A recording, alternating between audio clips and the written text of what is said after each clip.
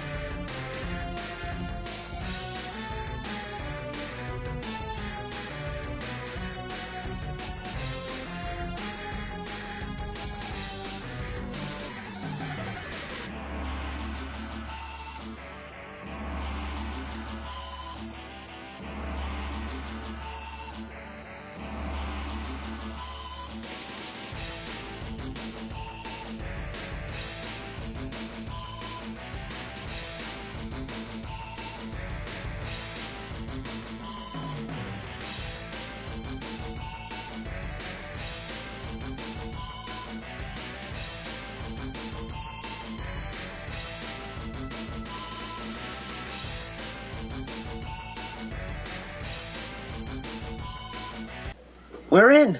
Shall we play a game? How about global thermonuclear war?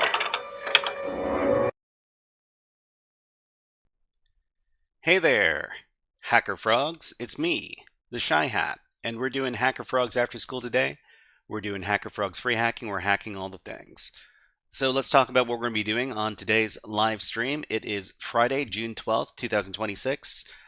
And what we're going to be doing is 4 different topics. Each one of them is going to take about an hour or so, except for the last one, which might take more than an hour. So the first topic we're going to be doing is we're going to be doing a warm-up with a game called Toki Tori 2 Plus.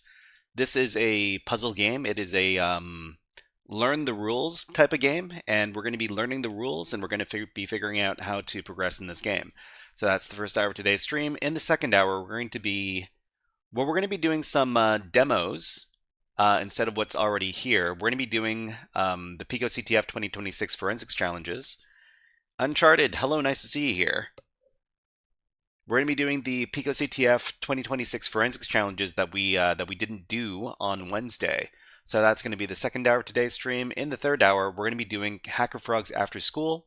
We're going to be taking a look at cryptography, and we're going to be learning about XOR as a cryptographic function for hiding information. And Supreme Overlord, hello, nice to see you here. And the last thing we're going to be doing today is we're going to be doing a module from Hack Smarter called Attacking LSASS. So LSASS is a pretty common process that you find on your Windows machines, and it handles login information and sessions. So Jazz9826, thank you very much for following on Twitch. But without further ado, let's go ahead and get into our first topic. We're going to put 60 minutes on the clock, and we're going to try to figure out this game together. So let me go ahead and so this is the game over here if you want to check it out on Steam. And let me go ahead and start the game up. And we're going to try not to watch a video on the virtual machine box, because that never turns out well. All right. So while we're doing this, we're just going to take some notes over at our GitHub, because we like to keep track of all the games and all the different activities we like to do on the channel. And this is going to be for Toki Tori 2 Plus. Okay, and we're going to call this rules.md. We're going to try to figure out what the rules are. Rules for Toki Tori 2 Plus. Okay, and we'll record the rules as we encounter them. All right, so let's start the game.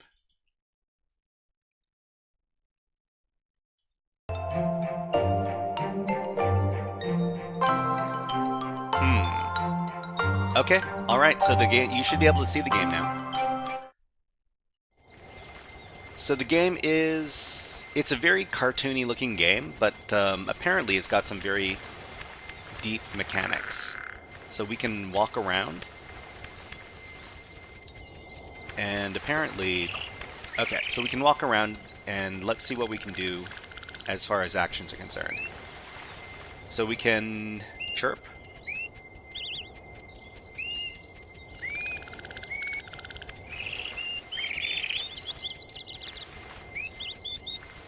So it looks like when we chirp, this bird follows us. And there's another action we can do as well. We can stomp. Okay, so let's record what we found so far. Because let's see. Let's just take this off the screen. Okay, so what are these rules? So we can do two things. That is, we can chirp, and it seems like there are different types of chirps. And we can stomp.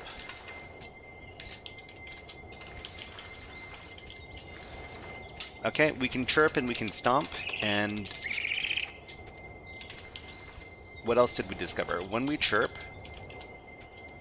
the bird comes over to fly above us. Okay, and when we stomp, the frog croaks. I don't know what that really means. I guess we'll figure it out in just a second. Alright, so here's the game again.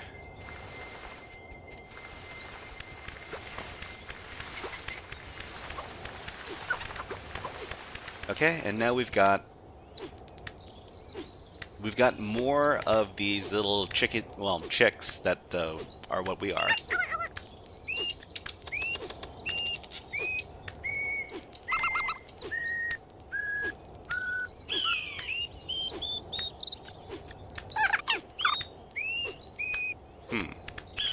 Okay, and we can stomp. Oh! Okay, if we stomp on certain blocks, they collapse. Alright, let's record that as one of the rules.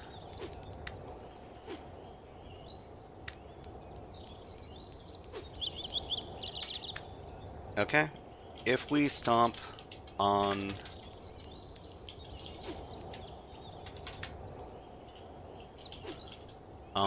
certain tiles, so for example the rock bridge tiles, the tiles collapse. Okay, so that's another rule, and we're gonna keep track of all these, of course. Let's continue.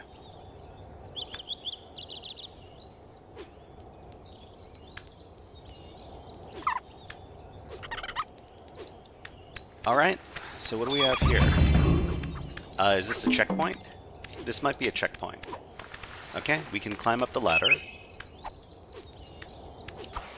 We can climb up and down ladders. I mean, we don't really need to record that.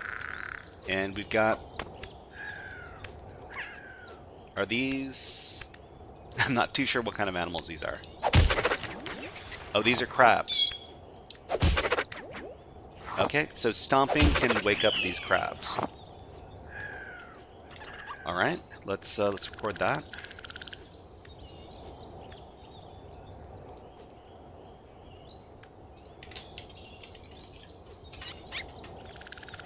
Stomping can wake up crabs. I don't know what... Kiwi, hello, nice to see you here. What is up? Okay, and we'll continue.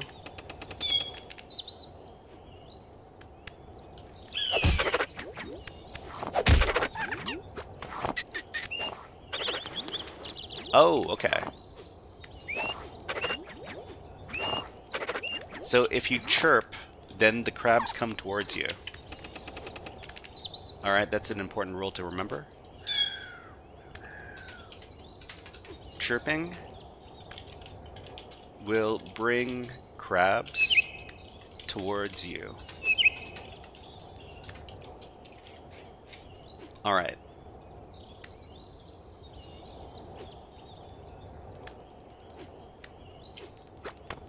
And now we can go along our merry way, and we got more of these guys. Robvo, hello, nice to see you here. And there's our title drop.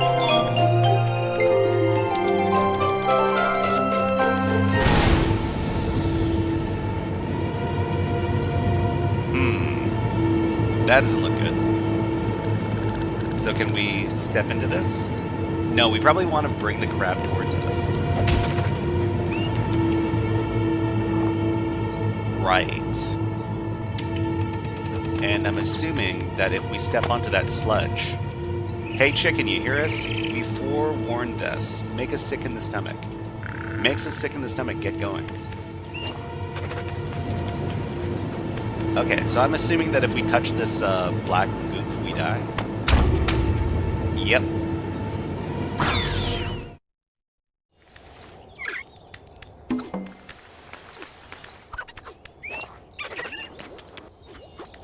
Okay, J Car, hello, nice to see you here.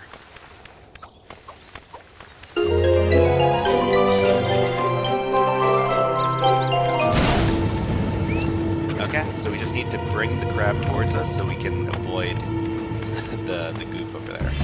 So this is a checkpoint, great.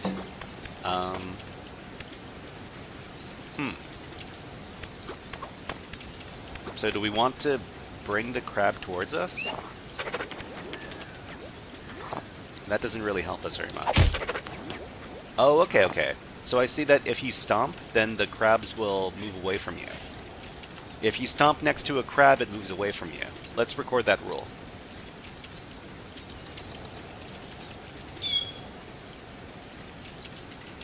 If you stomp next to a crab, it moves away from you. Okay, and let's continue. So what we want, I guess what we want to do is we just want to have it move as far away as possible. And do we need to move it even further?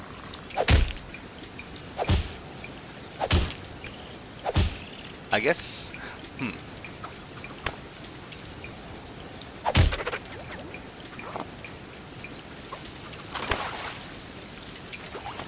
Okay, and then we got the water here. We probably want this crab to move away from us. Okay. And what is this? Some sort of collectible?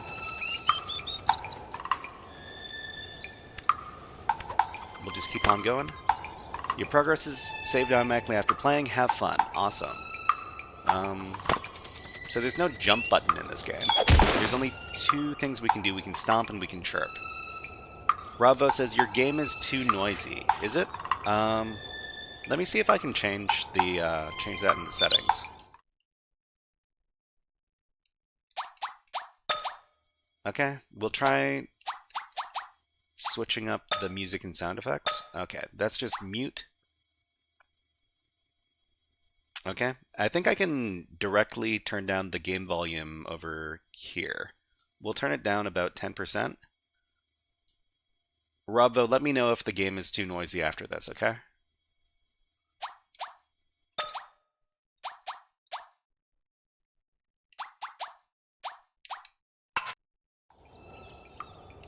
So stomp. Okay, and so I guess we can record this rule as stomping on bamboo.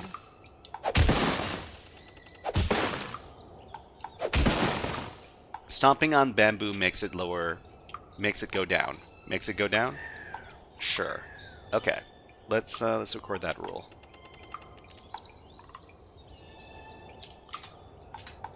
Stomping on bamboo makes it go down. if there's more than one bamboo, the other one goes up. Alright, next rule, or next, let's figure out what to do next. Alright, we've got another checkpoint. We can drop down here. What about this frog?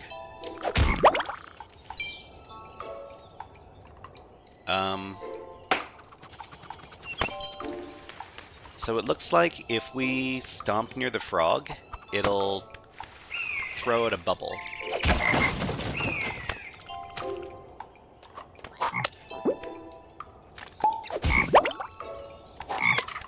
Oh, but the frog needs to be full. Okay.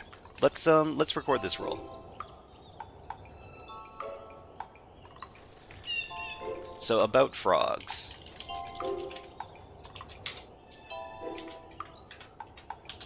So if a frog has, well, if a frog has eaten something, then if you stomp, it will blow a bubble that can envelop you and make you float a certain distance. All right, and let's continue.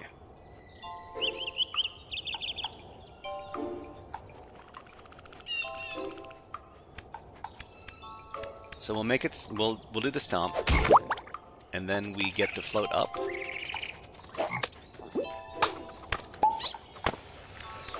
Okay. And what's this big bird? If you go next to a big bird, it will bring you to a nest. Is that what we have to understand here? Okay, so the big bird. So this is automatic. All right, let's record that.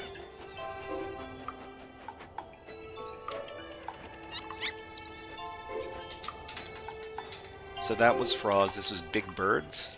Big birds.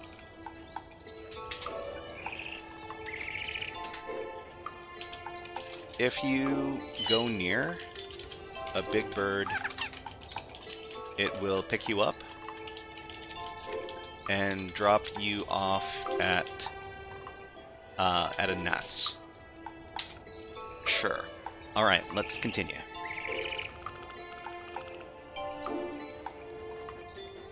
So I don't think there's anything else that we're supposed to pay attention to here. Oh, it tried to pick me up. Can we control where it goes? No, apparently not. Okay, so we got the frogs over here, and we've got these purple things that the frogs eat.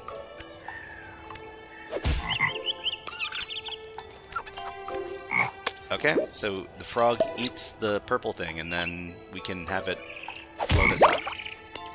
Nope, it was facing the wrong direction.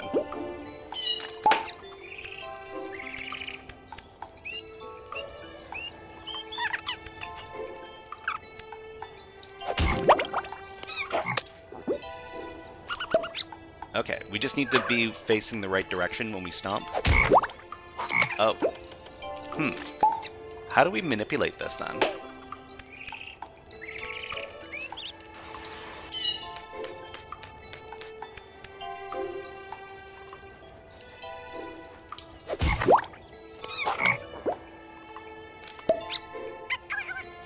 Okay, let's try again. Why does it keep on going in this direction then? Oh, the frog got stuck.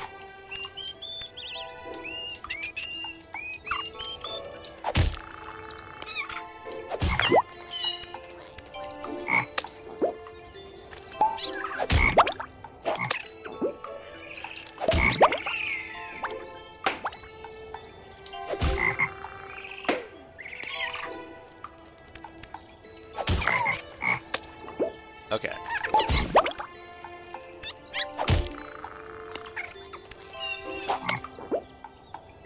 Okay, so the frog is facing the wrong direction. Oh, we can make it switch direction with the chirp. Okay, this is a good thing to know. All right. So about frogs.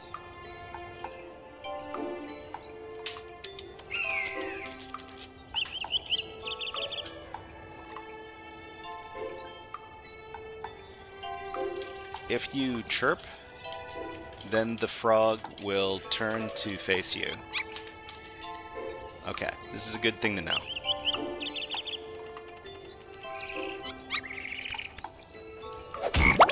Whoops.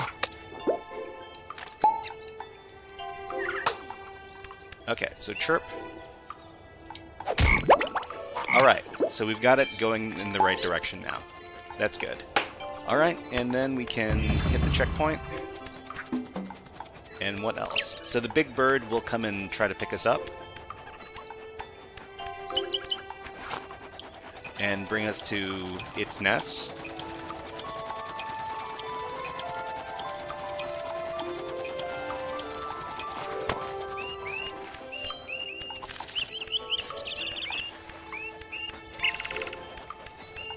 I guess we should keep on going.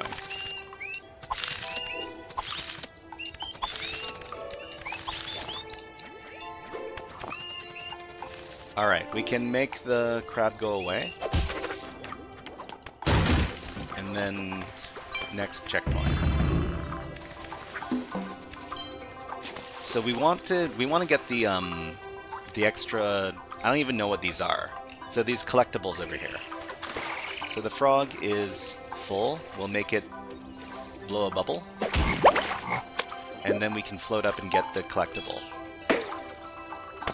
Great. Okay, we can make the frog face us, and then blow a bubble again.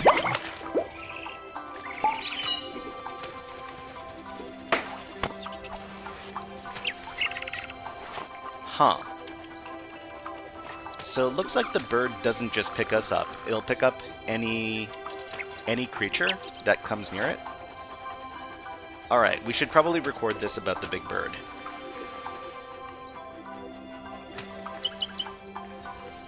So this is about the big birds. If you go near a big bird, it will pick you up and drop you off at a nest.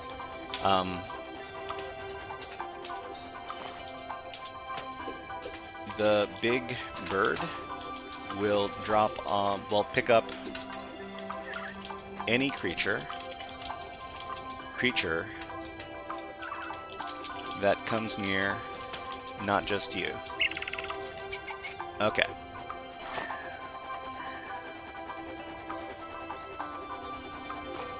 So I guess we can avoid getting picked up if the big bird is occupied.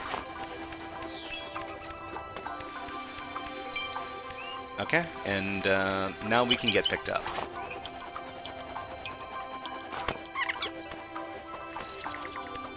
And we need to stomp.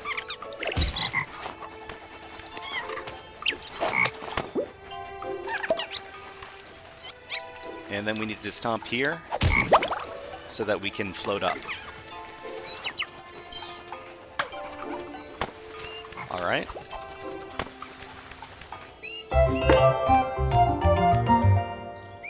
Was that the start of a oh no, we missed one.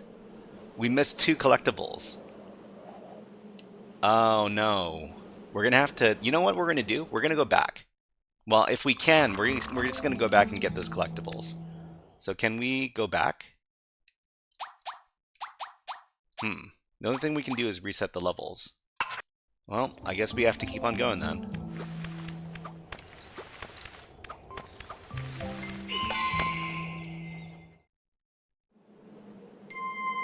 Oh, we can move between the different levels.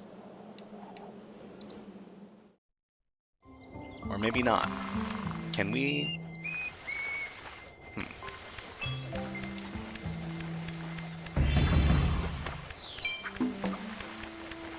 So I guess the big bird doesn't see us if we're in the tall grass. Yellow one, you don't feel like a hero, but you are. Travel to the tower town and fix things you must. Okay. So this is something we should probably note about the big bird as well. If we're in the grass, then it can't see us. Alright. So this is about the big birds.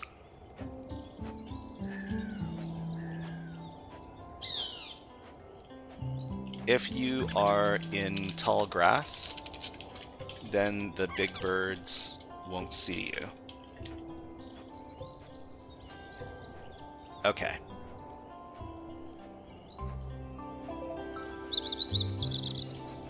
Let's keep going.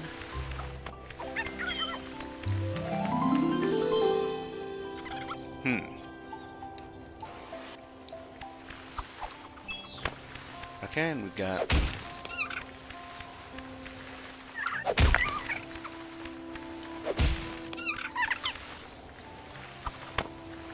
And how do we get this guy to come over?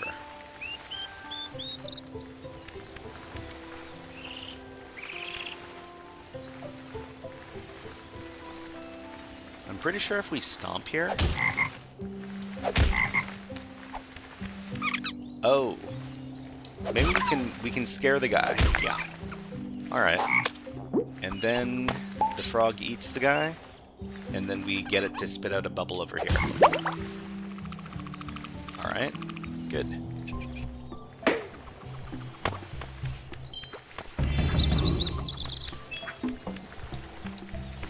Climb up.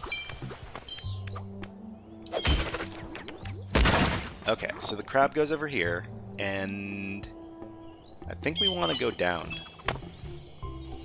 to collect all these things. Are we stuck now?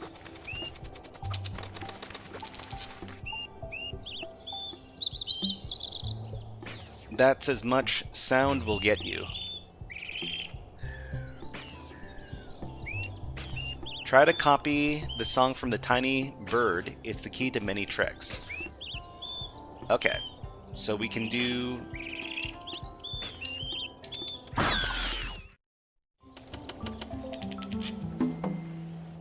Press pause to see the rewind melody. The rewind melody. So I guess this is the... Ah, okay. So we've collected one of these melodies, I guess. So it's 2 small notes and 2 big notes. So you can do the small notes by tapping on the button that does the chirp, and you can do the big notes by holding down the button when you do the chirp. So I guess we'll record this as well. So we got ads running on Twitch right now. So while the ads run on Twitch, well, we're just still going to take a little break, and while we're taking the break, we might as well record what we discovered right now. Okay. So Big Bird's melodies.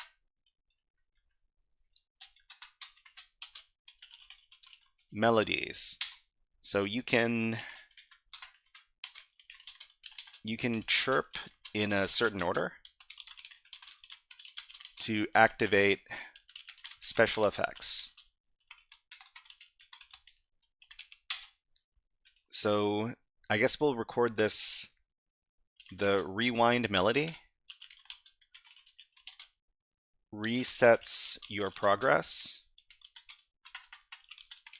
back to the last checkpoint.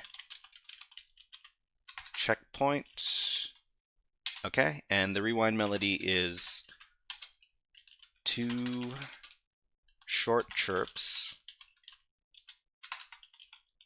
then 2 long chirps. Okay.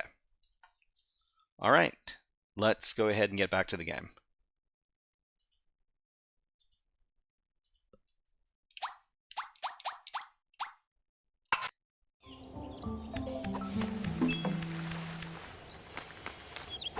Up, over, and then...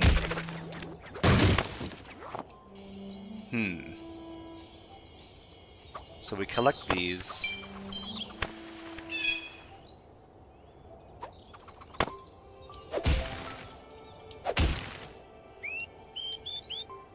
Okay, so I think we need to reset again. Because we're not supposed to fall down into that pit. We're not supposed to fall down into that pit. Okay, stomp here. Collect this.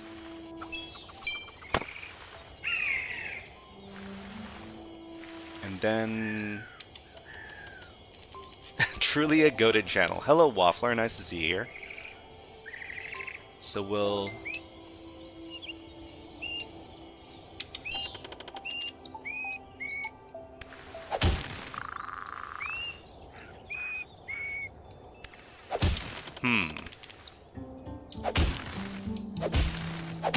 So this scares the crabs away.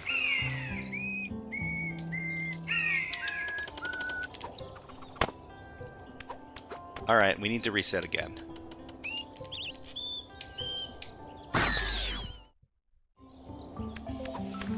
Alright, so we'll collect these. Then we'll scare this guy off. We'll go down here, and then we'll attract this guy. Okay, so that means we can grab these. Awesome, awesome. Okay, we're making progress. Okay, up here. I think what we need to do is we need to attract all these crabs so that they can fill in the pit.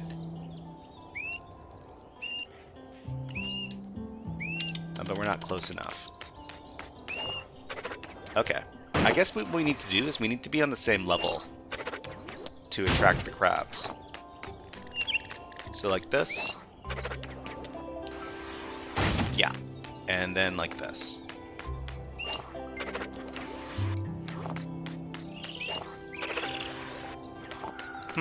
Why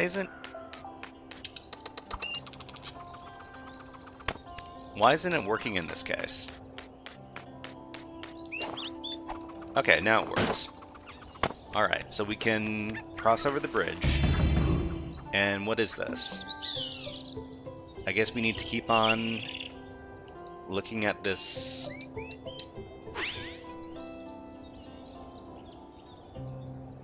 Press pause to see the collectible melody. Collectible melody? What? Okay, so we see another melody. I don't know what this one is. So it's one long chirp and then 3 short chirps. But what does it do?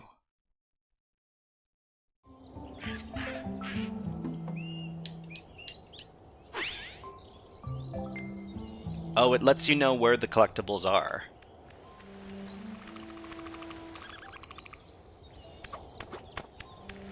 So I guess we're gonna go down.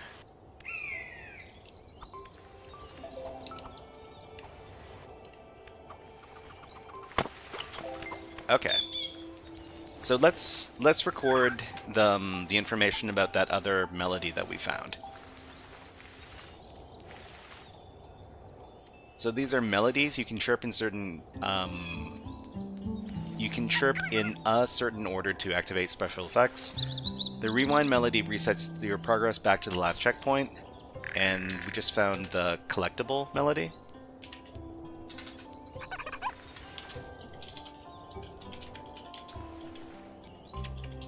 The collectible melody points us towards where the collectibles are. And the collectible melody is 1 long chirp, then 3 short chirps.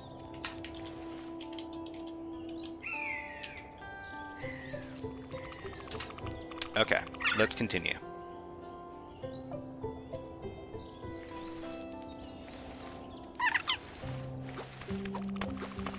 So what do we need to do here?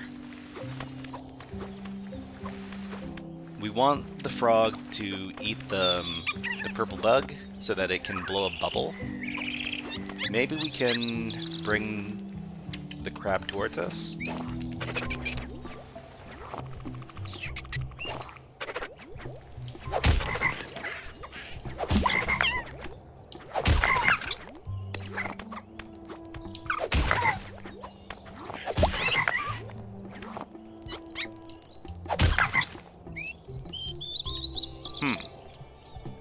So we need to get... I mean, I'm not too sure how we can get the frog into a position where it can eat the bug. We can...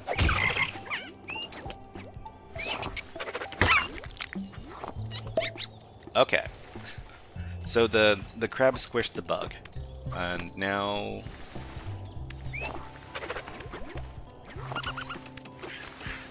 we can scare the bug so that it gets eaten up.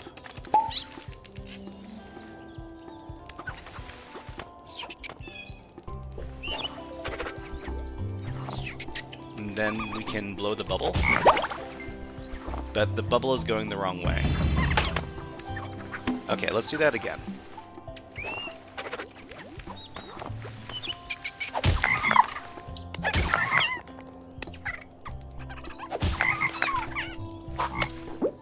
Okay, and now it's facing the right direction.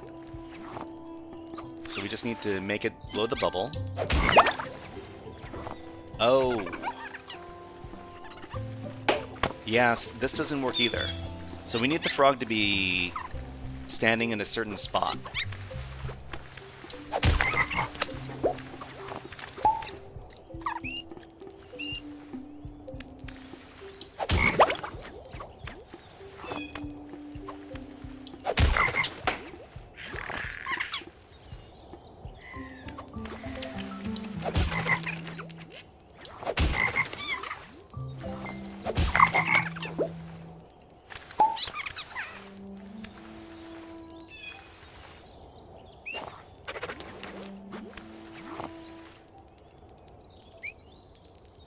Okay, maybe...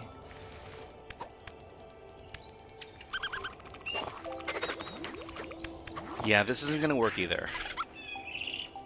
So when they blow the bubble, it's gonna go... we're gonna go this way. How do we position this?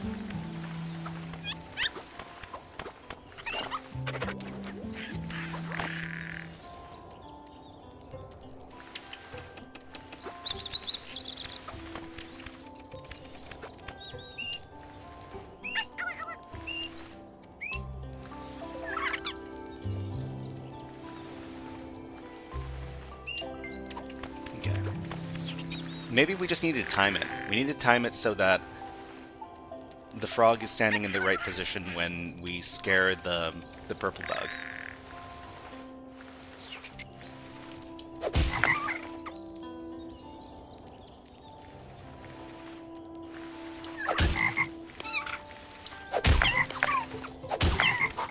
Okay, okay, this might be the right position.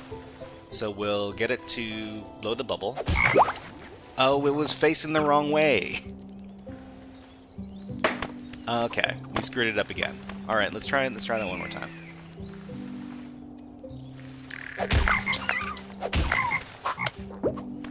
Okay, now it's facing the right direction.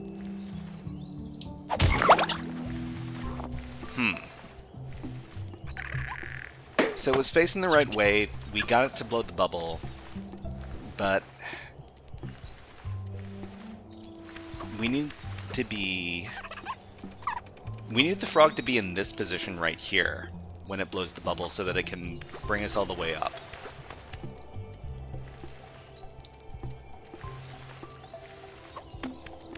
Okay, let's find a way to manipulate that.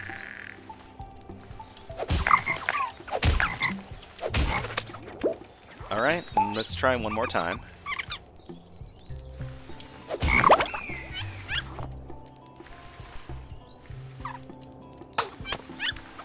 Can we...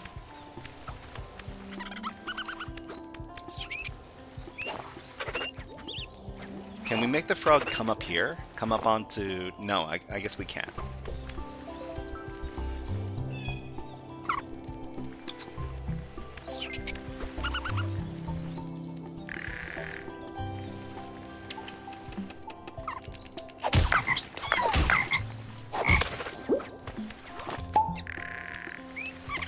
We can make it...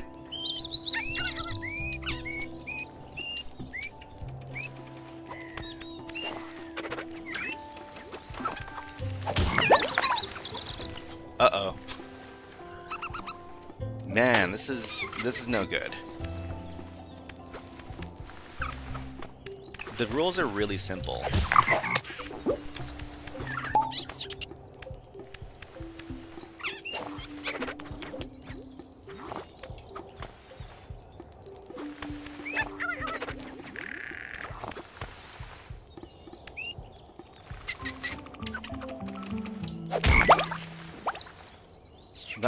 This is closer.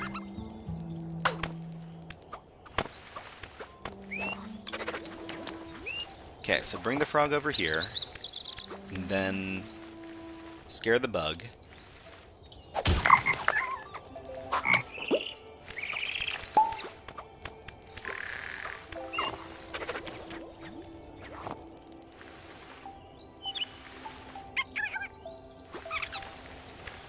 How can we make the frog?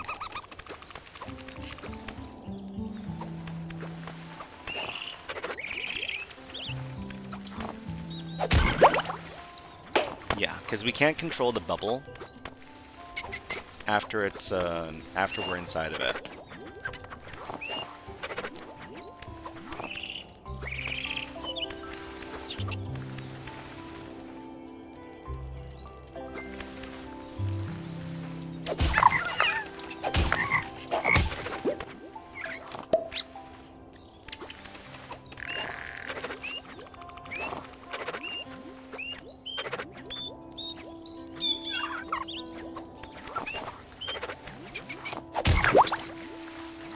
Yeah.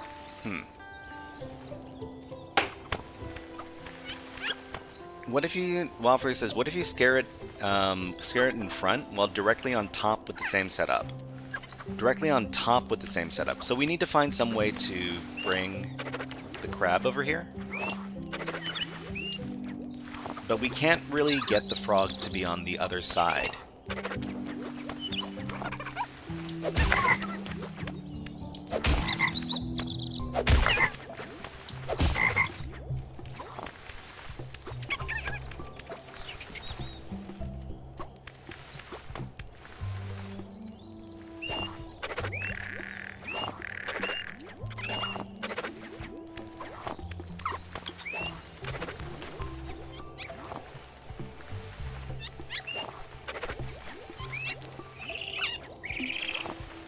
Maybe we can get the...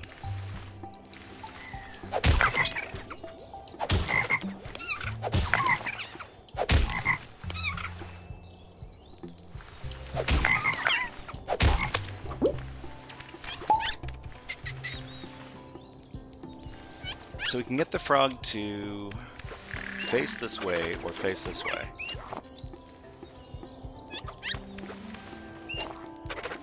We can bring the crab over in this direction, but it won't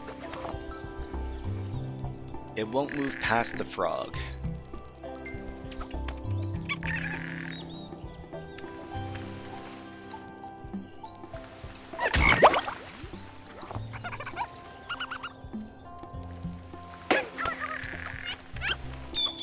Maybe we need to reset. Let me go ahead and play the reset song.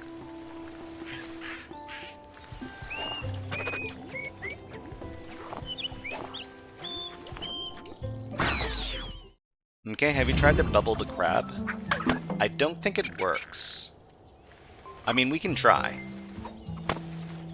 So first of all, we need to scare the little bug guy.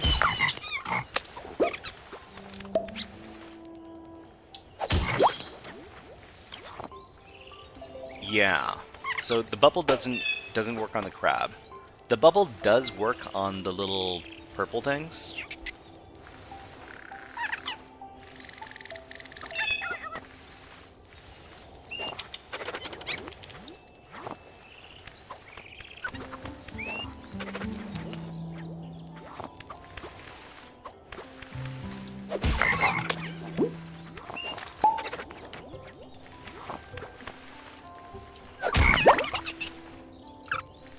Okay.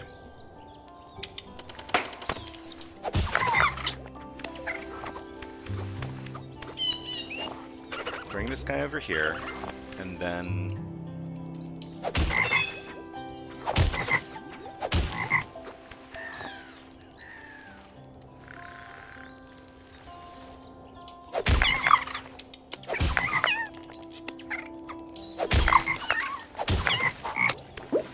Okay.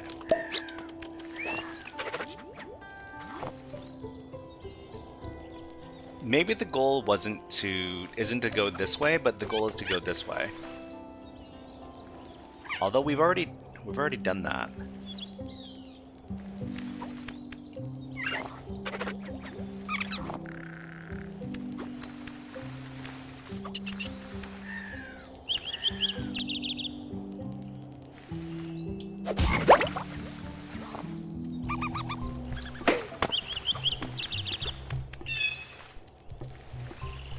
Let's reset.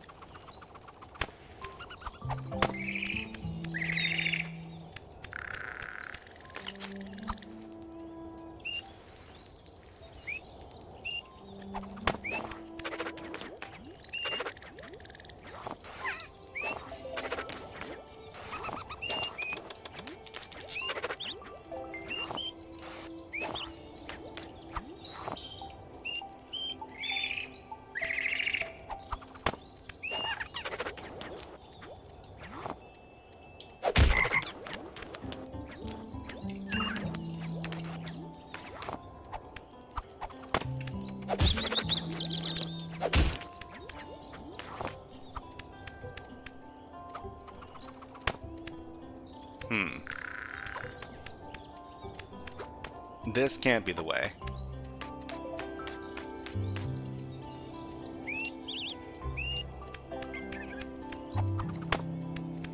Oh. I guess the way we would get back up there? Well, we need to bring this guy over here.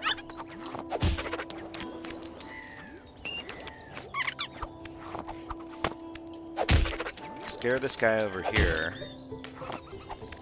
and then we need to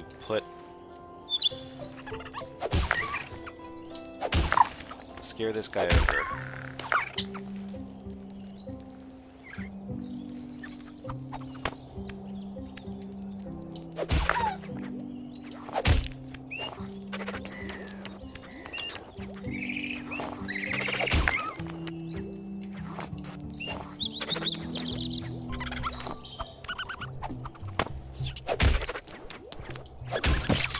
Okay, and we can squish that guy.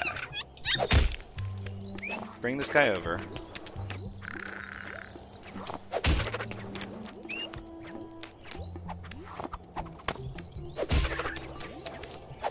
Move the guy over here so that we can scare this guy on top.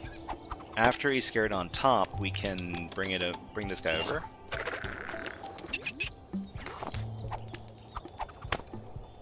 You're meant to continue left, I think. Yeah. Right now we can't continue left because... But anyways, let's see what we can do with activating the frog over here. Okay, so he eats that and then he puts us in a bubble.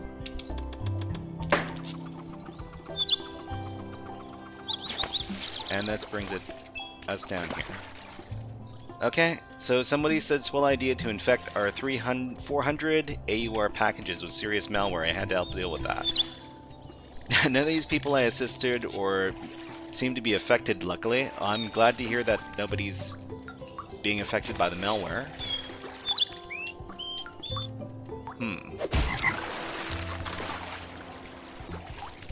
So I guess we don't really have any choice but to keep on going down.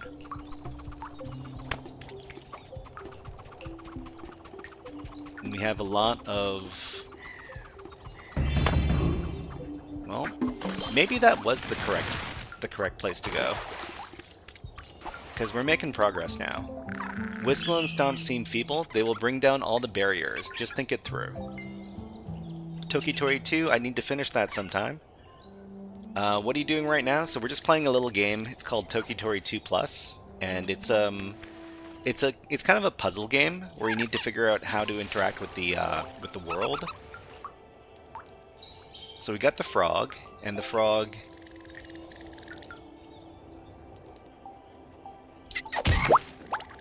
Okay, so the frog blows out a bubble.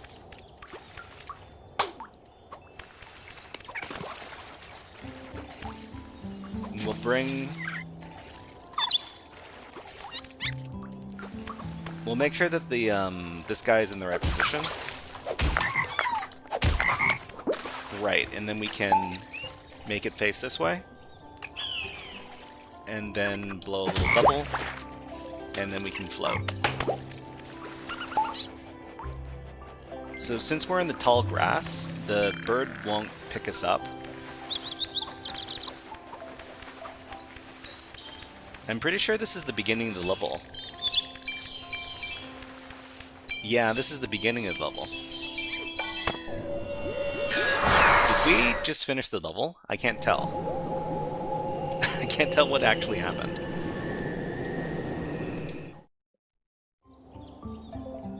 So we got some sort of cutscene.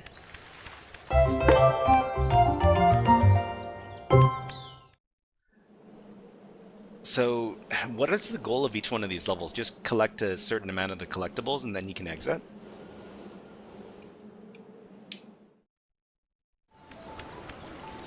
Okay, we got another level.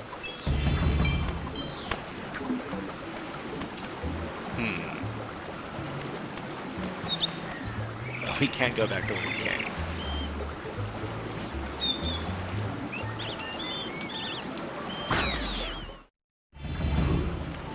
So we weren't supposed to go that way.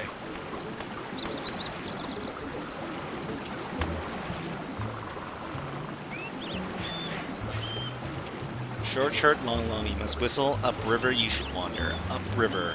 Okay. I guess we're gonna drown now.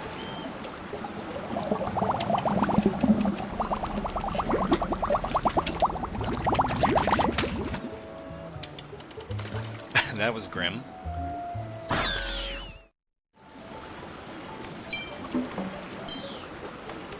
We're gonna go the correct way this time.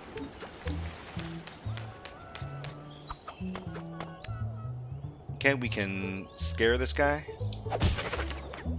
to create... So we know from previous levels that this black stuff is gonna kill us if we touch it, so we should not touch it.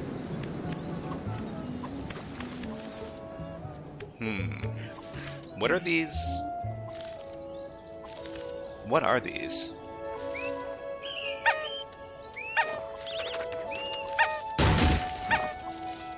Oh.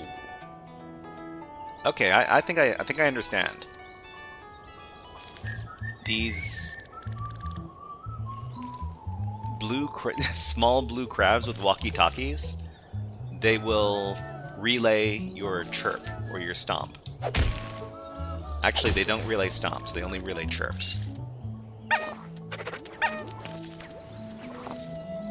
Okay, let's record this rule.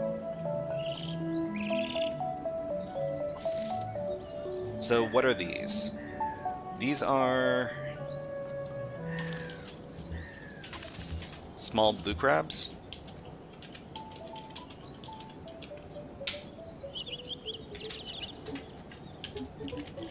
They can relay your chirps.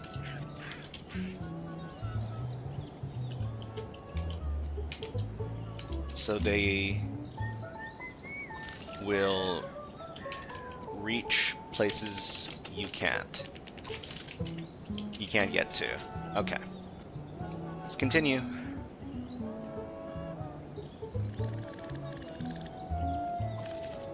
So we will relay.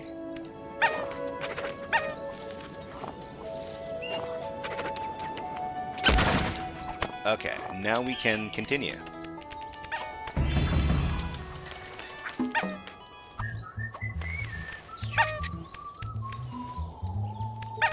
Can we move these guys? We can move them, okay. So if we stomp, they'll move away from us. So I can't tell what kind of creatures these are supposed to be, but I'm just kind of guessing that they're crabs. We'll make a note about this as well.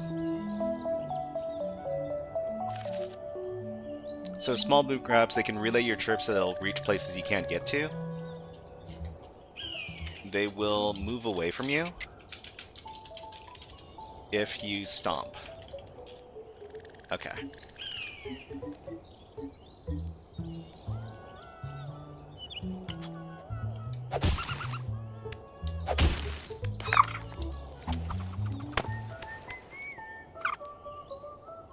Okay, Anita Max Win. Hello, nice to see you here. I think I saw you in John Hammond's chat. Was it yesterday? Or was it this morning? I can't remember. I think it was yesterday. Yeah, you were talking about getting into cybersecurity, right? Oh, why did... Why did it go this way? That's weird. But yeah, I mean, if you want to get into cybersecurity, the first thing you need to do is you need to figure out which kind of job you want to aim for. Because you can't do every junior role, because the training for the junior roles is the different junior roles are different. You're an educator. I try to be. I try to help people along. Okay, so we just need to... Have I done this level before? It feels like I have.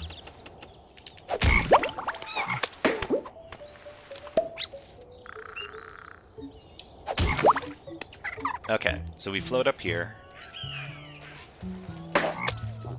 But yeah, if you want to stick around, what if I don't know which area I like the most? You know what? We've got we have a thread on our Reddit. Get into cyber.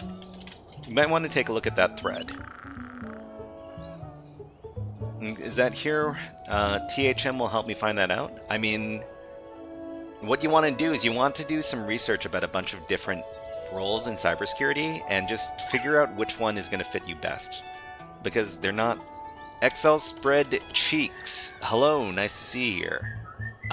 Do I remember you? I mean, that's apparently, this is the first time you've chatted in my Twitch channel, so no, I don't remember. Can you refresh my memory? Okay, we got an ad running on Twitch, so we'll take a little break and have a little bit of water. And, but in the meantime, check out these birds.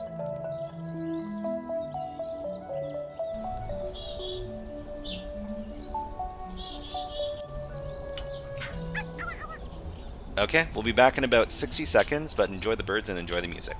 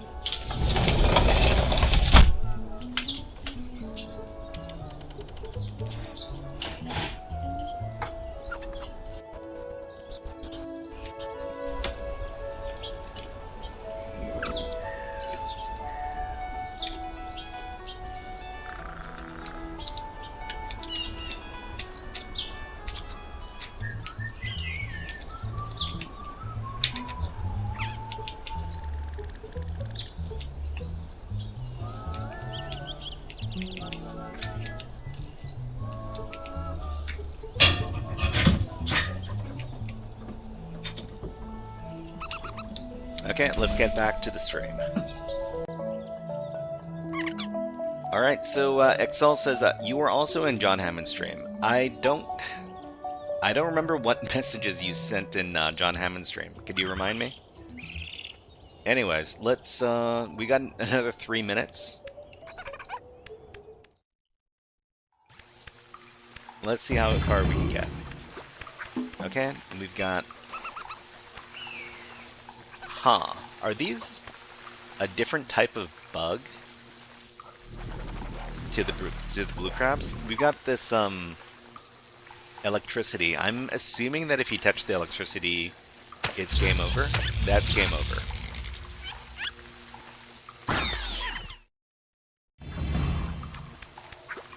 What happens if we stomp? What happens if we chirp?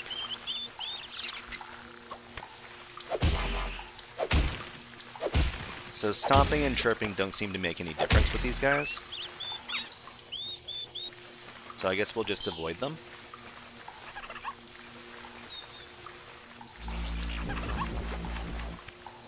So there's a big nest here. There's probably one of these big birds as well. We'll just wait for it to move on past. Okay, and we've got one of these.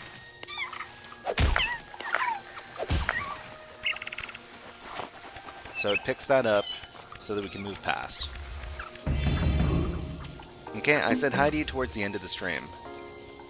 Hello, XL, nice to see you. And thank you for the greetings. So what's going on here?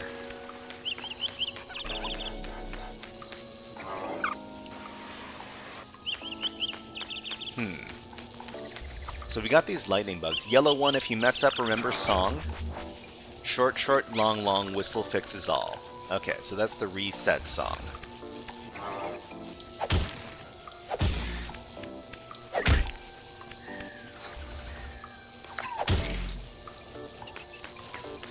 We'll just keep on moving.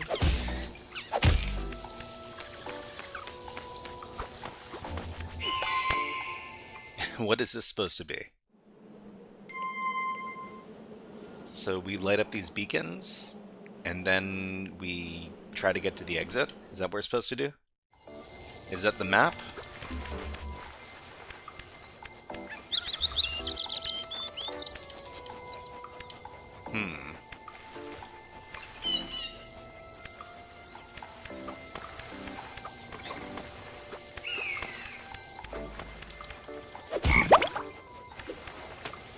Okay, so we can bring the frog down here. Also, long, short does something. Oh, that's a dead frog. Hold on, okay, we need to, I think we need to get a new frog. Or maybe there's no new frog to be gotten. We need to reset.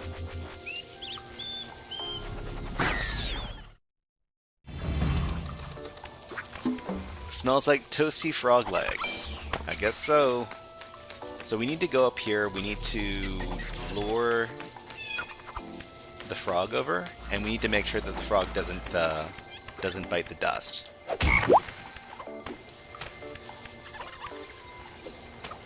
So we'll just wait for it to come here.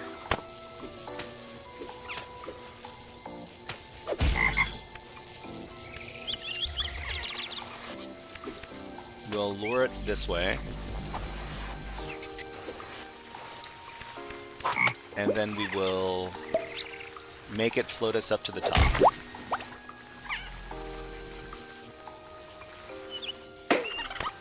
Okay.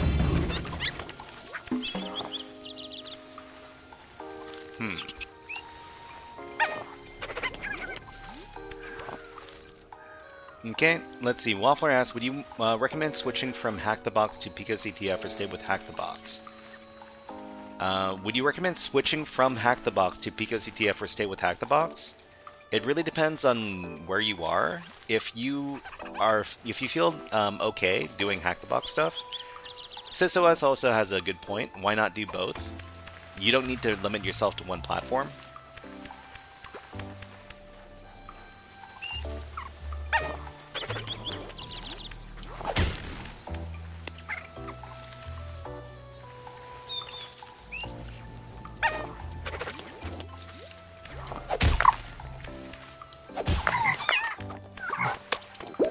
Okay. Oh no! It didn't reach all the way. Okay, well, we'll try that again.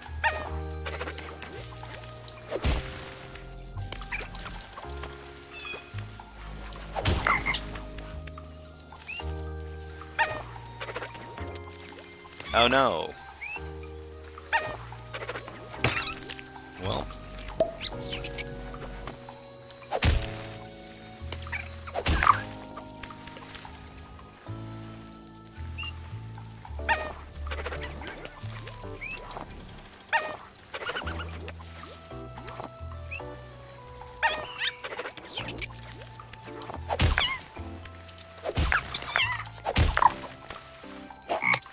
Okay, and we can make it face this way.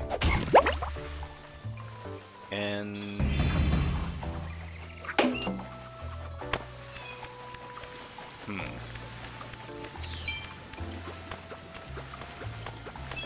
I think we're pretty close to the end of the level. I just want to see if I can finish the level before we move on. This brings us over here.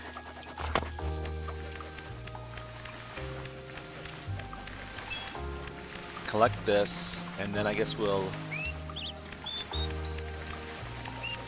we can lure the big bird over here.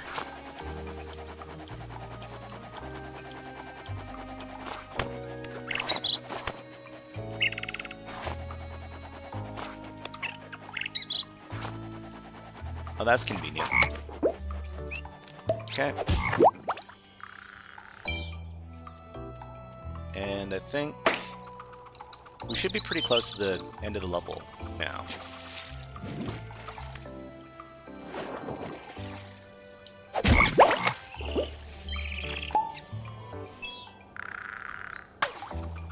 Okay, and scare this guy.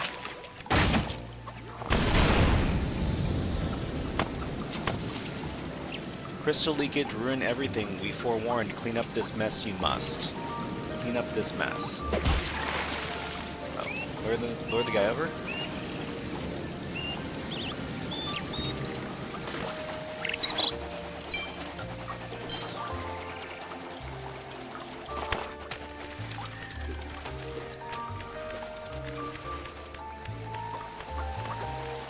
So this guy keeps on being brought over.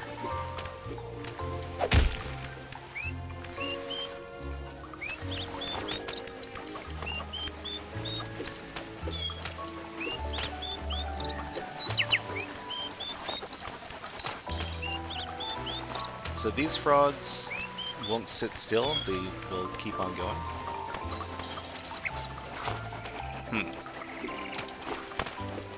Now how do we escape this?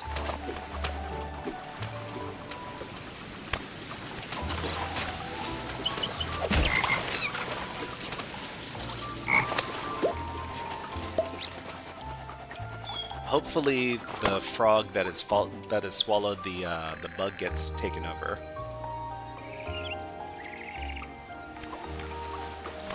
Okay, good. Great. Make it face this way.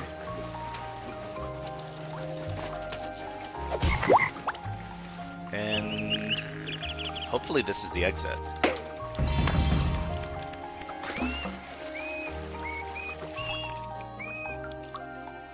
Huh. What is that song?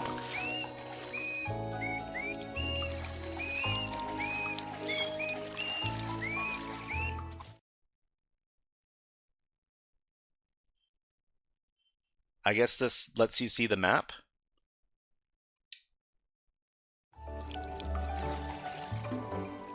Location melody. Okay, I think we just finished this level.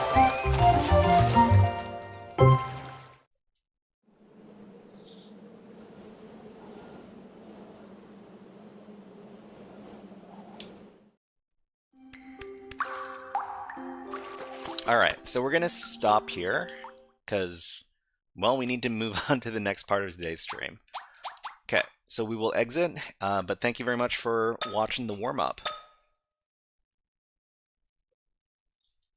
Save and next topic time. Yep. Okay, so what we're going to be doing now is we're going to be doing some demonstrations from PicoCTF 2026. So this is what I was supposed to do on Monday, but I didn't get my stuff ready in time, unfortunately. So we're doing it now. So if you want to follow along with us, what you're going to need to have is you're going to need to have an account over at scilabacademy.org over here. We're going to do 3 challenges today, and if we've got extra time, we might do some extra puzzle stuff. So let's go ahead and talk about what kind of challenges we're going to be doing today. So we're going to be doing stuff in the forensics category for PicoCTF 2026. I finished a few of these, and hopefully I can explain them okay so that people are able to follow along. So the first one we're going to be doing is called binary digits. And let me go ahead and pull up the presentation document for that. And while we're doing this, we might as well put a bit of music on so that we can listen to some. How about this over here? Don't forget the clock. Thank you very much for reminding me about that. So we got 60 minutes on the clock.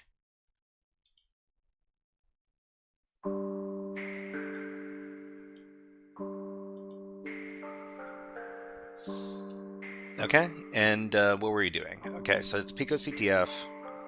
It is Pico CTF 2026, and then this is the forensic category. So we're going to be doing binary digits, a challenge from this particular category.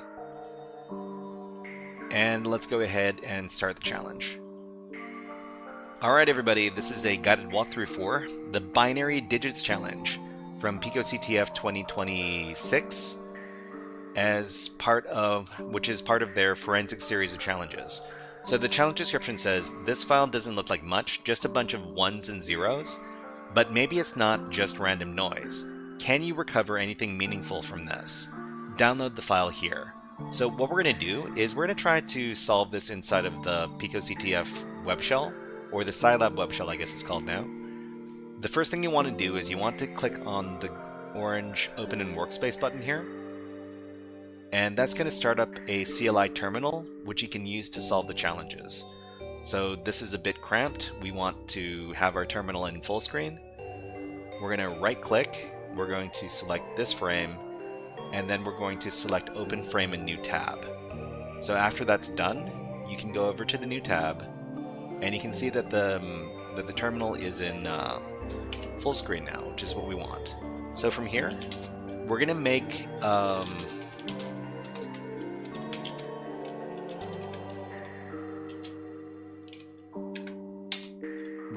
a directory to work inside of, and we're going to call this binary digits, or B digits, sure.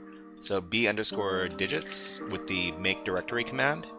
So this is going to be a directory where we can store all of our files and solve the challenge. So we move into that directory with the cd command, and then we are going to download the file with the wget command. So wget space, and then go back to the challenge. And we're going to exit the workspace. And then we're going to follow the download the file here link. We're going to right click it, and then we're going to select copy link. After we've done that, we go back to the web shell, and we move back into the directory. Just a second. cd b digits, and we're going to type in wget space, and then right click, select paste to paste in the file address. Hit enter, and then we've downloaded the digits.bin file. Okay, but what is in this digits.bin file? If we read it, it's just a bunch of ones and zeros. But if you know data encoding, you know that ones and zeros can stand in for other types of information. Let's talk about this. So this is Pico CTF 2026 binary digits. In this challenge, they want us to recover a file that is all ones and zeros. So when we take a look at the contents of the file, it is indeed only ones and zeros. But this is an example of binary numbers to ASCII conversion. If we treat each 8 binary digits as an ASCII character, we can convert the binary digits into a file. So for example, if you've got your binary 111111, so 8 ones, we can also consider that hexadecimal FF. And in ASCII, that's normally it's an unprintable character. It's an extended ASCII character. What we want to do is we want to convert each one of these binary digits, or each chunk of 8 binary digits, into a byte. We can solve this in Cyberchef by importing the file. So we can solve this a couple of different ways. The first way we can do it is by using Cyberchef. So what we do is we go over to cyberchef.io.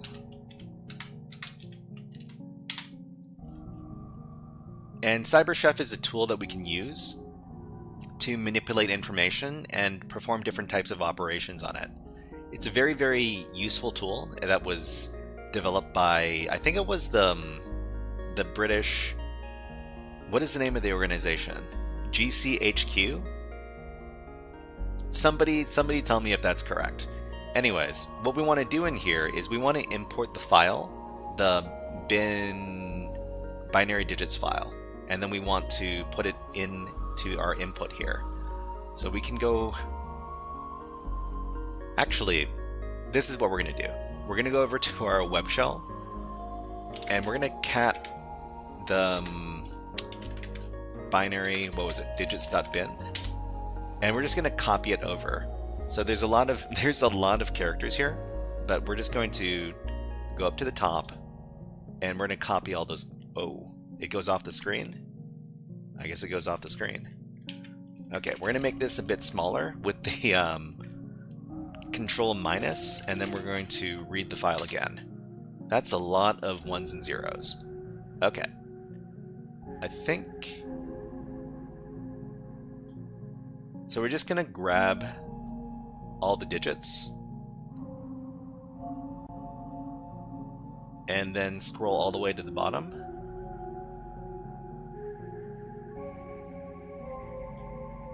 And then we're going to copy it.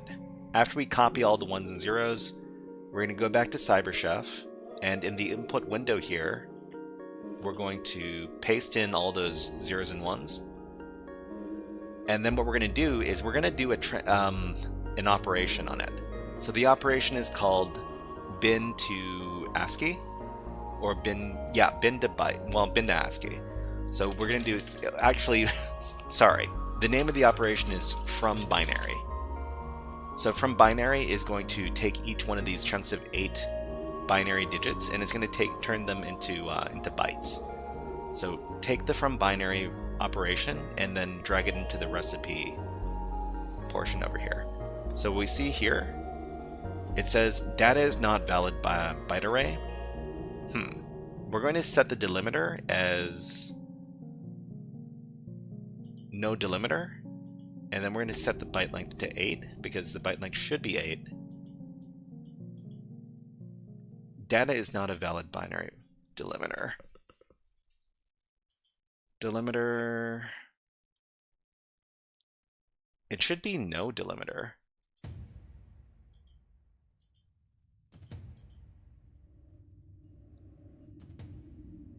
Okay, let me take a look at my notes for a second. Alright, we can solve this in CyberChef by importing the file.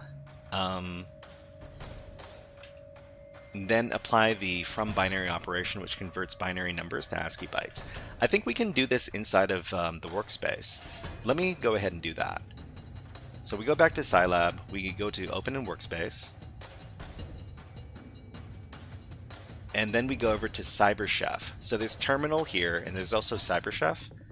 Click on CyberChef, and then right-click this, and then go to this frame, and then open frame in new tab. Okay, so in the CyberChef tab, then the CyberChef tab over here, we're going to click on open file as input over here in the input window. Open file as input. And oh, it doesn't let you use the terminal. That's unfortunate. I thought we would be able to solve this using the terminal. Well, we'll do it. We'll do it for the other solve method. Okay, so we're going to go back here. We're just going to copy the file over to our Kali Linux terminal. This CyberChef is newer than the other one, is it? Okay. So we're just going to copy the file into here, and download this file. After we've got the file downloaded, we'll go over to CyberChef, and then we're going to click on Open File as Input. So we're going to select digits.bin over here, and then we're going to click on Open. Okay? So when we click on Open, we see that the input is digits.bin, but the output is this, after we apply the from binary. So the output over here is just a bunch of binary numbers.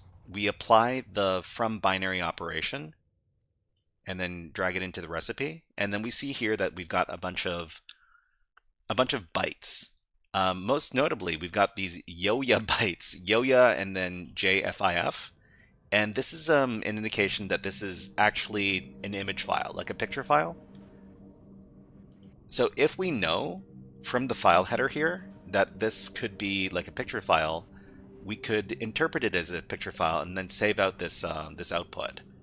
So what we would do, well, let's talk a little bit about what we saw.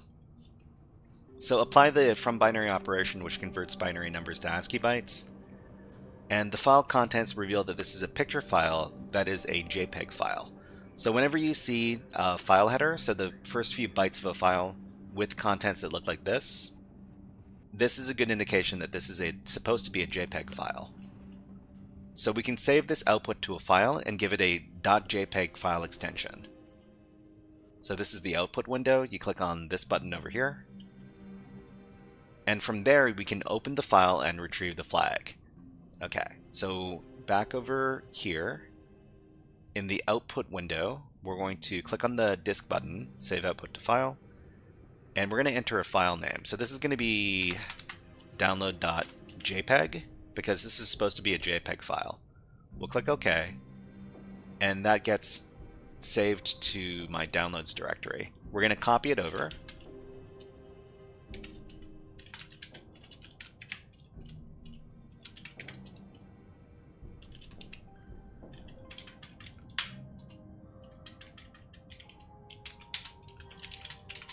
And then we're going to open this up. So open up the file with our standard picture image viewer.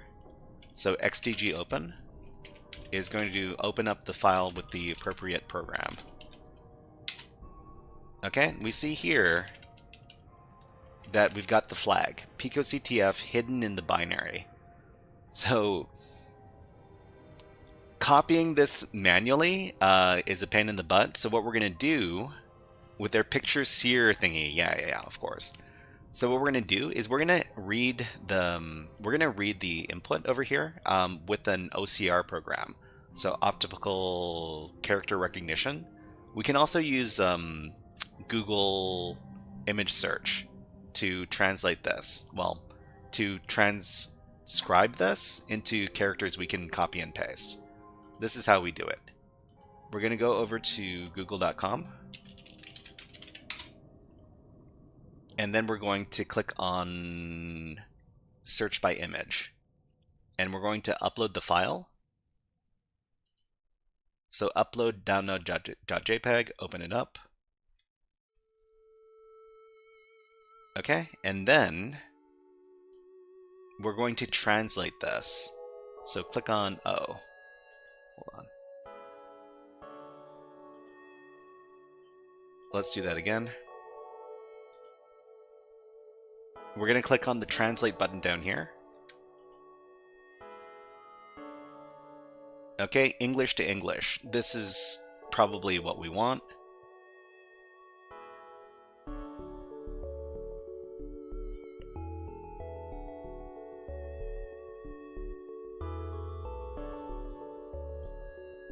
So we're just going to copy this, and then we're going to paste it into the challenge window. So this is the flag, picoctf hidden in the binary, submit. Incorrect flag, try again. So how did this, how is this incorrect? Oh, you know what? It turned the curly brackets into parentheses. So we just need to replace the parentheses with the curly brackets, and then we'll submit again. Okay, and that was correct. All right, so there's one more method we could use. OCR is not magic. Check its output. Yeah, OCR can get it wrong sometimes, so you need to be careful about that. So the other thing we can do to convert the binary into bytes is we can use a Python script. So let me go ahead and get the Python script, and then we'll talk about it. Okay, so the CyberChef method is what we did, but there's also a Python method. We could run a little Python script that takes in the digits.bin file, and it takes each 8-byte chunk, or 8 binary digit chunk, and then it turns it into a byte, and then it returns those bytes as the digits.jpg file. Okay? And we're just going to copy that script, and then we're going to go over to our web shell.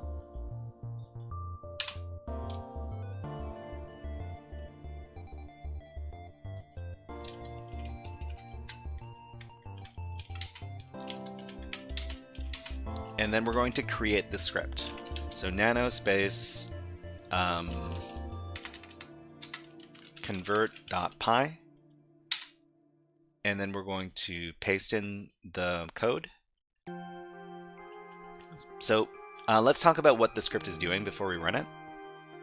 So it opens up digits.bin as f. We strip out any white space from the data, and then we're going to print a little message, reading input from file digits.bin, and then file contents equals data. So the data is going to be the zeros and ones. What we're going to do is we're going to make a new definition for the data variable here. So it's empty string join data.split, which means that all of the data is going to be put into a big list, and the output is going to be the byte version of the integers of the data in those 8-digit chunks in binary for I in range 0 length of data 8. So this is basically taking each one of the 8 binary digits and turning it into a byte, and then putting them all together. The last thing we do is we open up a file called digits.jpg in write mode, and then we write the content of the output to that file, and that's how we're going to get our JPEG file. So we're going to save out the script, and then we're going to run the convert.py script. Okay, and what it does is it lets us know what it's writing. So it lets us know that this is the contents of the digits.bin file, and then it knows that it's writing out these bytes to the digits.jpg file. So afterwards, we've got our digits.jpg file, but of course we can't really read this inside of the web shell. We need to download this. So we would download it with the sz command, scdigits.jpg, and that downloads digits.jpg to our local machine, which we can also open up, and that's how we would get the flag. Alright everybody, that was two different solve methods for the Binary Digits Challenge from PicoCTF 2026 as part of their forensic series of challenges. If you enjoyed this guided walkthrough, please click on the like and subscribe buttons in the video and leave a comment underneath the video. But until next time, HackerFrogs out. Okay, so we're going to do 2 more of these challenges before we finish up and maybe do some other puzzle stuff. Anyways, the next challenge is going to be Timeline 0. So if you want to do this challenge along with us, this is the link over here.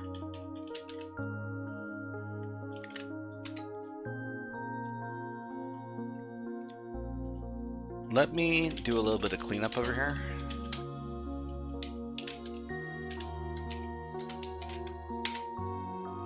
Okay, and I can close up some of these tabs I'm not using.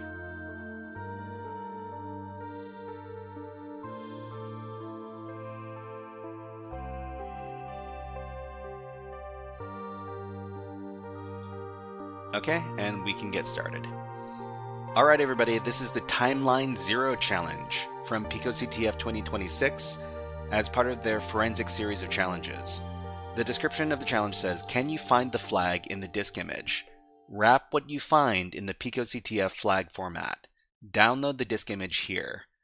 So I'm not sure if we can solve this using the picoctf web shell, because there's limited space over there, but we'll give it a try. The first thing we'd want to do is we'd want to click on the orange Open in Workspace button. So after that, we can right-click on this terminal and then select this frame and Open Frame in New Tab. So that's going to open up the picoctf web shell in its own tab, which is what we want. We're going to try moving into the temp directory, because I'm pretty sure large files we can't work with large files in our home directory. So we move into the temp directory, and then we're going to try downloading this file. wget space, and then exit the workspace. Right-click on the link, select Copy Link, go back to the web shell,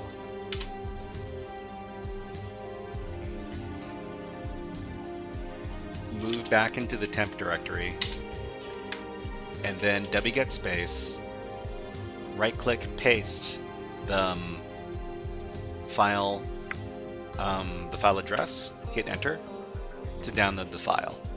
So this file might be too big for us to solve in the picoctf web shell. If it is, then we're going to have to solve it using another terminal.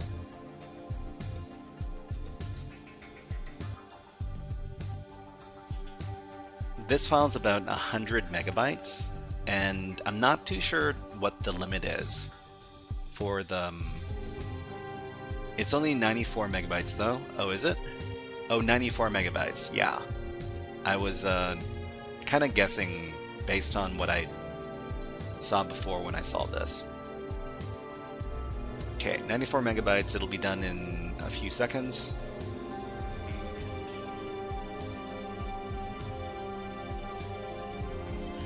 Okay, so from here, we saved it into the temp directory as partition4.image.gz. So gz implies that this is this is a compressed file. So a gzip file, we need to ungzip. So we unzip partition4.image.gz. And it's going to take a few seconds to unzip.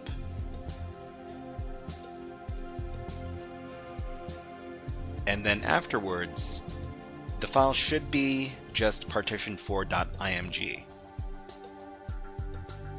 Okay, it's also compressed, so it could be enormous. We just need to use the we need to use the gzip version directly, a pain.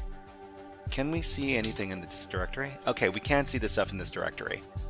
So what we need to do is we need to investigate the partition4.image file. Let me get my notes, just a second. Or actually, let's take a look at the presentation file for this.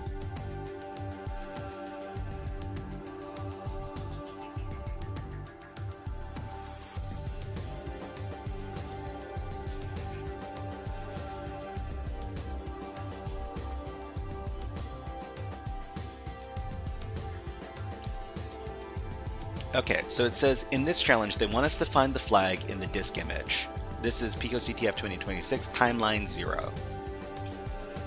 So what we can do is we can use some tools from the digital forensics program, the sleuth kit, to investigate this particular disk image. So we can use the sleuth kit to check out the disk image. And Rooting, hello, nice to see you here. Awesome stream. We're running an epic CTF right now. It'd be amazing to see you in your chat. Flex your hacking skills with us. Up for the challenge. I can't solve active CTFs because it's kind of like a spoiler, and it's not really too fair to people who are participating in the CTF event. Okay, so what we're doing here is we're using the task get times function from the sleuth kit.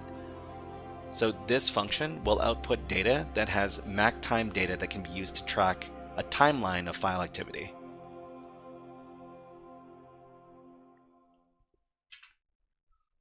So the other thing we can do is we can use the sleuthkit mactime function to create a timeline of all the files in the input, sorted by date and time. So let's go ahead and get that done.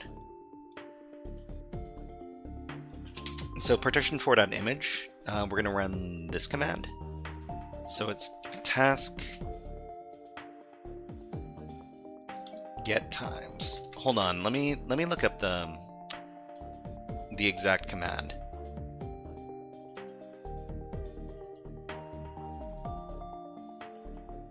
But routing, yeah, I mean, if the event is still going on right now, I can't solve those challenges. If the event is over, I could try to solve the challenges, but yeah, solving it live while the event is going on is not really fair to the other participants. And the other participants can watch me solve the challenges and then, you know, copy the method of solving it. Oh, it's yeah, because it's a live event, I can't really cover it.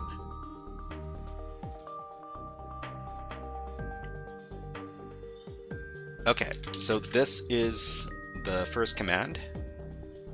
So task get times on partition4.image, and we're going to redirect the output to a file called body.txt. Okay, after that's done, we've got body.txt. If we take a look at it, these are all the files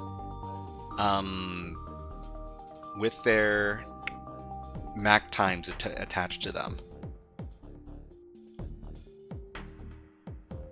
And the next thing we're going to do is we're going to run the mactime command to create a CSV file. So we run mactime on body.txt, and we're going to redirect it into a timeline file. Well, a timeline file called timeline.csv.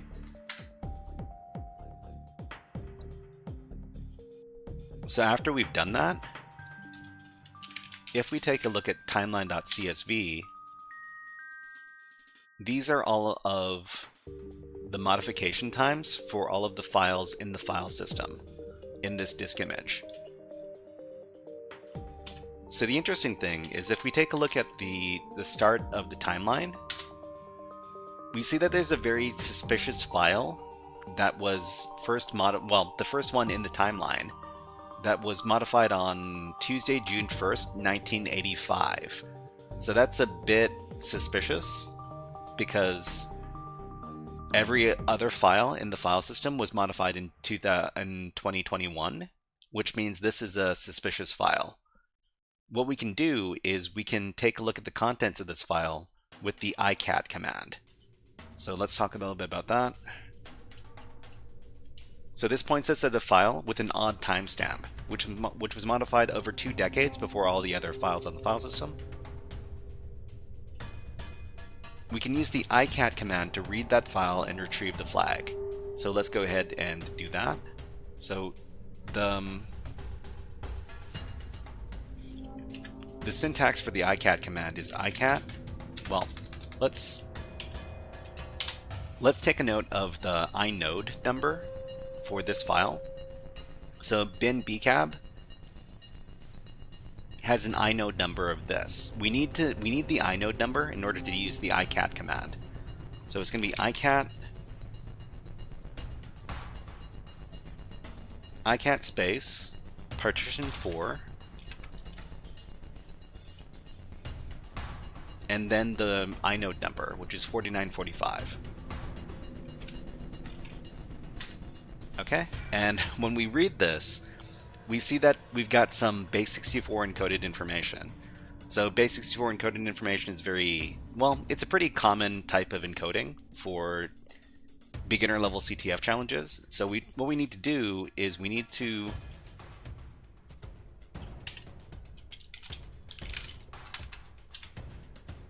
pipe this out into base64 decode, and this gets us our flag. So this is the flag right here. What we need to do is we need to put it in the picoctf flag wrapper. And the picoctf flag wrapper is picoctf open curly brace, closing curly brace, and then we're going to paste in the flag contents into there. And this is the complete flag. So we're going to copy that, and then we're going to go over to the challenge, and we're going to paste it into the flag submission field over here. And then we're done. Alright everybody, that was a guided walkthrough for the Timeline 0 challenge from PicoCTF 2026 as part of their forensic series of challenges. If you enjoyed this guided walkthrough, please click on the like and subscribe buttons on the video, and leave a comment underneath the video. But until next time, HackerFrogs out. Okay. Routing says this CTF is a Brazilian CTF. I guess nobody understands English. To see live to win a CTF. And don't have premiation? What is premiation in this, guys? We don't cover live CTF events because it's not fair to the other people doing the CTF. And also people could watch this recording and get and solve the challenges that we solve, and that's kind of like cheating. Anyways, let's do one more challenge, and then we will move on to something else. Okay, forensics git. So just to be polite, we're going to delete this big file from the... we're going to get rid of the timeline CSV and the body.txt. Okay, and then we'll reset in our environment.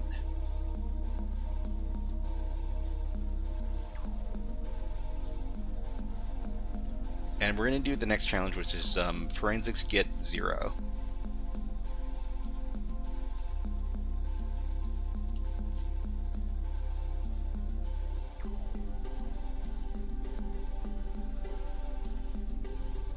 Okay. Alright everybody, this is a guided walkthrough for the forensics git... Oh, this is supposed to be forensics git 0. Let me pull that up. Where is it? Okay. Okay everybody, this is a guided walkthrough for the forensics git 0 challenge from PicoCTF 2026 as part of their forensic series of challenges. The challenge description says, can you find the flag in this disk image? Download the disk image here. And they've got a link. So the first thing we want to do is we want to open up our workspace because we want to solve this using the PicoCTF web shell. We go down to open workspace and click on it. And then that's going to open up the terminal, but the terminal is kind of small. We want to put this in its own browser tab. We can right click on it and then select this frame and then select open frame in new tab. So after that's done, we've got a terminal that we can work inside of. And what we need to do for this challenge is we need to work inside of our temporary directory because you can't put really large files in the home directory. So we're going to move into the temp directory, and then we're going to go back to the challenge. We're going to exit the workspace, and then we're going to copy the image link. So right click, select copy link, then go back to the web shell,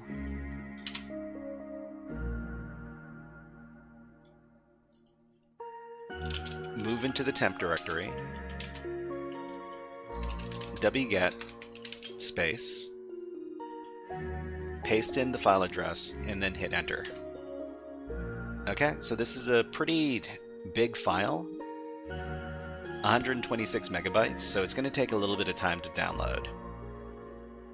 So after it's finished downloading, this is a compressed file, .gz file, and we're going to have to decompress this file before we can work with it.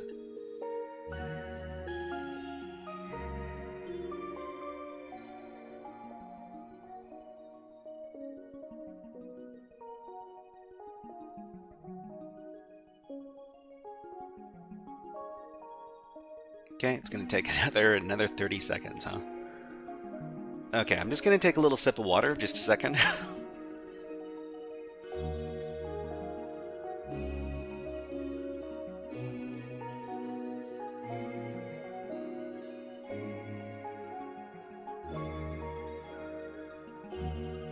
because it is a big file.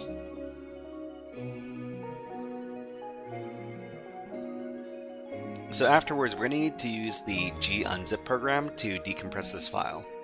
So we would do gunzip space disk.image.gz, and then after this is done, then we can actually interact with the disk image file.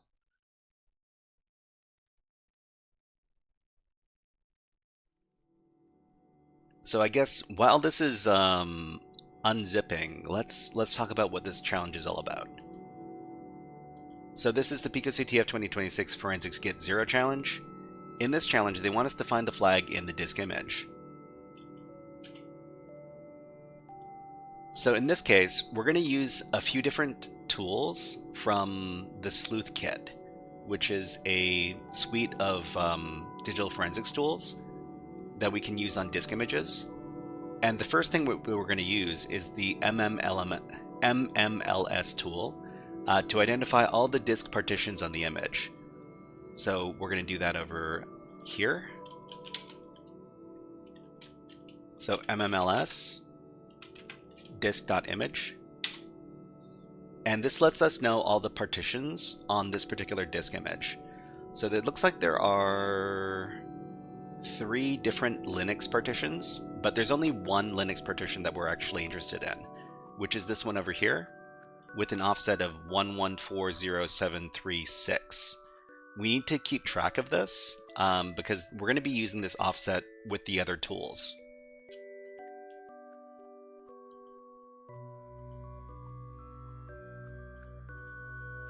Okay, so the partition that starts at offset 1140736 is the one that we want to take a look at.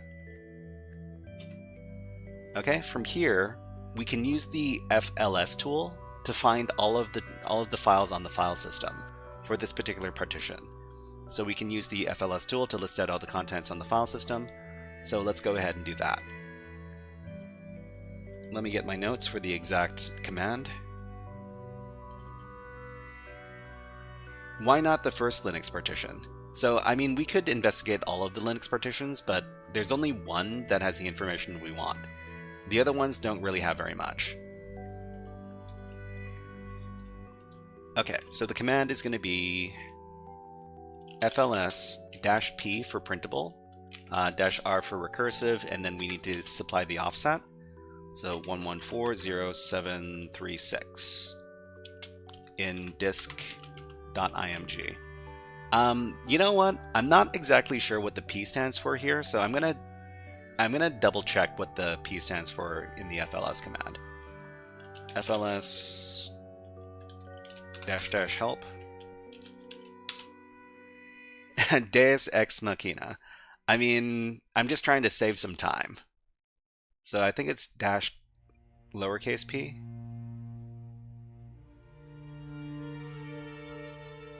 Display full path for each file. Okay.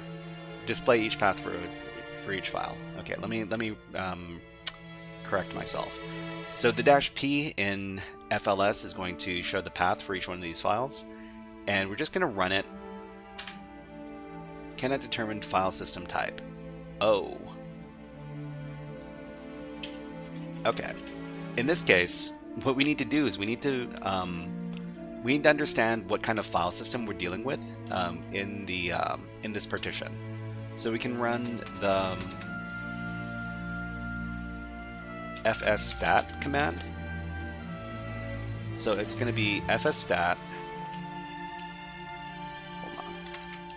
fsstat on offset 1140736. Oh, you know what I did? I made a typo. That was not the correct offset. Hold on. FLS-P-R-O 1140736, not 63. Disk.image. Okay, so we get all the files on the file system for this partition. But what we know is that this has to do something, this challenge has something to do with Git. If we look back over here, it's called Forensics Git. So we're probably going to be working with the Git repository. So we can go back in and we can look for that Git repository by doing grep git. Okay, so if we do that, we can see at the beginning of the file system over here, there's a Git repository in the CTF player, on the home CTF player code secrets directory. And so the name of the Git repository is called secrets. So what we need to do is we need to extract the file system. We can extract the file system and then we can run git to get more information about this Git repository. So this is what we're going to do. We're going to use another tool called task recover. Let's talk about it over here. So the name of this challenge is forensics git, and there's a Git repository here. So we can use the task recover tool to extract the file system that we can investigate, so that we can investigate it using we can investigate the Git repo. AppVow says, why a normal PC user gets hacked less these days? Why do normal PC users get hacked less these days? Probably because the detection tools for malware are much better now. The standard tools for malware detection. So stuff like Windows Defender. Okay, so let's go ahead and extract the file partition. So back over here, we're going to run this command. Whoops, why did it not copy over? Just a second.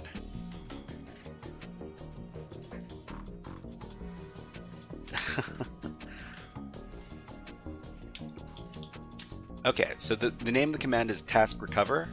We have to specify the type of file system that we're dealing with. So -f, this is an ext4 file system, and we need to do -e for extract. The offset for the file system is 1140.736. The image is raw, and the image in question is called disk.img. We're going to extract the file system to this directory, and then after it's done, we can navigate directly into the file system and then take a look at the Git repository. Okay, so we're just going to move into cd home CTF player, and then code, and then secrets. So this is the Git repository. We know that this is a Git repository because there's a .git file in here, and there's also a note.txt file. So let's go ahead and read that.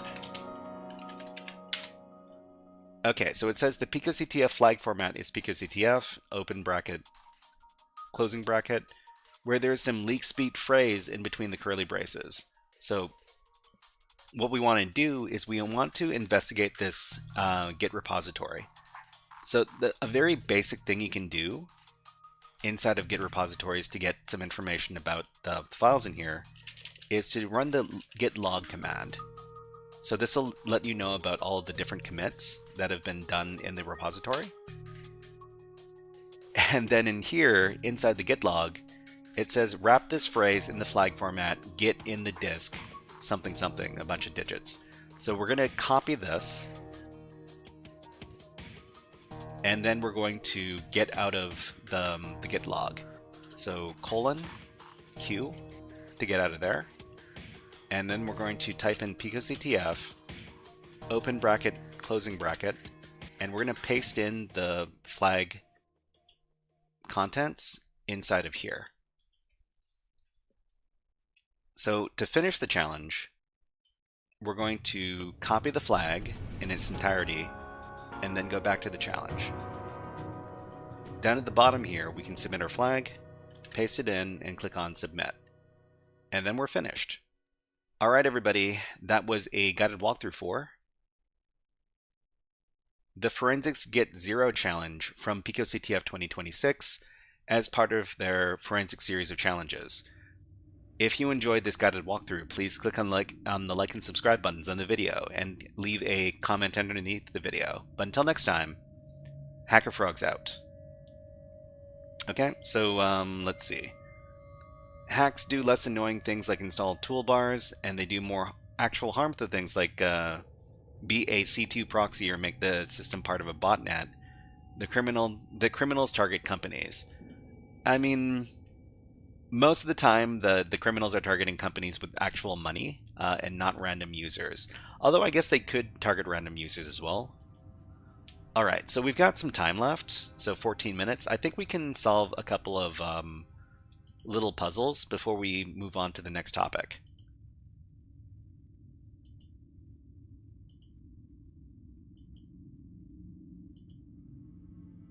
Okay, so we were working on the 7th puzzle over here. Okay, we solved this one, we move on to the next puzzle. So this is puzzle number 7 from the daily puzzles. AtVow asks, are you using OBS? We're using Streamlabs. Streamlabs OBS. I think it's called like Streamlabs Desktop now. But this is the link for the puzzle we're doing. Okay, so this challenge is called Slippery Steps. So let's see. Oh, was that a doorbell? Can our puzzle pal spot the wet tiles and make the way to the door? So we'll reveal the puzzle, and we'll see how many puzzles we can get done in like 13 minutes. Okay, I'm actually want to do a lot more of these because they're pretty fun. So this is the Thinky daily puzzles, and we're working on the 7th one from the first season. So what are the puzzle rules here? So it says this is a nonogram, a very popular puzzle type, commonly known as Picross, which is a Nintendo trademark. 2 puzzle makers, Non-Ishida and Tetsuya Nishio, both independently invented nonograms in 1987, completely coincidentally. Following the number clues around the edges, shade in the wet tiles to reveal a dry path between them. Keep in mind that... Remember it from the other game? Yeah, I kind of remember it from the other game. Keep in mind that a number next to a row or column indicates how many shaded consecutive cells there are in that row or column. Shaded cells from a single number clue must not be separated from each other. Okay? When a row or column has more than one number clue, that means there are multiple groups of shaded cells. These groups appear in the same order as the clues. Okay? The shaded cells can be in any position in any row or column, as long as the group size and the order matches the hint. Multiple groups of shaded cells must not be connected to each other. Okay? And let's see. You can click on a cell. You can right-click on a cell or tap it twice on the mobile to mark it. Use these marks to remind you which cells should not be shaded. Okay, so let's go ahead and try to figure this out. So, for example, in this column, there's 3 shaded cells and 1 shaded cell. So we need to figure out which one of those shaded cells they're going to be. Okay, here it says there are 7 shaded cells. How big is the grid? Let's make this as big as we can.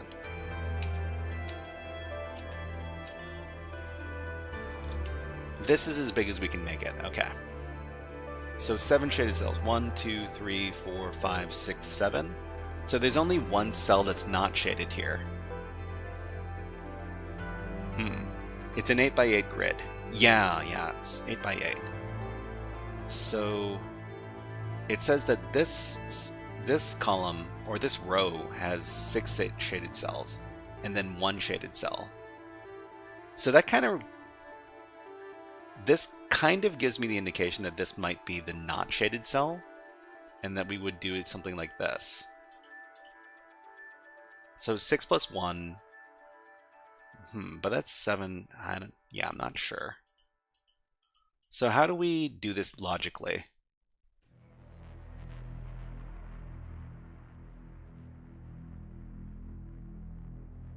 There's 1, 2, and 2. There's 2, 1, and 1. There's 7. It's an 8x8 grid.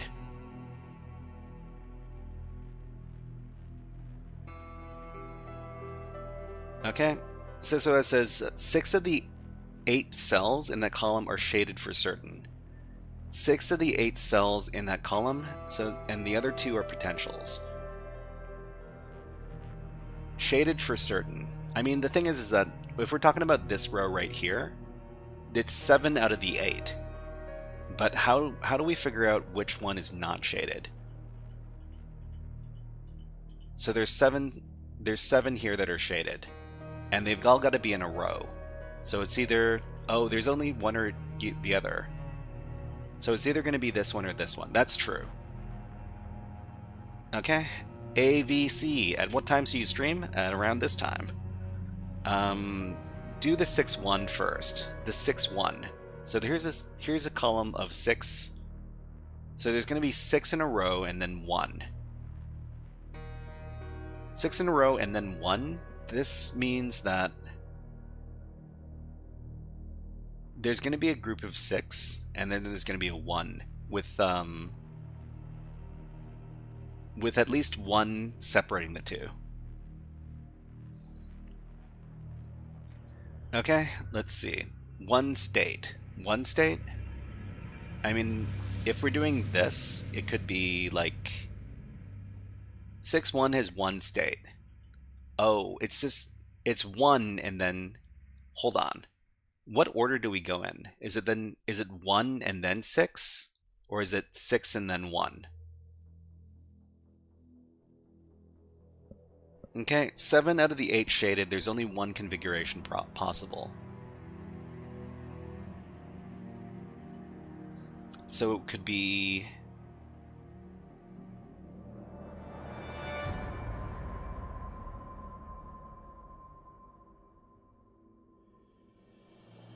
These groups appear in the same order as the clues.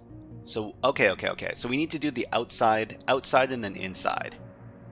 So it's going to be 6 in a row and then 1 in a row.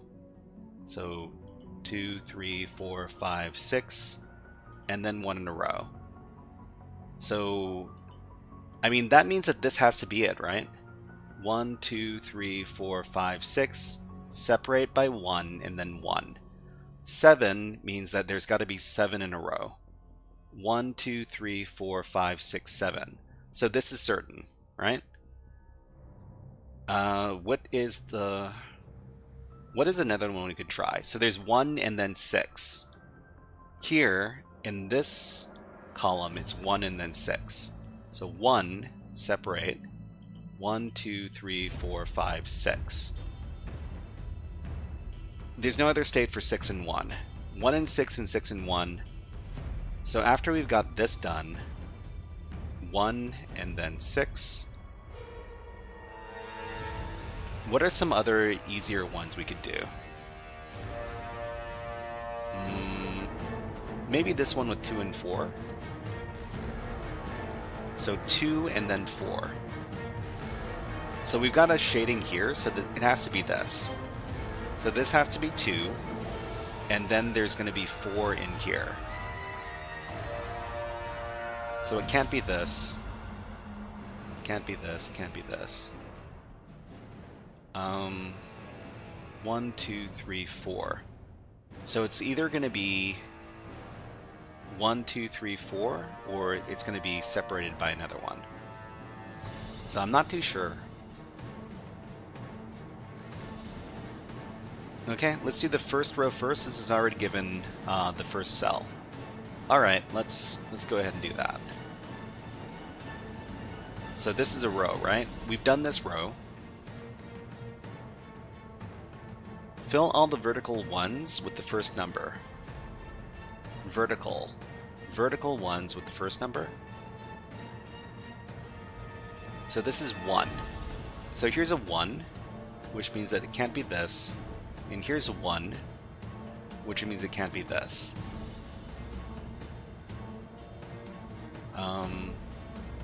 Here's another 1, which means it can't be this.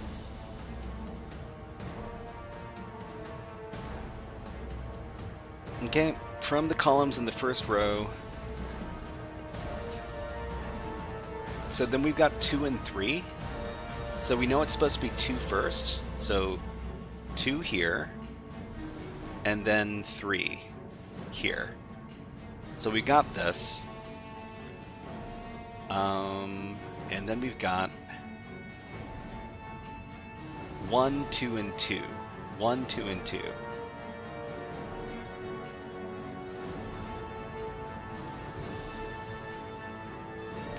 It's probably...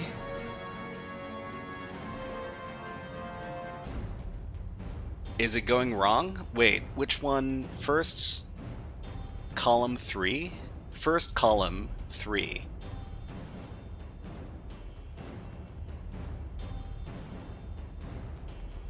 This is wrong. Is it wrong? Oh, 1 and 6. Right. Okay, okay. This can't be true. Okay, let's undo.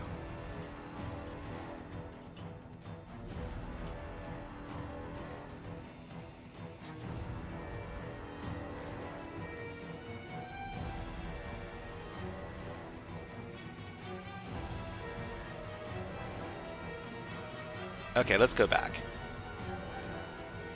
Read the instructions again. Column 3 is wrong now. Column 3. Column 3 is wrong. Okay, so we did the 6 and 1. So this seems to be correct. So there's a 6 and then a blank and then a 1. 7 means that there's got to be 7 in a row here.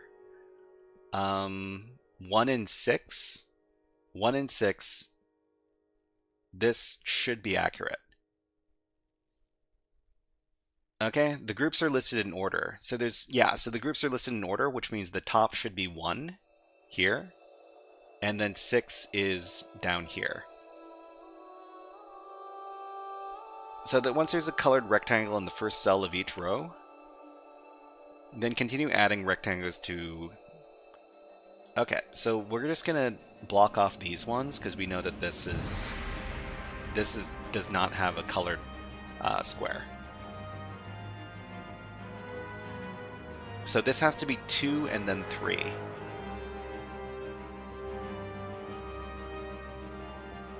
This has to be 3 and then 1. 3 and then 1. We know that this one is filled in, which means that this has to be the 3, and then this can't have anything here. This is 1 and then 2 and then 2. Here, this is 1, 2, and then 2. So here's the 1, and then we block off this. This has got to be 2 and then 3. So we know that if we go down here, there's going to be 2, and then we can block off this because there has to be at least one gap. Start from the top, you know more there. Okay, so we got 1 and then 2 and then 1. So there's 1 here. Block this off. 1 and then 6. 1 and then 6. 2 and then 4, which means that this has to be a block of 2.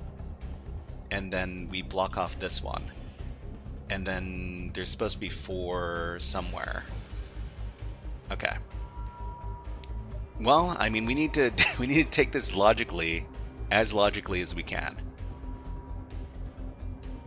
Okay, so we go from what we know, and then we'll try to fill in. So it's 2 and then 3 over here. So in this column, sorry, this row.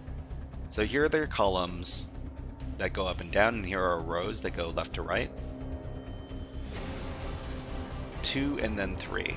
So we got the 2 here, and then we got the 3 here.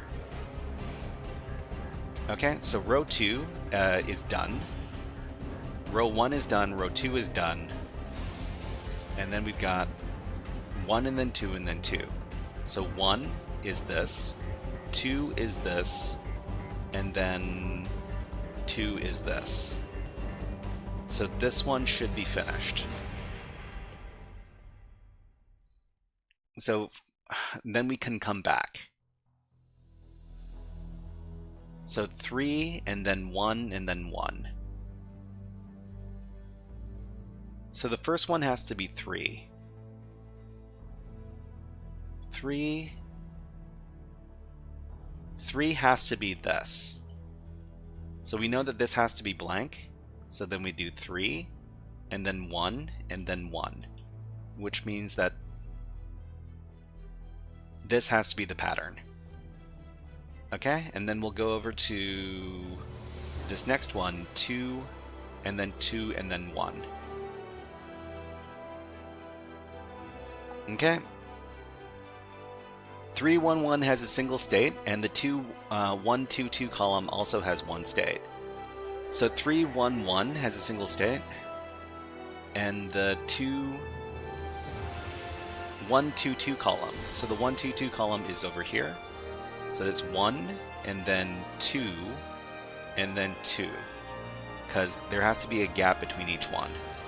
So that means that this one's done. And let's see. Next we'll try 2 and then 4. So we know that there's a 2 here, and then we begin the 4 here. So it's going to be 1, 2, 3, 4, and there's a blank over here. Okay, we're getting somewhere. So we got 2 and then 1, 2, 2, and 1. 2. So this has to be it, because there has to be blank between each one of these groups. So 2, and then 2, and then 1. Okay, and then we got 2 and 3, 2 and 3, 2, 2, and 1. So the 2, 2, and 1 has to be this. 2, and then 2, and then 1. And then we got 2 and 3.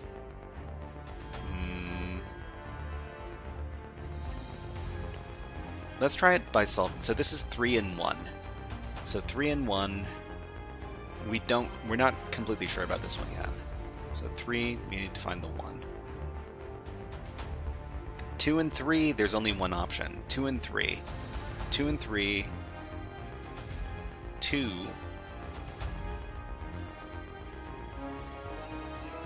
And then 3, like this. Okay, 2 and 3 is one state, and then we've got the last column over here. So 2, 1, 1, 2, 1, and 1. So this has to be it. 2, 1, and 1. 7, 2, and then 3. Okay.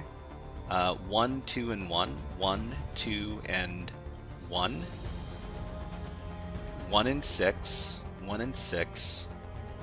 1, 2, 3, 4, 5, 6. 2 and 4. And then 3 and 1. So like that. And we're finished. Great. Yeah, I mean, it feels kind of like Sudoku. I guess nanograms are their own thing. It feels a little bit like Minesweeper as well. So that's okay. So puzzle solved. After some careful tiptoeing, our friend finds something mysterious waiting at the door. So we'll just do a sneak peek for the next puzzle, and then we'll move on to our cryptography topic. The mysterious parcel contains an odd-looking box with even odder-looking lock. It has a logic to follow. It's kind of like pattern recognition training. This is a good exercise. So, So this is a Dominion puzzle, or a puzzle created by Naoki Inaba, who has created more than 400 original types. Okay, so everybody, if you want to try this out yourself, here's the link. But we need to move on to the next topic for today's stream. So this is topic number 3. Let me go ahead and set that up on the overlays.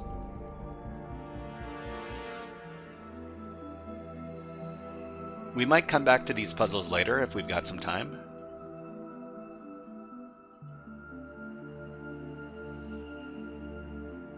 So what we're doing now is we're doing HackerFrogs After School, which is our education program. And we're doing the 5th session for cryptography.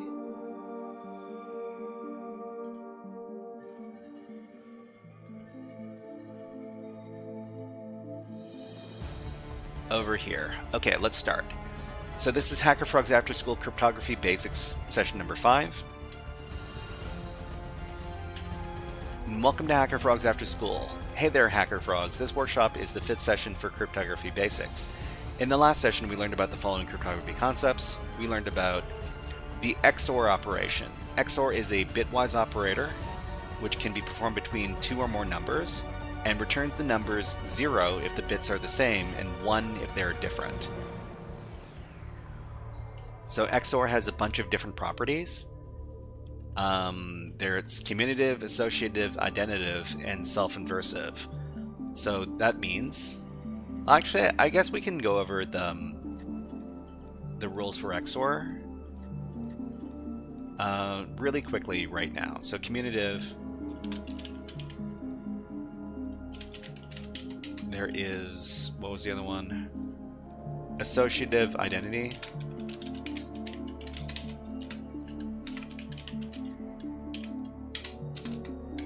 And self-inverse.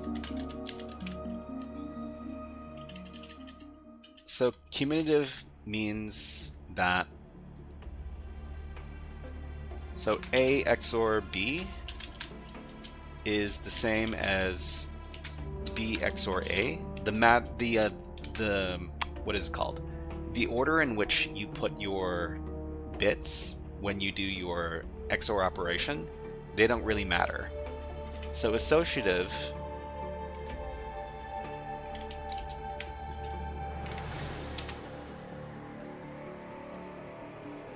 commutative means that the order of operations don't matter. Associative means that, what was it again? You can get them, so A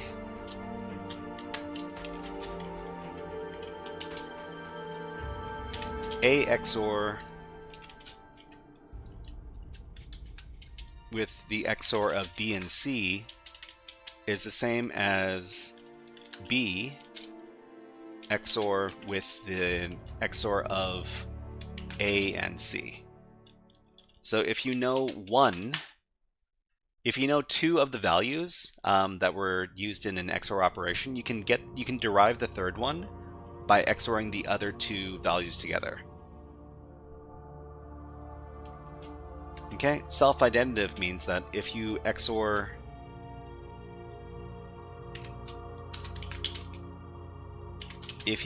something with itself, or if you XOR something with 0,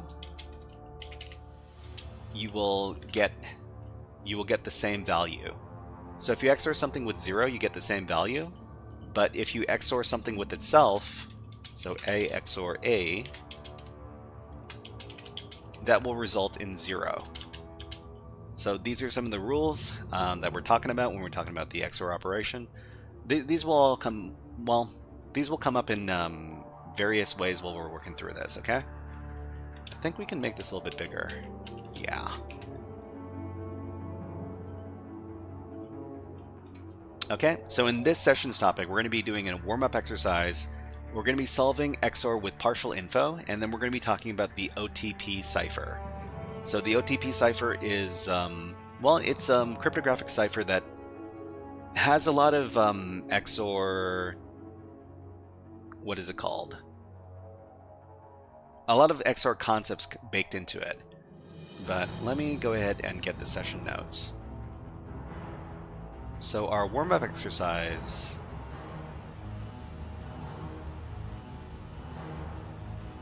is going to be over here. CTF learn extraordinary. Didn't we do this one already? Oh, we're not going to do this one because we've already finished this this exercise.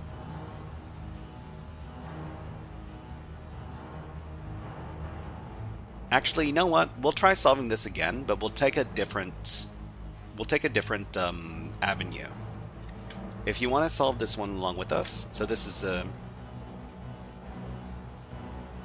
A XOR 1.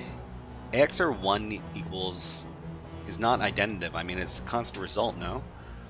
What did we talk about? So identitive, A XOR 0 is itself. So if we XOR something with 0, then we get the same thing. But if we XOR something with itself, then we get 0. I mean, this kind of...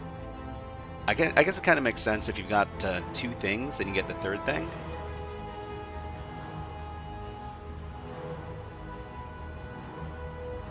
A is the reverse bits of A. Oh, the reverse... Sorry, I didn't know that... I don't know the... what is it called?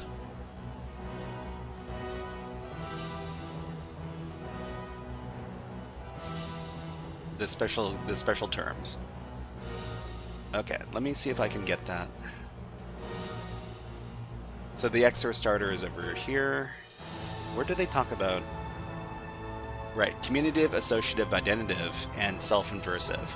So A XOR 0 is going to be itself, but A XOR 0 is going to be the same value, but A XOR with the same value as itself is going to result in 0. Okay, the reverse bits of A. Thank you very much for following on Twitch, Bradley. Much appreciated. But the identity is 0, so A XOR with 0 does nothing. You get the same thing. Something XORed with itself returns 0. So this is... I think this is something you see a lot in programming, where you XOR something with itself to get the... to zero something out. But let us get the warm-up challenge. So we're here.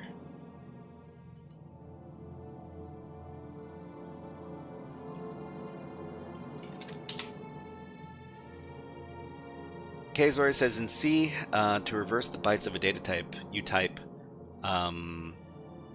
tilde before the variable name. Oh, okay. I mean, I'm not super familiar with C, but thank you very much for letting me know about that. So hextraordinary. So we did this one before, and what we need to do is we just need to XOR these two numbers together. And I think we might have done this. So these are the two numbers we need to XOR together to get our result. What we need to do is we need to render them in hexadecimal form. Okay, so let's do the warm-up first. Hextraordinary challenge.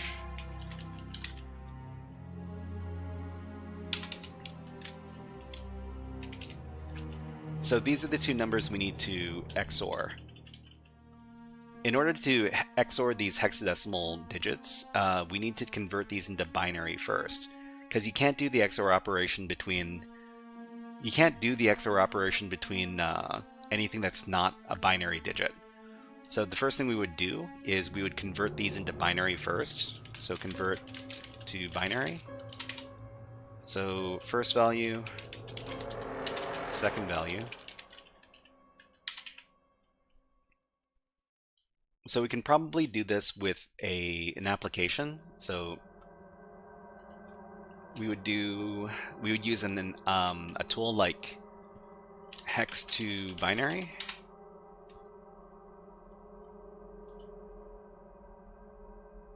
So we would input hexadecimal and we would output binary. So here's the number. And suppose it doesn't like the 0x at the beginning, we convert this, and then we get a binary number. So the binary number is here. So that's the first value. The second value is this one. We copy it and then we convert it.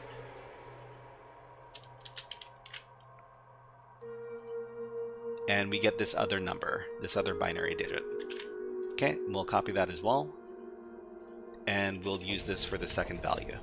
So to do the conversion, to do the XOR operation between these numbers, it's not super complicated. We just need to keep track of the bits. Okay, and because these two numbers are not the same length, we'll pad out the second number with zeros until it matches the length of the first number. So what we need to do this XOR operation manually is we'll just move across all of the different pairs of bits, and we'll make sure that, and we'll return 1 if the bits are different, and we'll return 0 if the bits are the same. So we would do 1 1 0 0 0 0 0 0 1 1 0 1 1 1 1 0 1 1 0 1. Okay. I'm not completely sure this is the correct answer, so what I'm going to do is I'm going to do the same operation again. Waffler says, I spent like 20 minutes doing the no FA CTF on the web category. It feels so good after getting the flag. Oh, is that the one where... That's the one where there's no second factor, right? Or no, that was the one where the second factor was inside the cookie. Okay, let me double check my work. Okay, so that's going to be 1 1 0 0 0 0 0 0 1 1 0 1 1 1 1 0 1 1 0 1. Okay, so it looks like we've got the same thing. And what we need to do now is we need to convert this into hexadecimal, because the challenge wants the answer in hexadecimal. So we'll just copy this, then we'll go back to the same app, and we will do the opposite. So we'll do binary to hexadecimal. Okay, and in this case we'll paste in our binary number, and then we'll convert it to hex. And this is the answer for the challenge, coded. Group it into 4 digits, then convert by hand. It's easy. Group it into 4 digits, then convert by hand. I mean, we could do this. Convert each 4 binary digits to a hex digit. So we see the conversion table below. So 4 digits, 4 digits, 4 digits, 4 digits, 4 digits. And we get C, and then 0, and then D, and then E, and then D. Let's try it out. Okay, so we split this into 4. 4, that's 4, that's 4, and that's 4. So 1100, we need to convert this into hexadecimal. Binary to hex is an easy convert without calculations. Each 4 digits is 1 digit of hex. Each 4 digits of binary is 1 digit of hex. So I guess this is... Well, I mean, what I would do is I would figure out what the decimal value is first. So this is 2, 4, 4 plus 8. So 4 plus 8 is 12. And 12 converted to 12 converted to ASCII. So this is where we would have to convert it to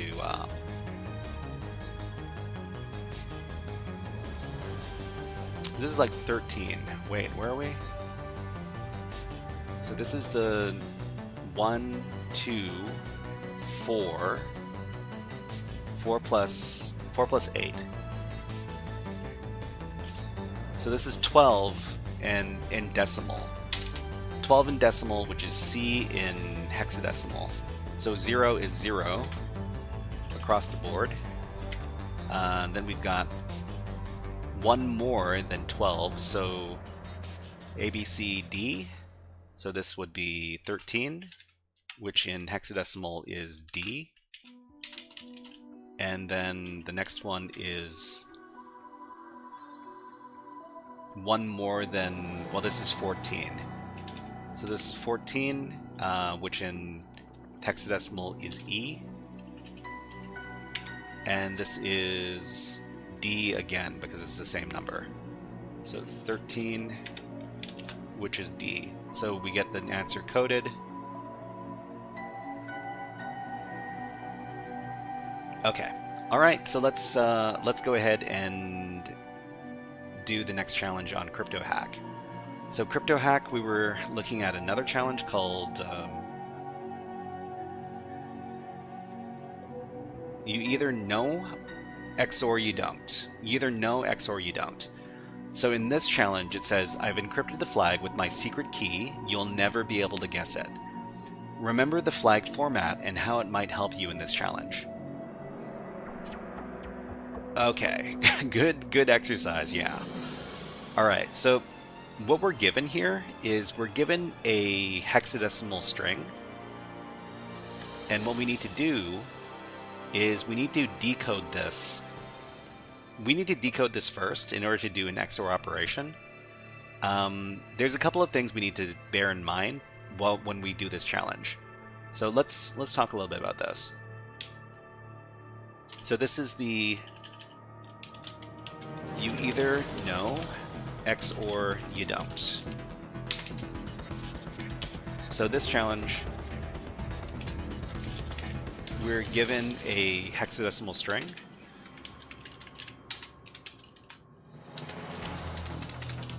We need to figure out the key.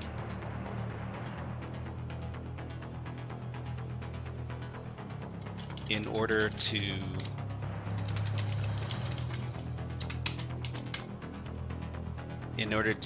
XOR the hex string and get the flag.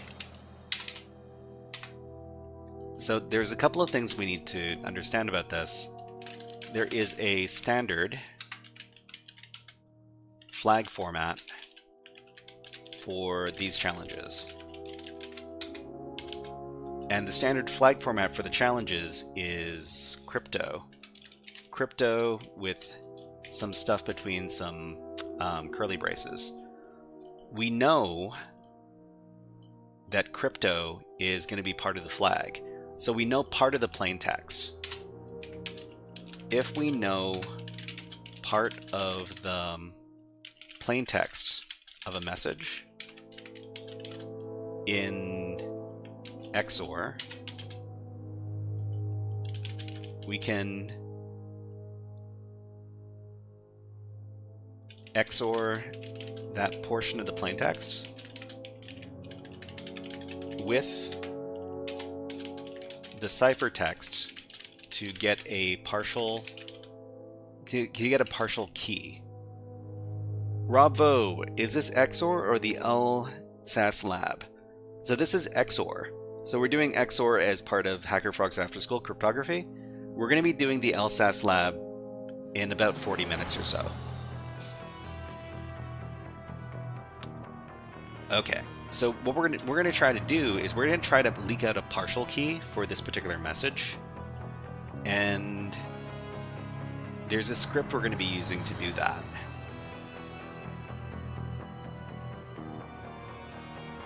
So this is challenge 2. Crypto hack, you either know it or XOR you don't. Okay, so we're going to try to solve this using a couple of different methods. The first one is solving it using Python. So you can use the following command in the web shell terminal to start editing the file code no XOR don't.py. So we're just going to start doing that in our terminal here.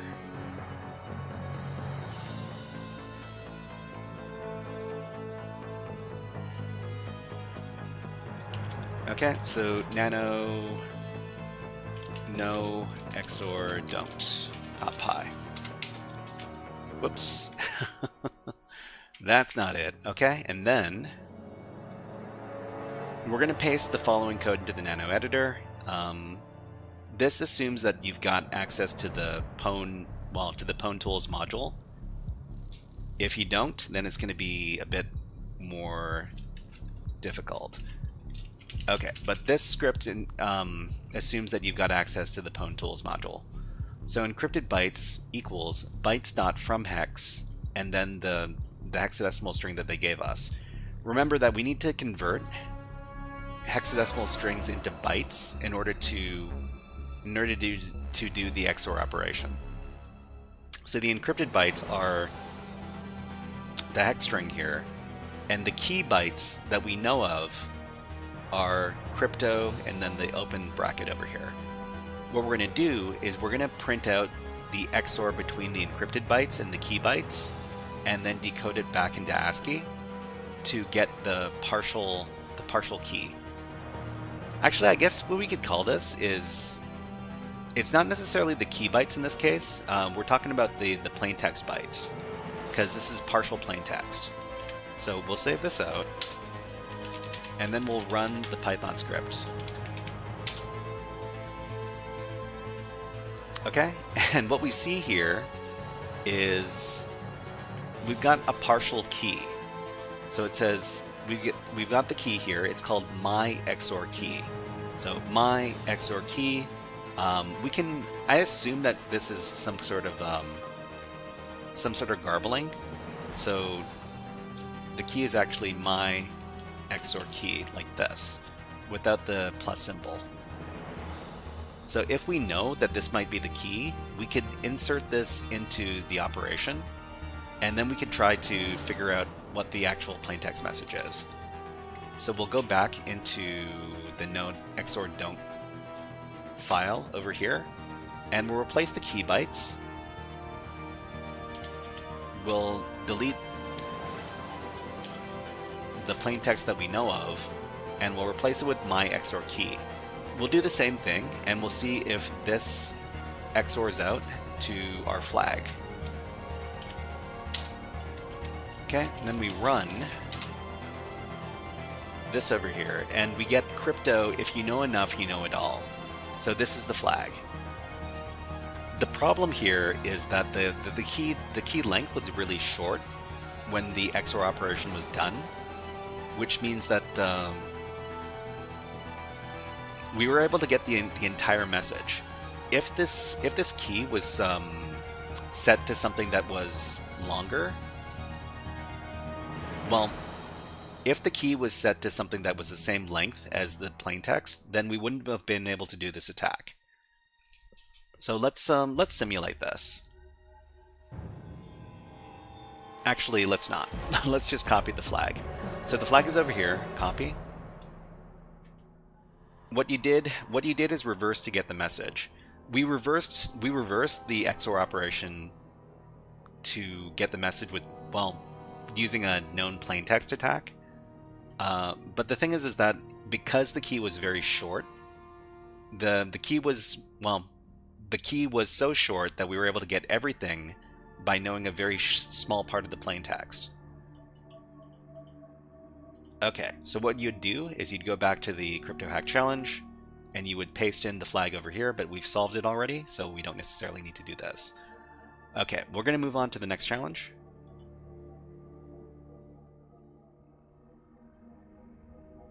Oh, that was the entire course.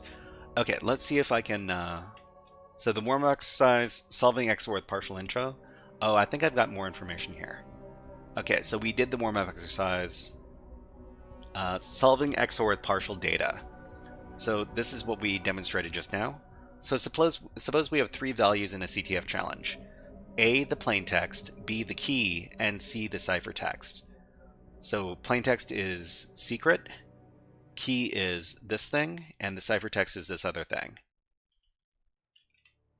So if we have C and we can guess at part of the value of A, then we can get partial insight to the value of B, especially if the length of B is shorter than A. Okay, Kzori says, I don't know about these tricks at all. I'm not even in cybersecurity. I'm a system developer and a game developer. And that's why XOR is useful in cryptographics. I mean, it's a very interesting operation, to be sure. But yeah. So A plus C. So if we know the plaintext and the ciphertext, then we can get the key. Or if we've got partial plaintext and the ciphertext, we can get the partial key.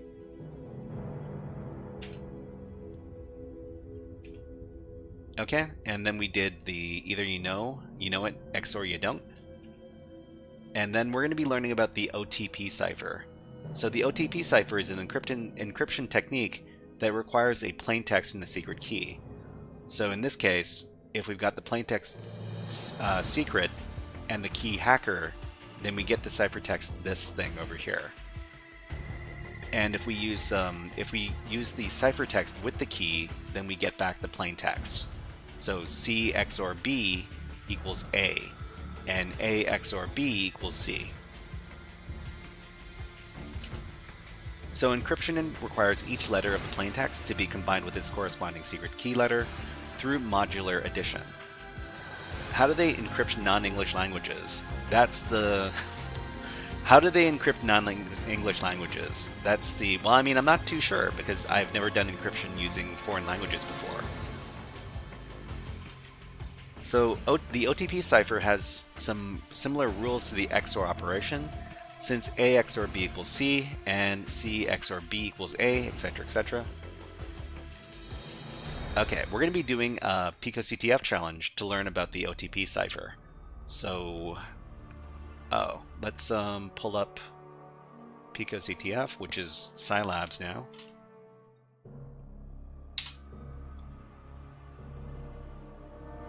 And this one's called Easy 1. This is a medium level cryptography challenge. And you can find it over here if you have an account over at Scilabs.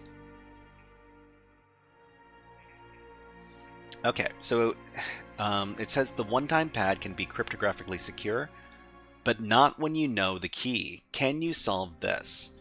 We've given you an encrypted flag, key, and a table to help.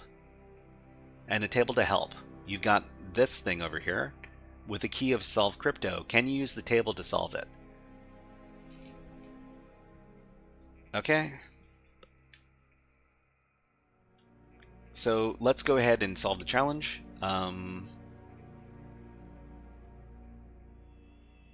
Let's organize this. So this is the PicoCTF Easy 1 challenge.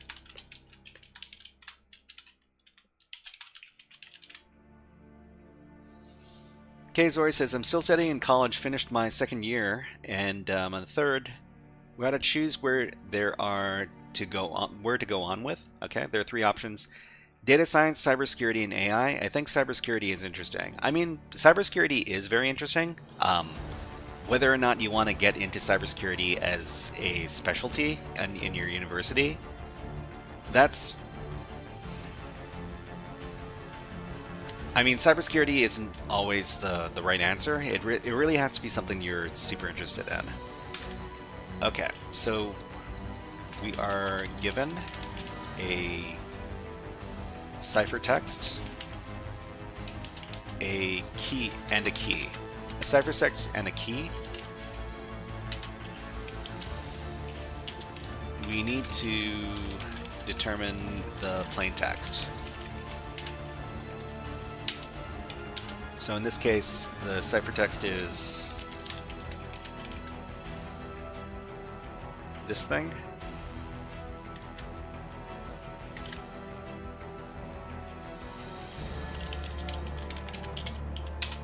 And the key is solve crypto. I mean, this is pretty much key solve crypto. Kazori says, I'm already good on system low-level development. I've been coding since I was 14, now I'm 19. Oh, that's awesome. Can you use the table to solve it? Okay, so let's open up the table.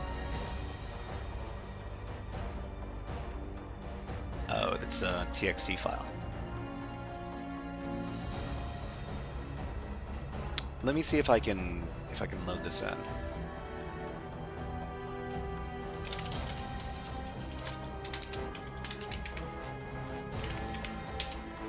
Okay, so this is the table here. So basically what you need to do is you need to look up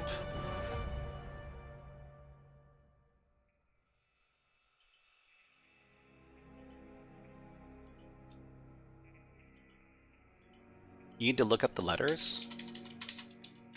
So we'll just paste this in and we'll get rid of this because it's distracting. Okay, so the ciphertext is this.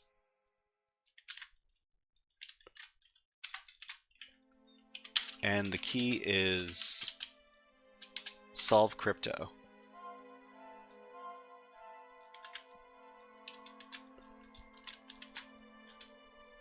So the thing about the OTP cipher is that each one of these ciphertext letters is going to be mapped to a letter in the key. So in this case, U is mapped to S, F is mapped to O, J is mapped to L, etc., etc. And what we need to do is we need to look up the intersection between each one of these letters. So U and S. So we look it up on the table over here.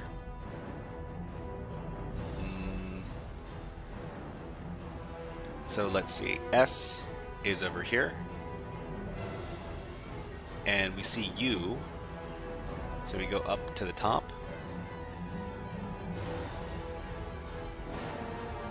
Hold on.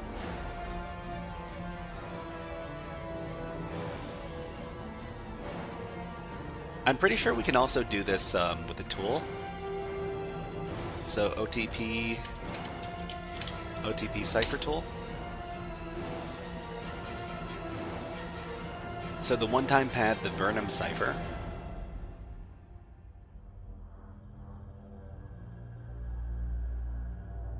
Okay, and then we got plain text and ciphertext over here. We'll try using the web app over here to solve this first. So we have an English language with the standard alphabet, and what we need to do is we need to put in our ciphertext and our key. So the ciphertext is, it says plain text here, but plain text and ciphertext can be substituted in for each other. So if we know that our ciphertext is this thing, and our key is solve crypto,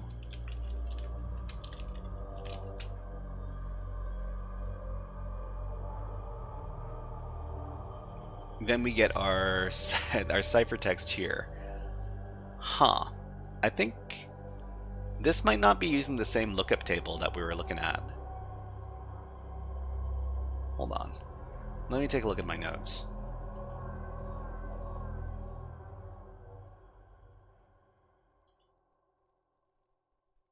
Okay, PicoCTF easy one. Okay, so, oh, we're looking at the same thing. So in the encrypt field, yeah, we're looking at the same tool over here.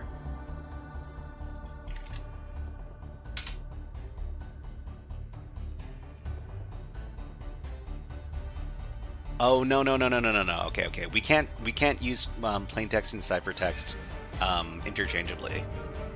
Yeah, we need to make sure that the ciphertext is over here.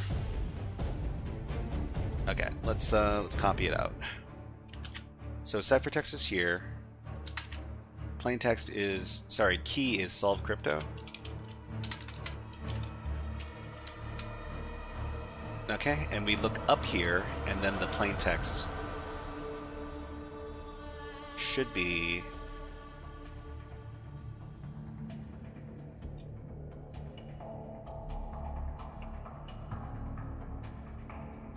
we have to run it in, oh no, we need to run it in the decrypt mode instead of encrypt. Sorry about that. Okay, so ciphertext here, plain text key here, and then we get their plain text crypto is fun. Crypto is fun. Okay, I'm pretty sure that we yeah, we could do this manually as well. So if we've got the key S and the ciphertext U. So the key is S. The ciphertext is U. If we go up to the top, we see here that the letter is C. So C.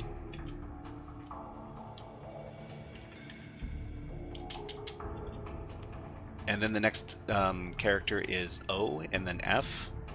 So if we go down here, O, and then we go down across until we get to F, and then we go up, we have the letter R.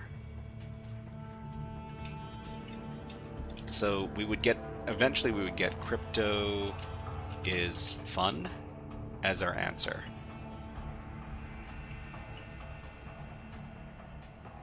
Okay, so crypto is fun is the answer. I think we can solve it over here. Do we want to, we probably want to put this in the flag wrapper. So it's going to be PicoCTF, crypto is fun as our flag. Okay, correct flag, awesome. Alright, so let's review the cryptographic concepts we learned in this workshop. So we talked about solving XOR with partial data. So if we have C and we can guess that part of the value of A, then we can get partial insight to the value of B, especially if the length of B is shorter than A. So the thing about XOR and the OTP cipher is that if you've got partial information about the plaintext, you can use it as part of a known plaintext attack to figure out what the key is. Okay, and the OTP cipher. The OTP cipher has some similar rules to the XOR operation, since A XOR B equals C and C XOR B equals A, etc., etc. Okay, so what's next? In the next HackerFrogs After School Cryptography Workshop, we'll do an overview of a very well-known modern cryptography system, RSA. We're not going to be going too in-depth with RSA, but we are going to be learning some basics about it, and that's going to be the last session for cryptography in our HackerFrogs After School program. Okay, so we've got some extra time. Asynchronous cryptography. Asynchronous cryptography versus symmetrical cryptography. Asymmetrical cryptography. Okay, so we've got some time. We got about 22 minutes. Let's go back to some of these puzzles. And we're going to be doing, after about 22 minutes, we'll move into our last topic for the day. Okay, so what kind of puzzle is this?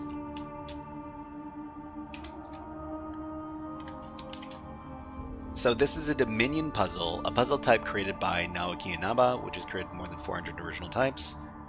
What are we supposed to do? Shade pairs of cells to divide the grid into sections, each region containing a specific letter. Okay, so shaded cells must always be in groups of 2. These can only touch each other groups diagonally.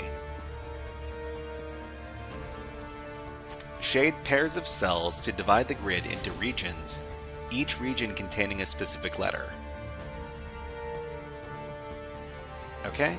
Each unshaded region must contain every occurrence of a specific letter. Each unshaded region must contain every occurrence of a specific letter. So the O's have to be all together, and the L's have to be all together, and the K's have to be all together, and the C's have to be all together. This is what I understand. An unshaded region must not contain letters that are different to each other.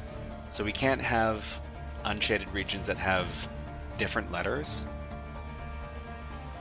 Solve this Roman Emperor's cipher.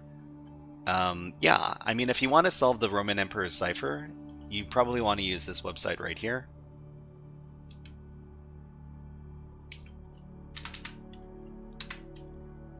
What was it? Decode? Decode.fr? Caesar cipher. So this website right here.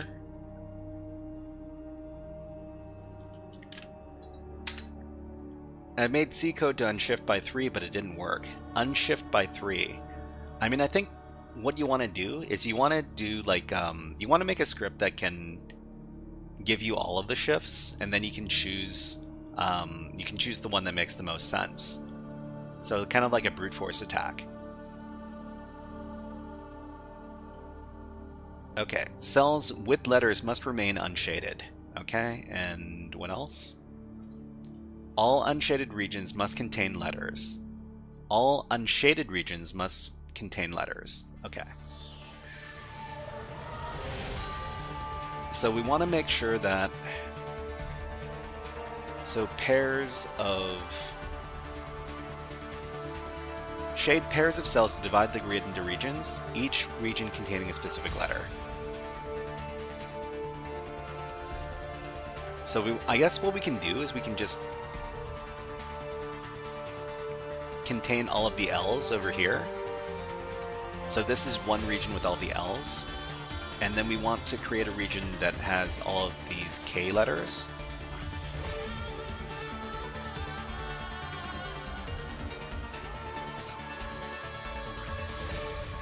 Shaded cells must always be in groups of 2.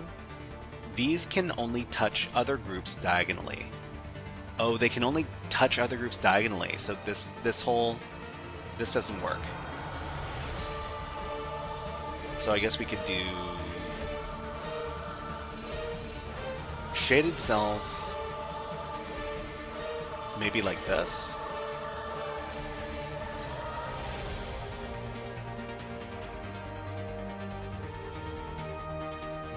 It looks like the shaded regions have to be, yeah, so it's groups of 2. 2 different unshaded regions cannot contain the same letter.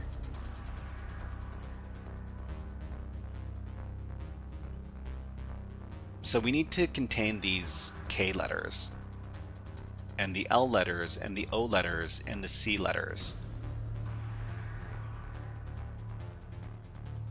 So my best guess for the C letters has to be something like this. And then the K letters, something like that, to contain these. And the O letters,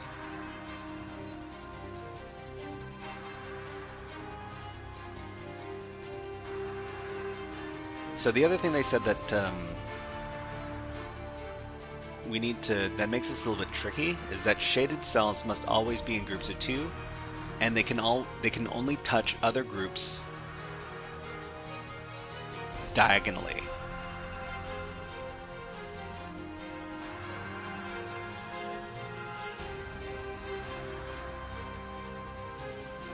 Each unshaded region must contain every occurrence of a specific letter.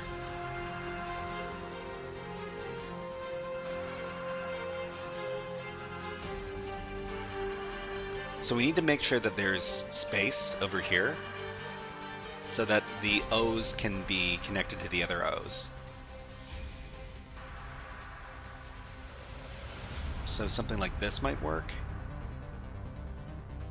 Or maybe like this. I think we're getting pretty close.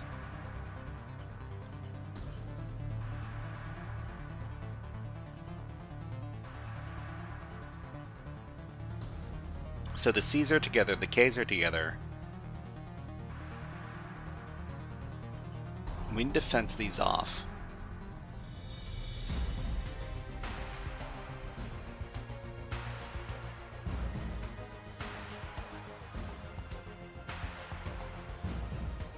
But these can't touch each other, so I mean, I'm not too sure.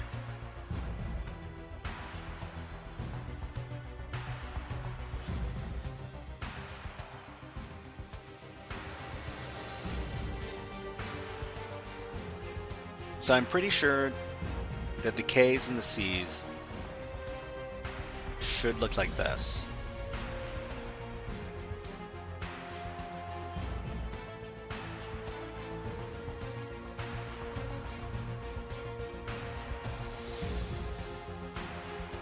We need to block these off.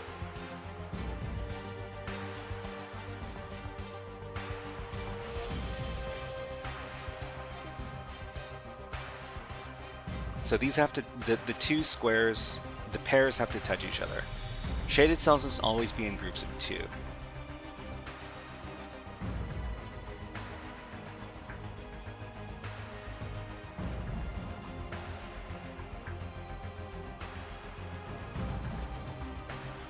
We need to block off these O's so that they don't interact with the with the L's over here.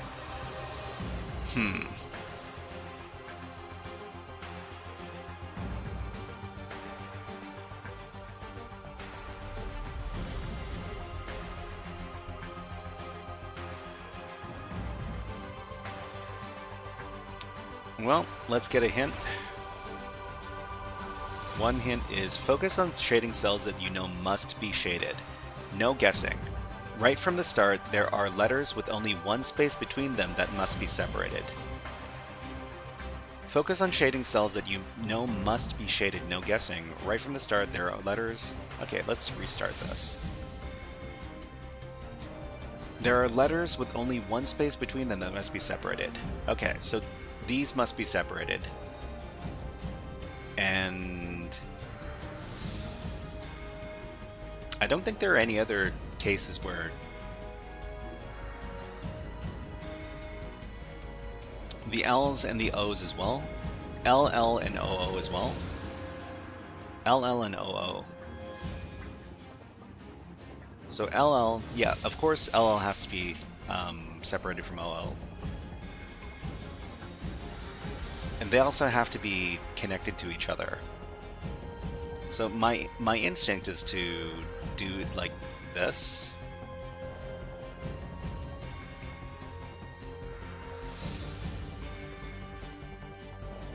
Maybe like, oh, okay. But the thing is that these have to be separated apart from each other. So that means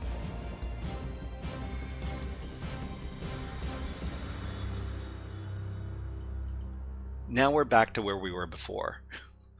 So the K's are all together, the C's are together.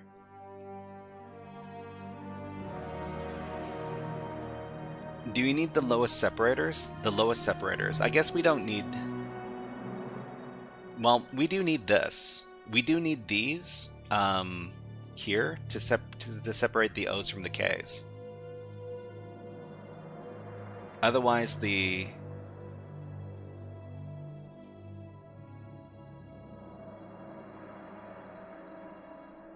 Awesome, Kzori. Yeah, you managed to write some C code that tests all the operations, so all the shifts, right?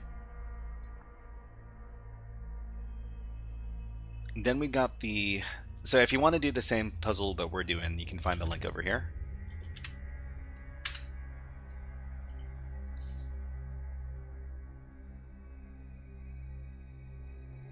So we know that if we're separating it like this, then it has to be that.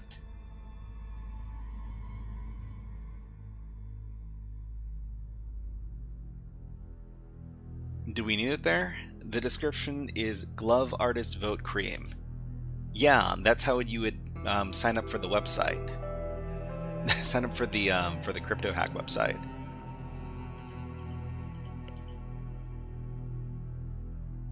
So, I mean, I guess aside from that, we could also separate the K's like this. So if we separate the K's like this, then we don't need the separators down here. Which means we could do this. Solved it? Okay.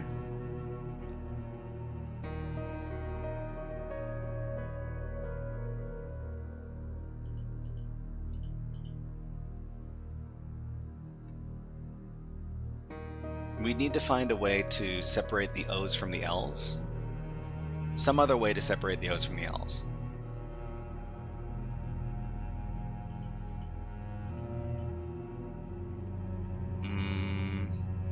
But the O's also have to connect to each other.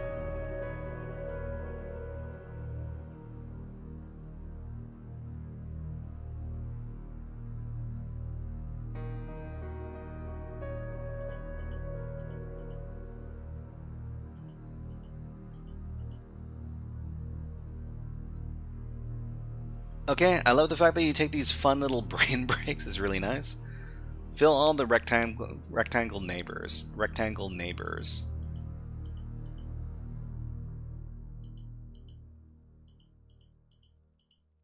So if we don't need this, then... Well, this doesn't work because we've got these that need to be separated away from each other. So these C's... It's in Discord if you need it. I mean, I'll try not to take help unless I absolutely need to. Sometimes I think to myself that I'm not... My brain isn't super logical.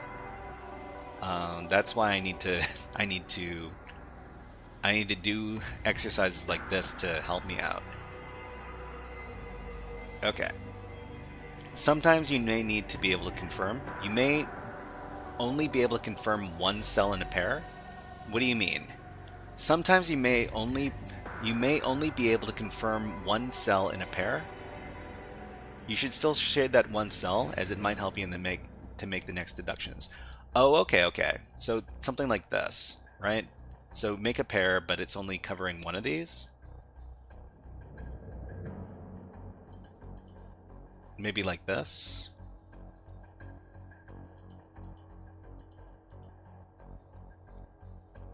It's like a write-up, you can grab it if you get stuck. Yeah.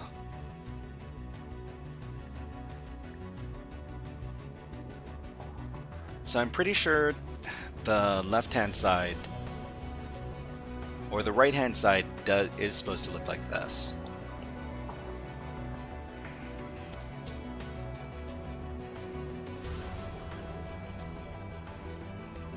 Maybe like this?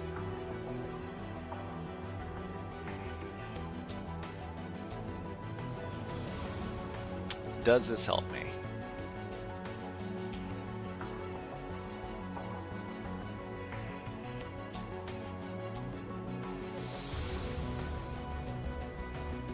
We do that, then we can do...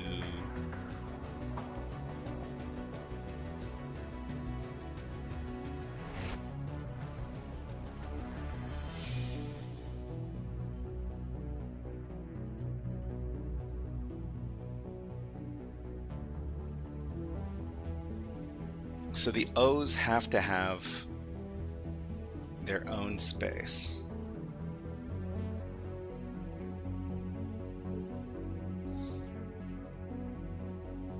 Okay. You may not be able to finish the barrier around the K's without first figuring out something further to the left. You may not be able to finish the barrier around the K's without first figuring out something further to the left. You don't need to align the characters. They're shaded. The shading is independent of them.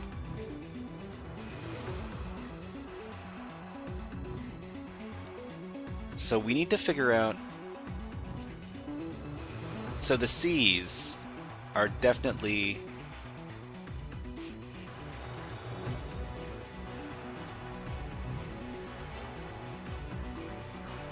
We can't do the C's in any other way.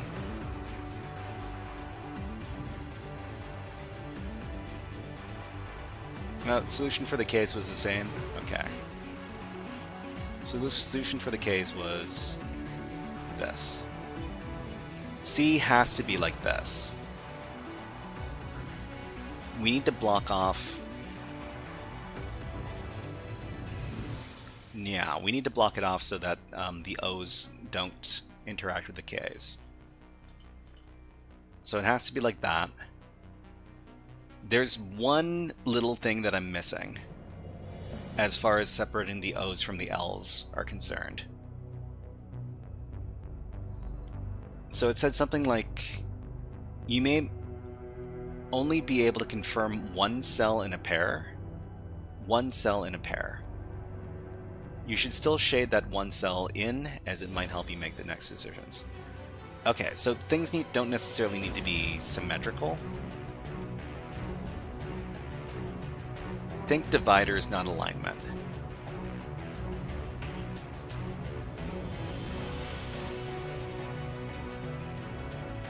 So this has to... This pretty much has to be it, though. I mean, I'm not sure. They're very...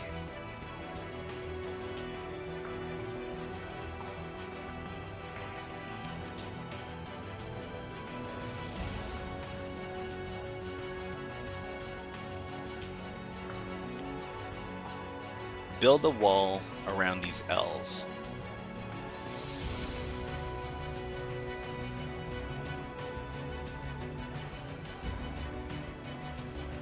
So we could do something like this around the L's. But that doesn't separate the O's from the K's.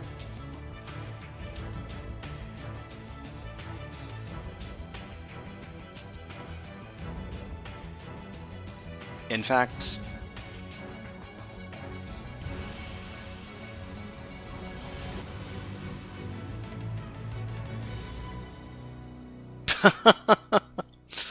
oh, okay. I guess I got it. Now you can separate the O's from the K's. Sometimes you solve these puzzles, but you feel like you lucked into the solution, which feels bad. Anyways, let's see if we can solve one more.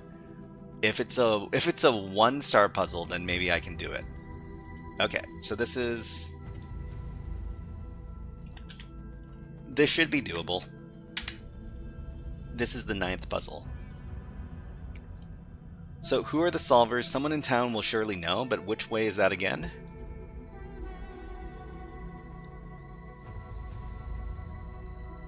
That was your solution. I mean, I'm not sure, but there might only be one solution for this. Okay, let's read about what kind of puzzle this is. So it says here, this is a simple path puzzle, also known as a Hamiltonian path puzzle. Hamiltonian. So trace a path from the entrance to the exit, passing through every square along the way. Sure. The path must pass through every cell in the grid before reaching its destination. The path must avoid the shaded cells. The path must avoid the shaded cells. Okay. The path can never cross itself or branch off. I mean, this seems like, this seems very straightforward. So we just need to...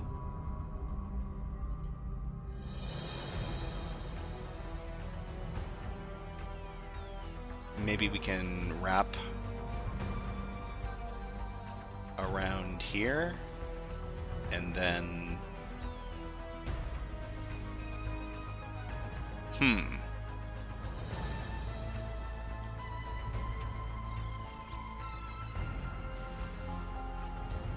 Maybe we'll start from this end. So from this end...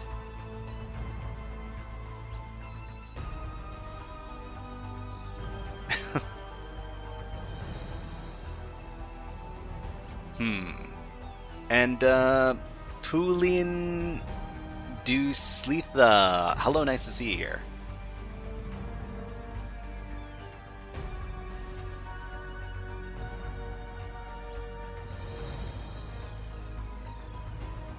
Then up, and then around, and then up, and then...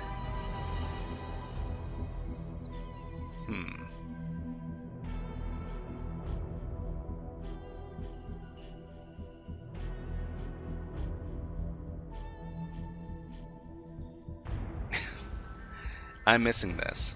I thought this was actually hacking like XSS. KLED T, hello, nice to see you here. We're going to be doing some hacking stuff in a bit, but we're just taking a little break before our next topic, because we finished a bit early.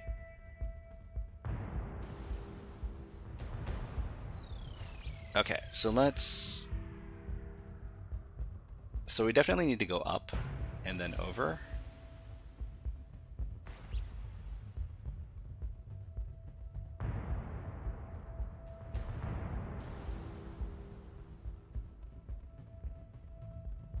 The problem is around here. Yeah, that doesn't work.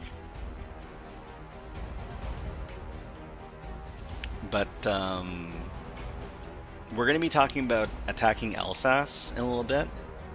Windows hacking stuff. So maybe we start up here because it's...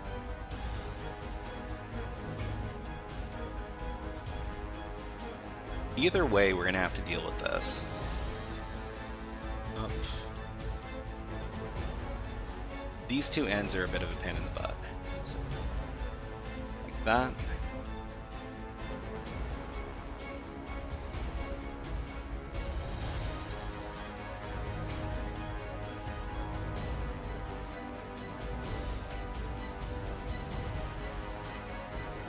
Then over, then...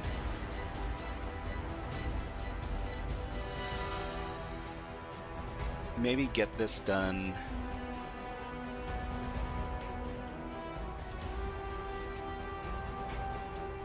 Hamiltonian paths are paths that will visit each node once. A fundamental theory on graphs, also named by Hamilton, who invented the formula of Hamiltonian paths. Just some knowledge. Yeah, that's great. Great little factoid. Okay, I think we're done. We're done. Great. Okay, so we're going to move on into the last topic for the day. If we finish our last topic early, we might do some more puzzles. Okay, so the next puzzle is over here. And I just want to take a sneak peek at the puzzle before we get going with the next topic. So the local farmer spots our thinky friend and asks for a favor. Can you build a new enclosure for the puzzle-loving sheep? What is this? This is a sheep and wolves puzzle, a variant of the Slither Link puzzles. I mean, this is great. This is what I want to do. I want to learn about the terminology for these puzzles. If you want to give this a shot yourself, there is the link, but we're going to move on into the last topic for the day. We'll give ourselves about 2 hours for the last topic. What is LSASS and why is it a target? LSASS is a security... Oh gosh, what is the word? Security process that runs on Windows machines. If you go into your Windows Task Manager, you'll see LSASS.exe running on your Task Manager, and if you stop the LSASS process, very bad things will happen. Anyways, we'll come back to this later maybe, but we're going to be doing our guided lab. So attacking LSASS from Hack Smarter. So here's the link for the course. The course is free, which means you can access it even if you don't have any money, which is great. Hack Smarter is a cybersecurity education platform in the same kind of category as Try Hack Me or Hack the Box, but it is made by an independent creator. So many resources. There's a lot of resources. Okay, so we're going to learn about LSASS before we attack it. So this is going to be useful for me because I'm not super familiar with LSASS. But let's read up on this. So there's 6 different chapters we need to go through. Can we make this bigger? We can. Okay. Is air technically not free? Yeah. Well, I mean that you could. I don't know who's charging for air. That's kind of a. That'd be kind of weird. Introduction to LSASS. Welcome to this guided lab on attacking LSASS. Oh, sorry, I need to start my timer. So we got 2 hours, and we're doing topic number 4. Okay, let's start. Did I give everybody the link? Yeah, you should have the link in the chat.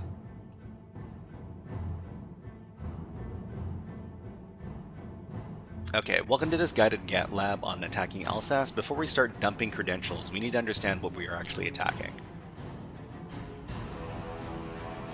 Okay, so LSASS, what is it? In the Windows operating system, LSASS, which is Local Security Authorization, Subsystem Service, is a critical process responsible for enforcing security policy. It verifies users logging into a Windows computer or server, handles password changes, and creates access tokens. Oh, don't remind me about how hungry I am. Anyways. So why do attackers care? Because LSASS handles logins, it needs to store credentials in its process memory. Historically, it stored passwords in clear text. While modern Windows versions, Windows 8.1, Server 2012, R2 and newer, it tries to prevent clear text storage by default. LSASS still holds highly valuable data, including NTLM hashes, Kerberos tickets, and sometimes clear text passwords, if wdigest is enabled or poorly configured.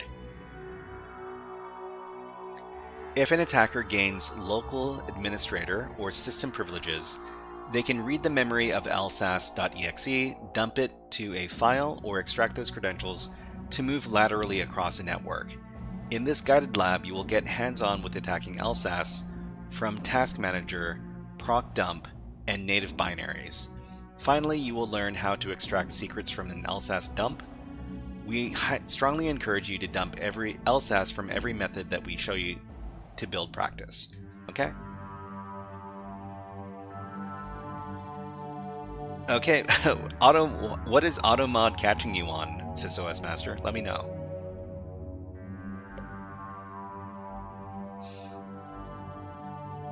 Okay, so what does LSASS stand for?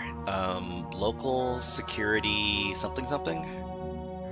Local Security Authority Subsystem Service. That's a mouthful.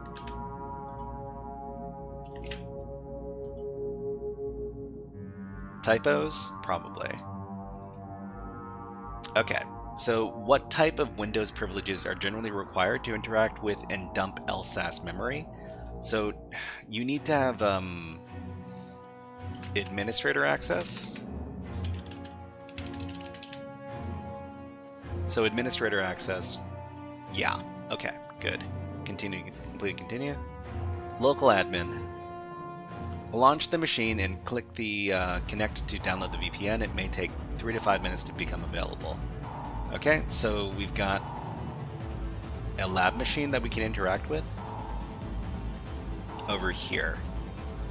Launch the machine, click connect to download the VPN. So we need to download a VPN file to access this target.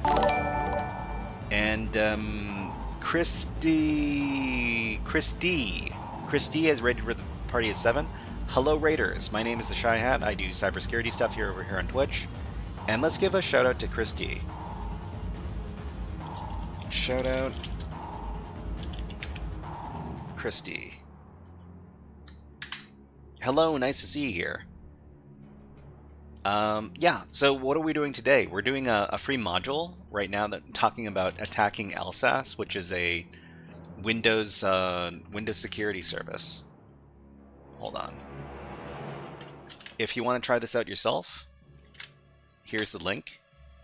It's a free course you can take, but of course you need to have a bit of technical know-how to get this done. Launch the machine and connect to download the VPN. Use RDP to connect to the machine with the credentials below. So using RDP in itself is a bit of a pain, but I guess we'll try to get it done. Okay. So we'll click on Systems and then download the VPN configuration. Guided lab attacking. Guided lab attacking OVPN. Okay. So I think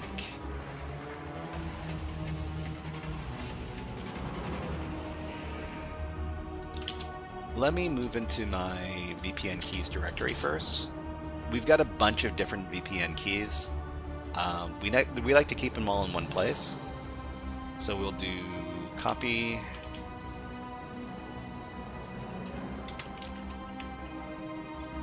We're going to copy that key over here, and then we're going to VPN into their network using OpenVPN.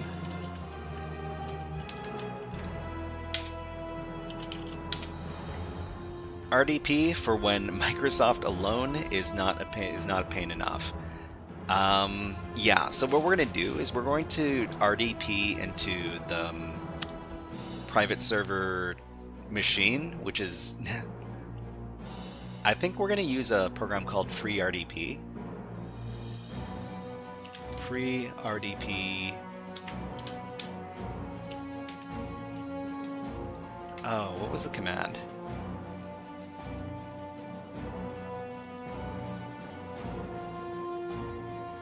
Hold on, I need to look in my notes.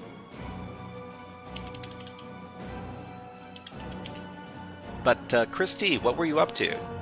What were you up to on your stream? XFreeRDP. Okay, yeah. XFreeRDP. Something. Okay. Huh, I have got no instance of XFreeRDP. That's the one I typically use Remina, but I use what you prefer. Yeah, definitely use, oh gosh. Let me take a look in my GitHub repository and see if I've got some examples of, FreeRDP. We had Trey from PG Offseg. Oh, Christy, do you do cybersecurity content as well? That's awesome. Are you on the list? On the InfoSec streams list?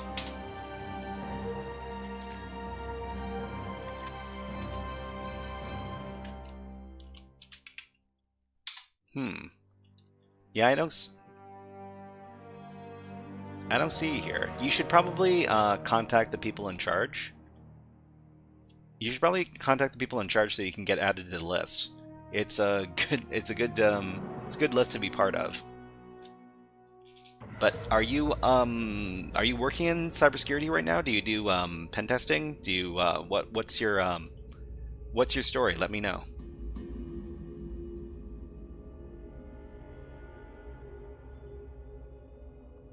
Sorry, I need to look at my. Let's see. So walkthroughs will search for. How do we search inside of all of the files in a directory?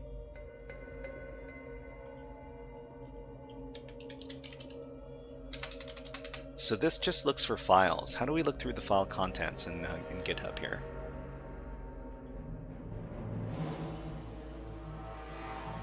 Use the upper search. The upper search? Oh, this one. Okay, so xfree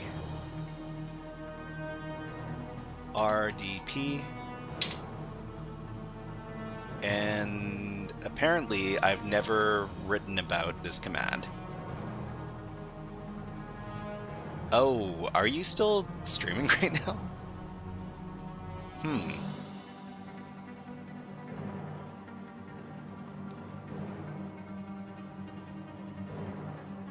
So search the repo here for xfreeRDP.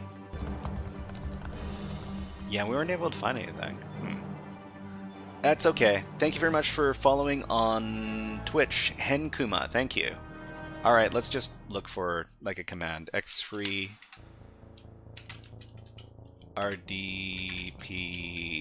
example.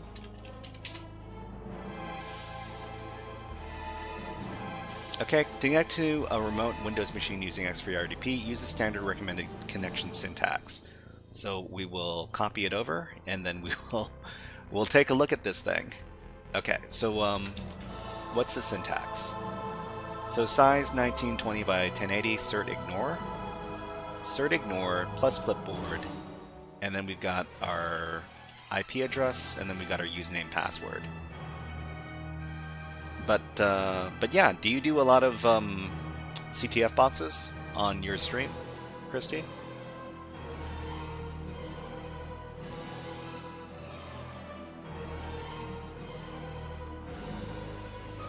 Sorry, I need to get rid of some of these tabs I'm not using, because I've got way too many tabs open.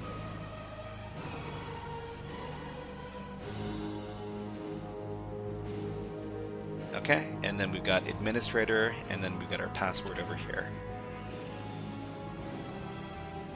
So administrator, password is going to be this.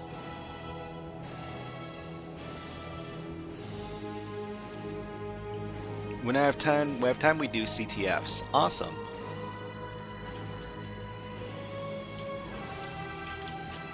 Okay, we've got our password here, and then we need our IP address. So the IP address for this system is this one. Let's copy that.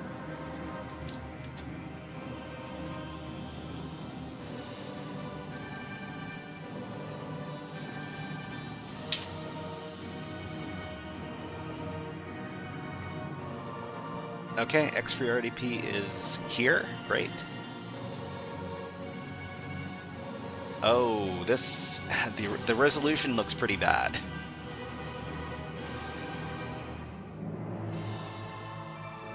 Where I think the resolution is too big. I'm gonna have to get out of here and try again.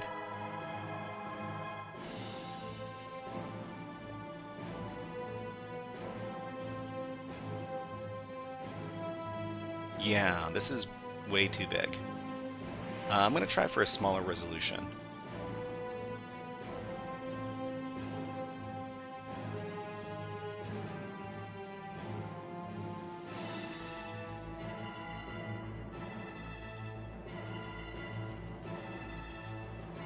It's free RDP. What do you accept? An easy tool? Well, I don't know what I expected. Use Remina? Okay. I think there was a part of free RDP where you could do like dynamic resolution or something. And I think that was the mode I liked the best. Let me take a look at the help for free RDP.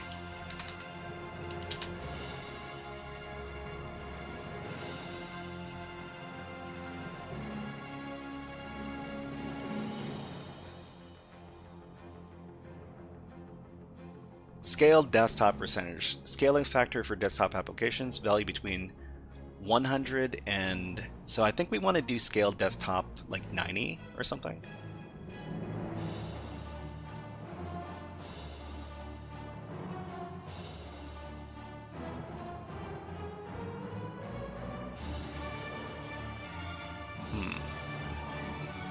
Okay, free RDP, scale desktop.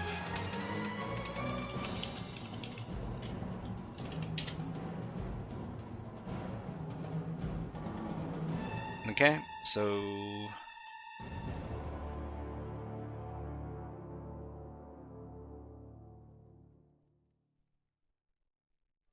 slash scale percentage slash scale, let's see.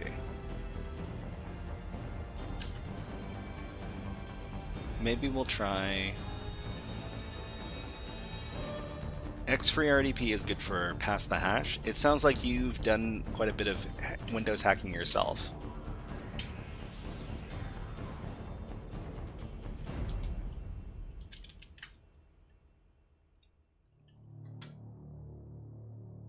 Maybe we won't use size, but we'll use scale instead. Nope, it doesn't like that.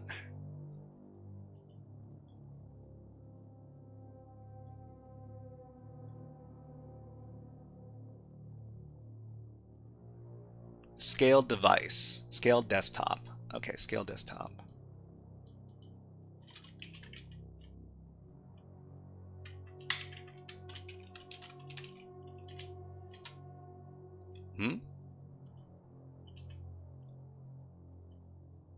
Oh, we need to... Maybe we need to supply the size as well.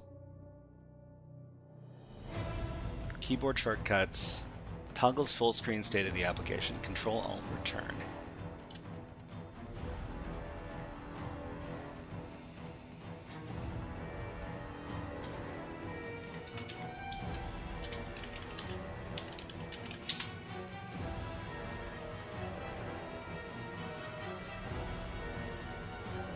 Okay, so we definitely need to include the size.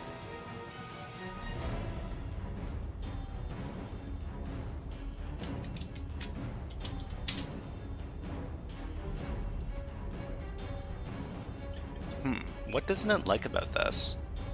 So slash size slash scale desktop.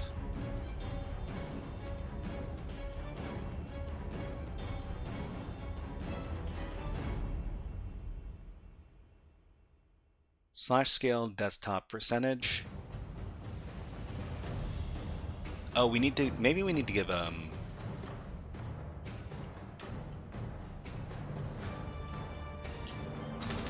space here.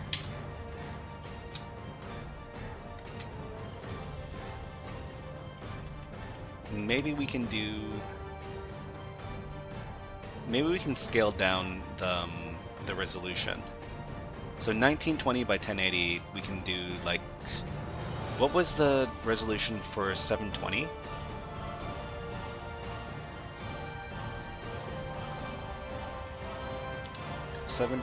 Resolution, 720p resolution size. So that's 720 by 1280 by 720.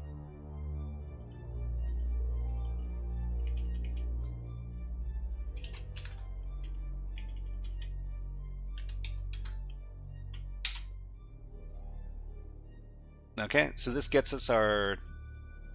Well, it gets us the whole thing, which is nice. Yeah, it would be nice if we were able to scale this as well, but it's okay for right now. Okay, so what do they want us to do?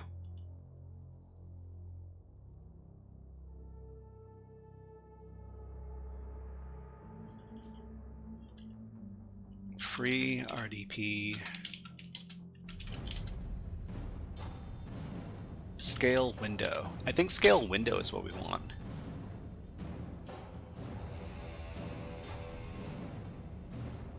Yeah, maybe dynamic resolution.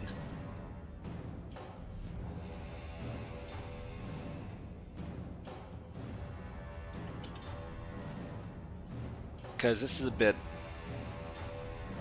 hard to look at.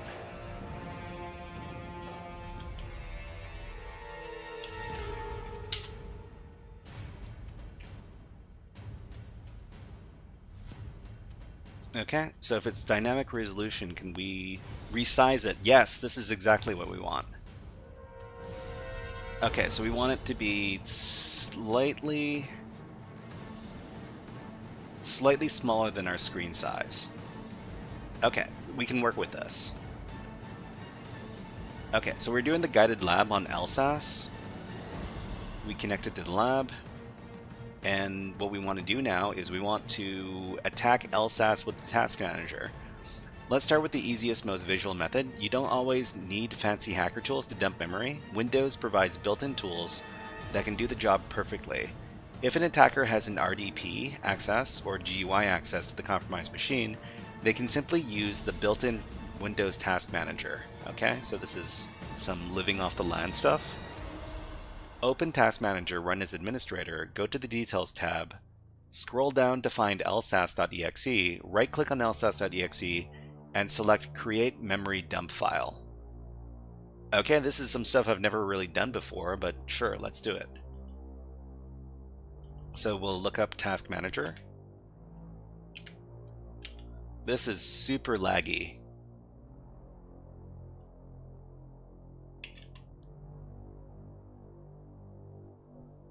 Super laggy. Okay, so we'll run as administrator.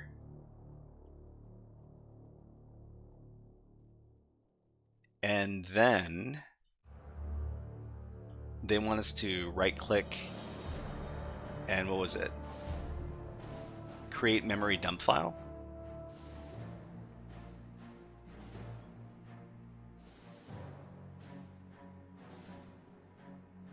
Please wait while the process is written to a file. Okay, so we're just have this running in the background. Let's do a little bit more reading. Create memory dump file. Windows will create a .dmp file using the user's app data local temp directory containing everything LSASS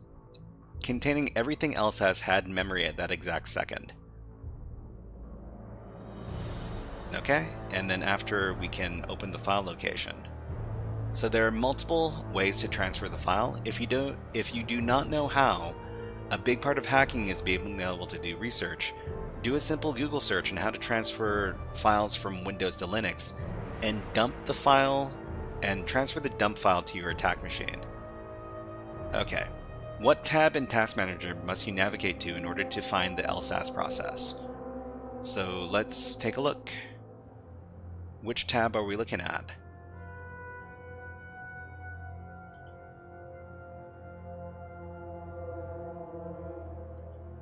So we're looking at the...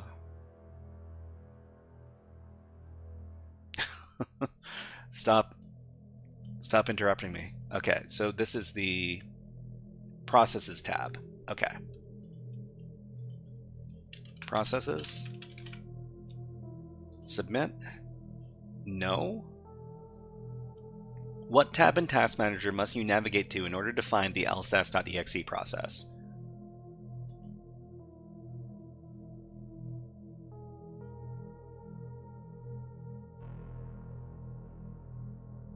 I mean, we found it in here, didn't we?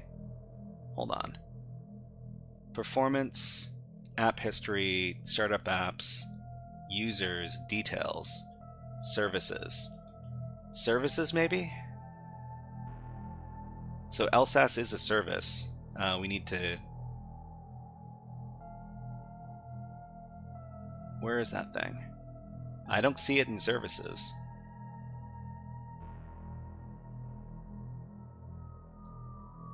Okay, so this is processes, performance, app history, startup apps, users, details. Details? Maybe it has to be the details tab. Okay, let's try details.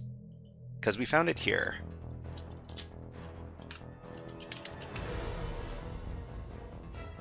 That is correct. Okay, it's the details tab. Okay, so LSASS.exe, and what is the file extension of the memory dump created by Task Manager? So this is a .dmp file.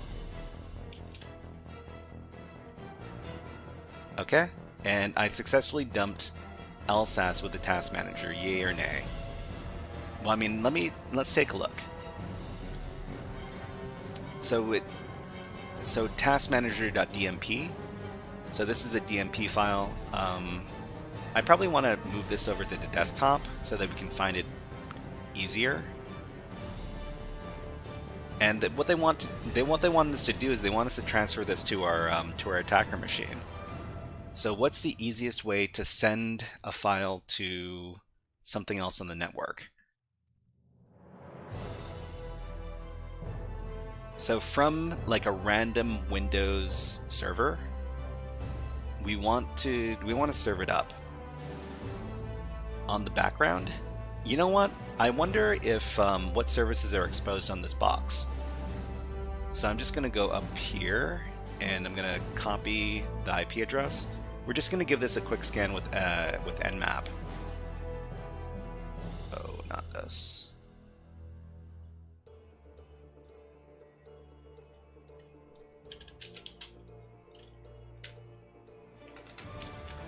Okay, and we're just going to scan all the ports. Oh.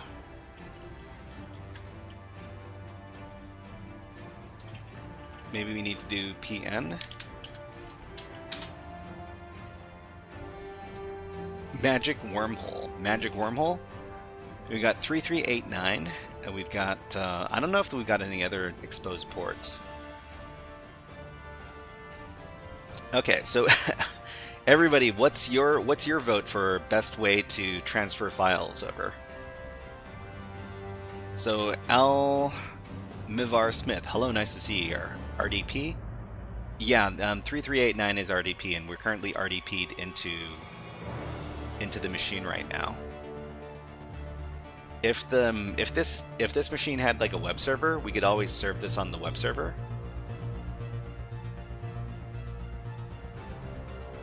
But we've only found 3389 so far. Zip in base64 is a good solution.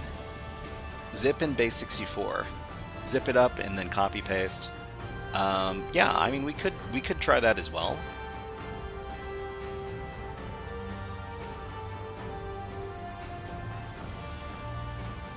So maybe we would do that from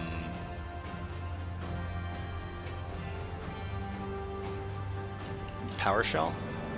Run PowerShell as administrator.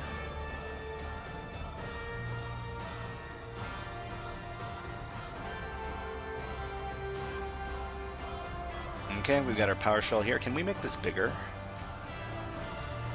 Let's see if I can make this terminal bigger.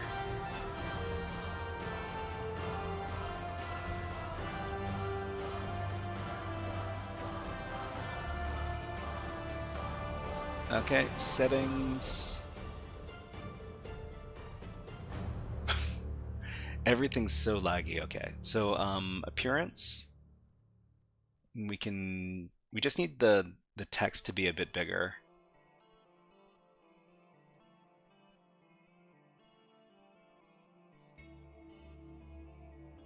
Application theme, just a second everybody. Then we can do control and plus scroll. Can we do that? Control plus doesn't work. Control scroll. Oh, it does work. You can do control scroll. Great, thank you. Thank you, Almavar Smith. Thank you. Okay, so this makes it bigger. And then we can... Is there Is there Python? I wonder if there's Python on here.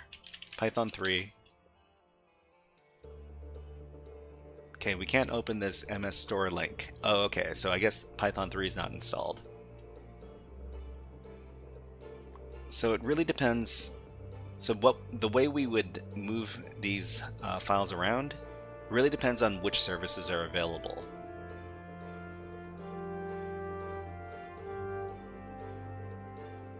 But maybe we can use like CRYPTOGRAPhy. Windows CRYPTOGRAPhy file transfer. Can you install Linux? I think that's kind of like that's a bit overkill, and I'm not too sure if you can. Okay, so since Windows CRYPTOGRAPhy file transfer.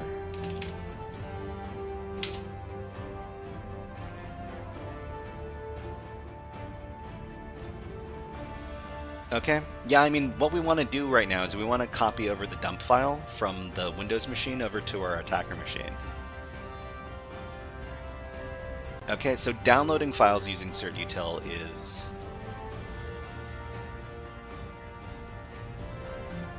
So what about...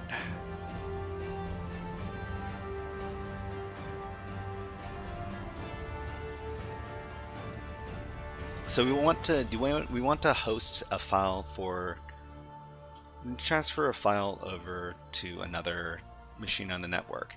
So there's PowerShell can do a lot. Yeah. Windows transfer file to remote host via PowerShell. SMB is an option. The other well, I mean, it is an option, but we want to make sure that there's an SMB service running. And from what we've seen, there's only... Okay, so the dirtiest method we could do is we could base64 encode everything and then just copy it over via the clipboard, but I'm pretty sure that this file is too big to do that effectively.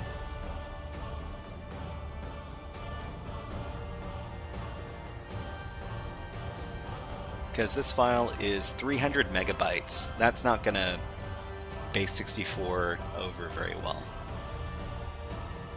Okay, you can download a tool like Minlo and just start that as a server. Import socket.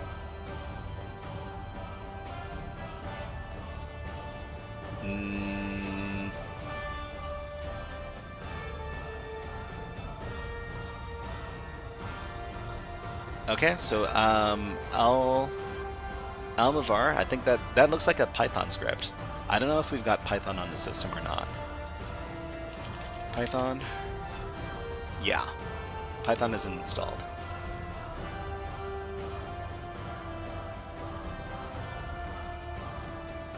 Okay, what did they suggest over at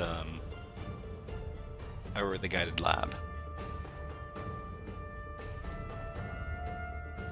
Transferring the file. So if you don't know how, there are multiple ways to transfer the file. A big part of hacking is being able to do research.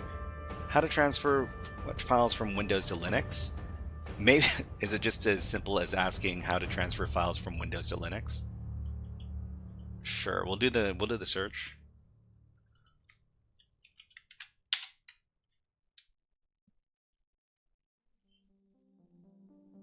Okay, the most straightforward method is using a shared USB drive, using a network transfer tool, or utilizing the command prompt. Okay, so the command prompt... SCP. Windows natively supports SCP Secure Copy Protocol in PowerShell.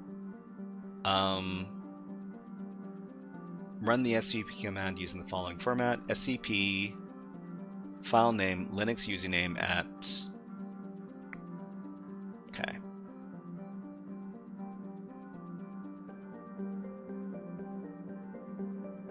Does this require us to start up an SSH service?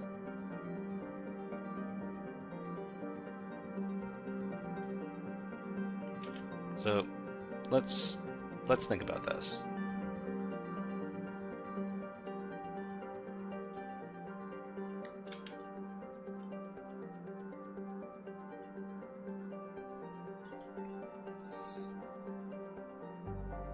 Okay, open SSH is an option only on the target. So SCP, and then we send it to the Shy Hat at IP address, and we're sending over home John my documents. So that's going to be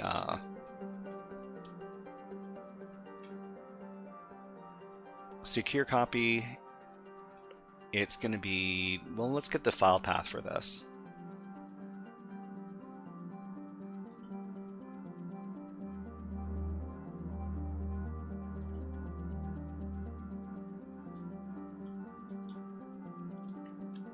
So C users administrator desktop.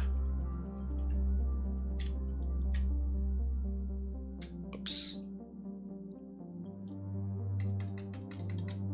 C users administrator desktop with a capital D, and it's called task mgr.dmp, right? Okay, you only need to run the server on the target machine. SCP rotocopy FTP. Let me confirm the name of the file. Taskmanager.dmp with this dmp. Okay, let me confirm my IP address on this network.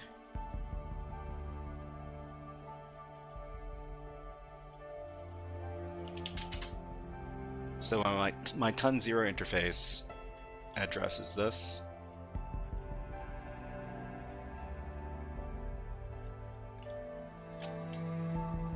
And we'll move it over to temp.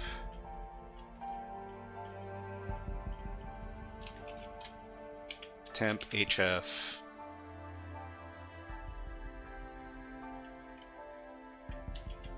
Okay. Does this work? Connection closed. Connect to port 22, connection refused. Connection closed. Okay, so we do need to start up. Day April, hello, nice to see you here. We do need to set up a an SSH server. So let's see, sudo system ctl start, what is it called? SSHD?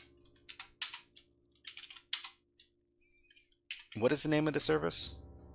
What's the dump? So it's a, it's just start SSH. Systemctl start SSH, so we got the SSH server done. And not SSHD, just SSH. And what's the dump? So it's an LSASS dump. We're currently doing this module from HackSmarter. Attacking LSASS with, well, attacking LSASS in general. Not daemon, did it change? Make sure 22 is open in the firewall. I'm pretty sure that we don't have strict firewall rules in our... Okay, so this is not known. Do you want to continue connecting? Yes. Password. Okay, so it looks like it's transferring now. It's going to take a while because it's a 300 megabyte file, and apparently our connections were not that great.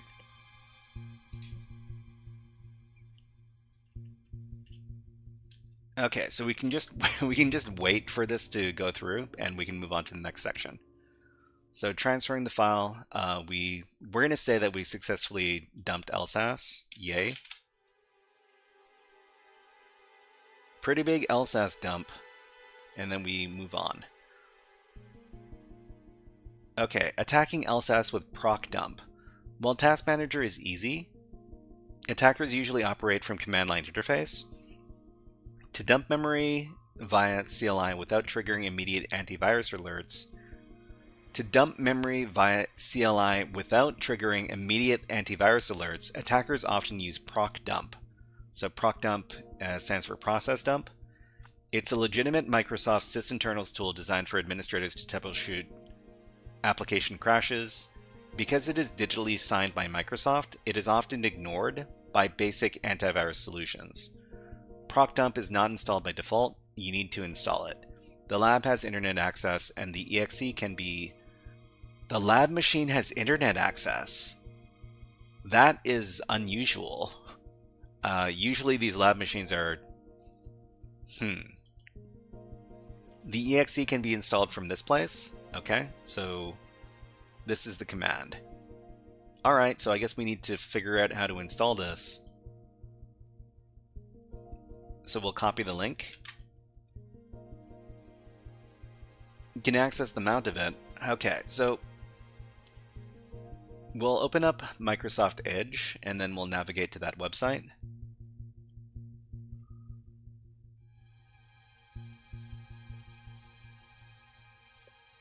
Let's see, start without your data? Sure. Confirm and continue. Confirm and start browsing.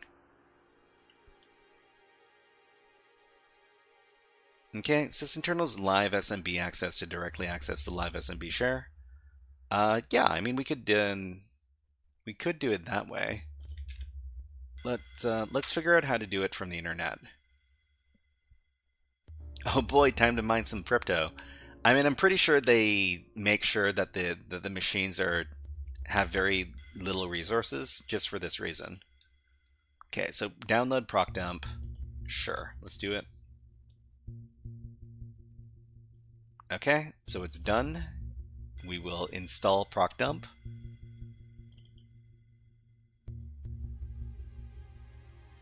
And I guess we're looking for ProcDump 64. Let's just copy all of them.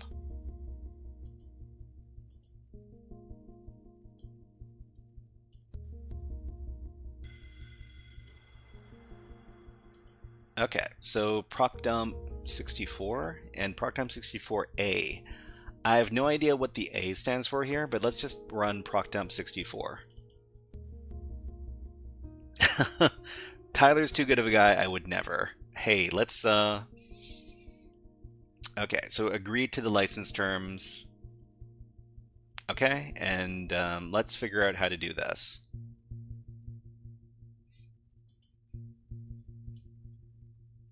The command is procdump.exe accept EULA, ma LSASS.exe, and to c LSASS.dump. So accept EULA automatically accepts the Microsoft user agreement. Crucial for silent CLI execution. MA tells ProcDump to write a full memory dump. LSASS.exe is the target process, and the output file location is c LSASS.dmp. Okay, let's try running the command. Copy, and then we'll run it from our PowerShell.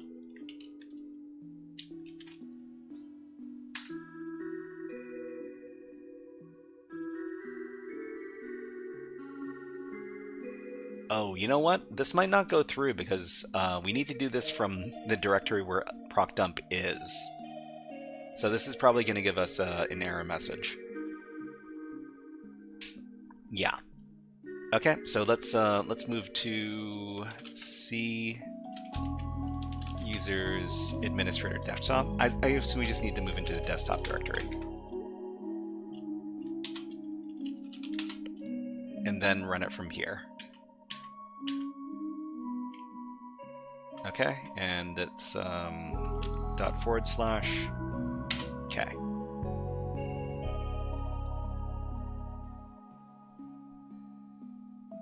So it's doing it. So dump 1 completed, 56 megabytes written in 3.0 seconds. Huh. So the file that it created with ProcDump is only 56 megabytes, but the other one that we created with the task manager was 300 megabytes. So I wonder what the difference is. Accept EULA, accept EULA. Yeah, that's what they want. Okay, 56 megabytes, so it looks like the correct output. What Microsoft tool suite does ProcDump belong to? So this is the sysinternals.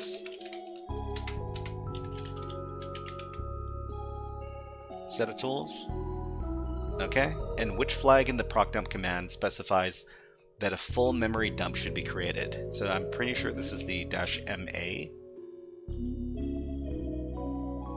So I successfully dumped LSASS with procdump, yay or nay? Yay?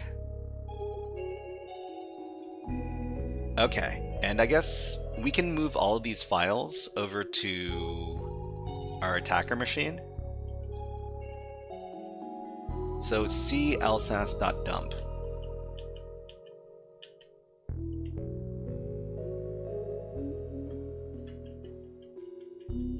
And we'll just put it over here. lsass.dmp.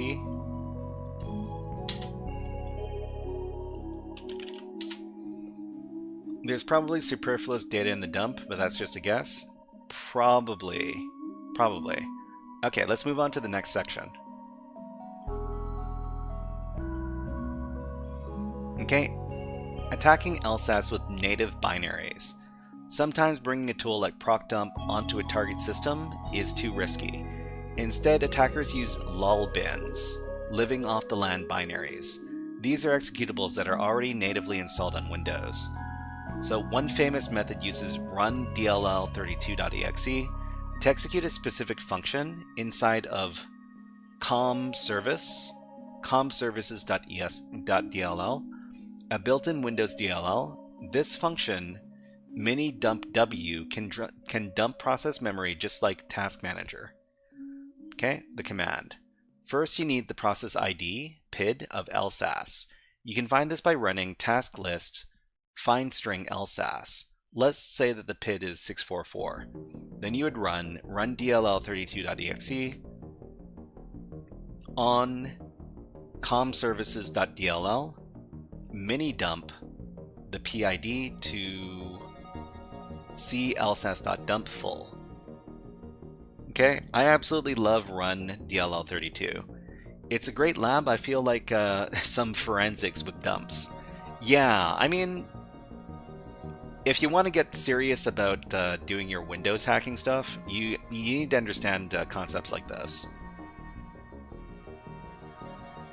Okay, so this command requires SE debug privilege, which administrator accounts have by default. Okay, let's go ahead and do this. So we'll run task list find string LSASS. Task list find string LSASS. Okay, and we found the lsass.exe file. It's got PID 736.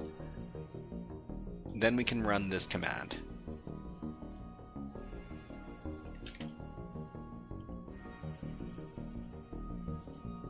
Alright, paste it in. So the process ID for this one is 736. And we'll save it as another file. We'll save this as run dll32 LSASS.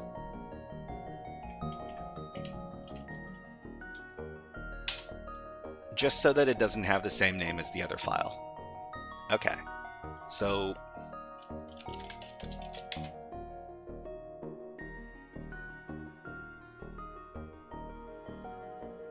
wait, did it not happen?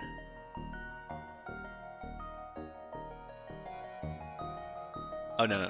Okay. So we got the run dll32 lsass.dmp. We're gonna copy this over as well.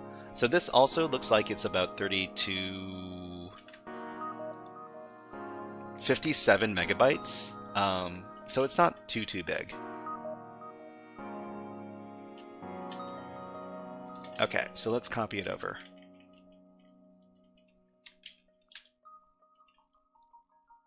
So that's going to be C users. Oh no, that's just C. Okay, We're copying it over right now, and then we're going to move on to the next section while this copies. Okay, what is the term for a native built-in OS binary for malicious purpose? Native built-in OS binaries. This is lulbins. Okay. Yep. We should really look at what's inside these dumps and not just copy them. I'm pretty sure they're going to talk a lot about how to investigate the dumps afterwards, after it talks about how to obtain the dumps. So I successfully dumped LSASS with run dll32.exe. So these are all good techniques to know. I should probably take some notes afterwards. We'll take notes after the after we complete the lab. Extracting secrets from LSASS with PyCats. PyCats. That's funny. Okay, now that we have our LSASS dump file, we need to read it. Memory dumps are completely unreadable to the human eye, so we need a parser. While the original tool for this is Mimikatz, a Windows executable, running Mimikatz on a compromised machine is extremely noisy and almost guaranteed to trigger antivirus. Instead, modern attackers prefer offline parsing. They transfer the dump file to their own attacking machine like Kali Linux and parse it there. To do this on Linux, we use PyCats, which is a pure Python implementation of Mimikatz. Setup. Transfer the file. Okay, so we did that. Run PyCats. Open a terminal on your Kali Linux machine and run the following command against the dump file, PyCats. I'm pretty sure this is not installed by default, but let's take a look.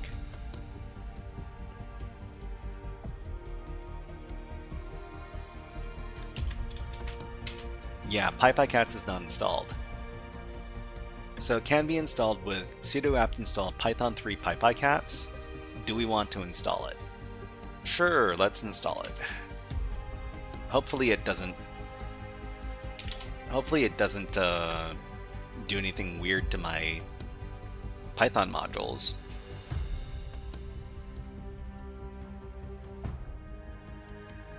Okay, it should read the script. It should be interesting. So PyCats, it works. Okay, so we just need to run it with something else. So we've got our 3 files here: lsass.dump, run dll32, lsass.dump, and taskmanager.dump. Okay, run PyCats. So PyCats LSA mini dump lsass.dump. So we want to target local security authority secrets. Mini dump specifies that we're feeding it an offline dump file rather than trying to read live memory. And lsass.dump is the name of the file they want transferred. Okay, so we'll try running this with one of our dump files.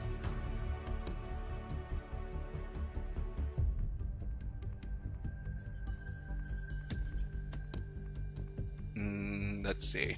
Let's rename this window PyCats. And we're running it on lsass.dump. Sure, we'll just run this. And what do we have? We need to figure out how to read this stuff.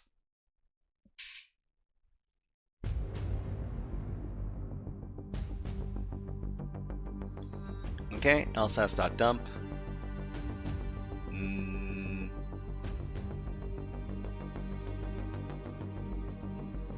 We got our logon sessions. Where are our usernames?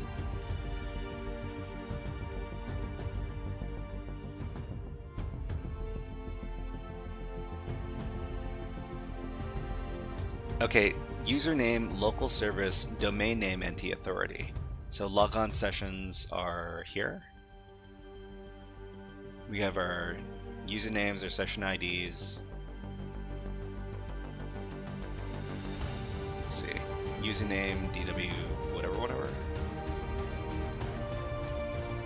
Okay, let's read on.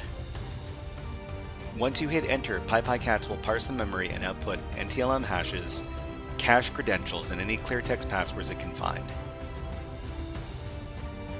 Okay, we could look for the administrator user. Huh. Yeah, we should look for the administrator user. Okay. Hold on. So PyPyCats over here, we'll run it, and then we'll output it to a file called pypycats.txt, or maybe LSASS dump, or PyPyCats LSASS. Okay, just so we can take a look at it later. So we'll pipe this into grep to look for administrator.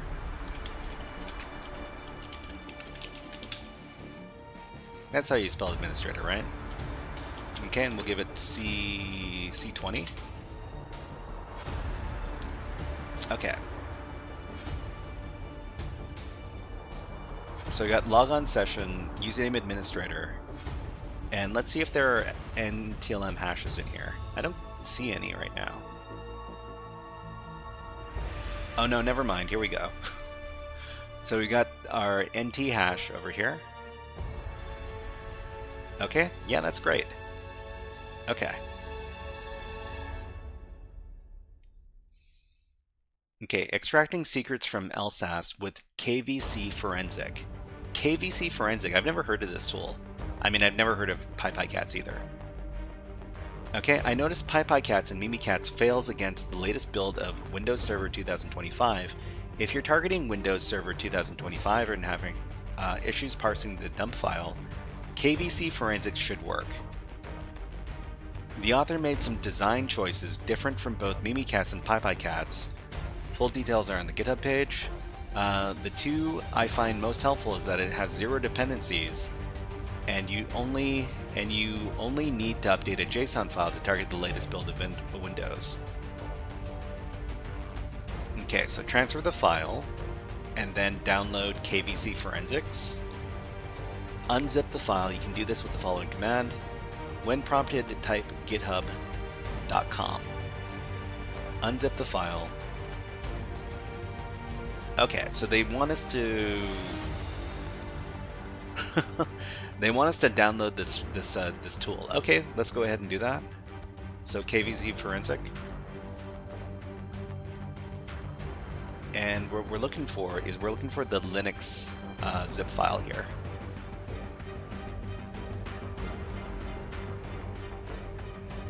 KVC Forensics for Linux. So let's copy this link, and then we will download the file.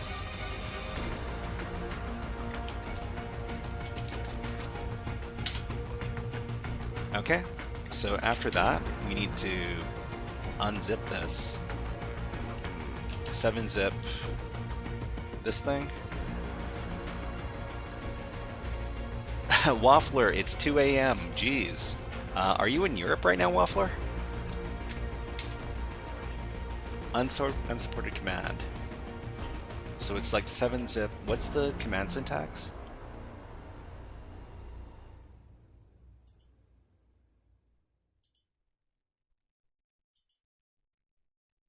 X. 7ZX.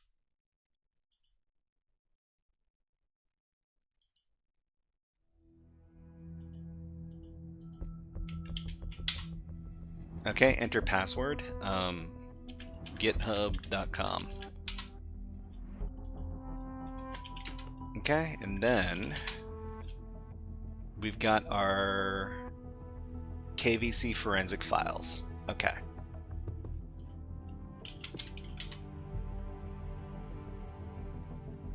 I think this is the tool, and we need to make it executable to run it.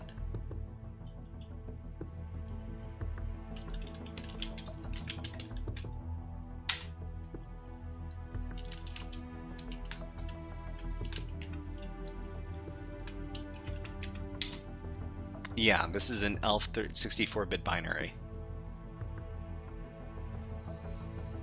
Okay, make the binary executable, and then finally use KVC Forensic to parse the secrets. The secrets would be in both the result.txt and the result.json files.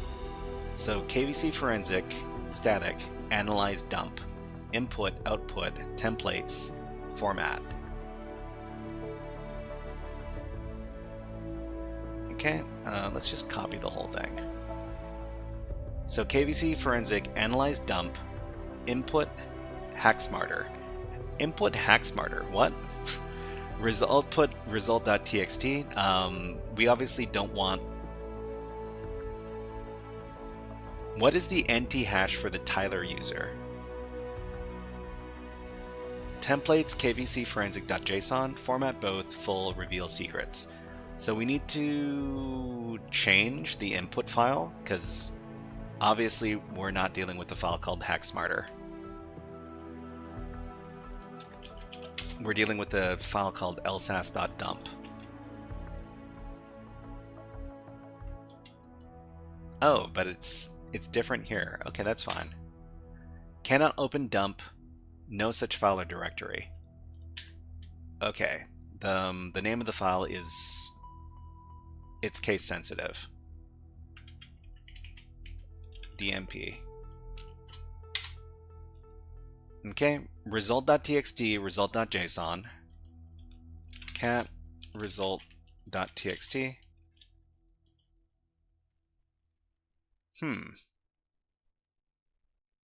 So we're looking for the Tyler user's NTLM hash. So we'll take a look at result.txt and then we'll grep for Tyler. And we'll give it C20. And what are they looking for?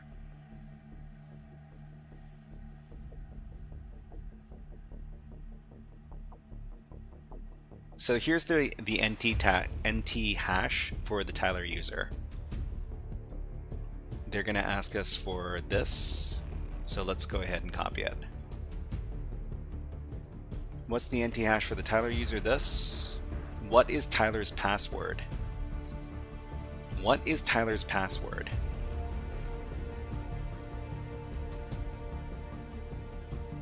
Okay, so can we can crack hashes, NT hashes.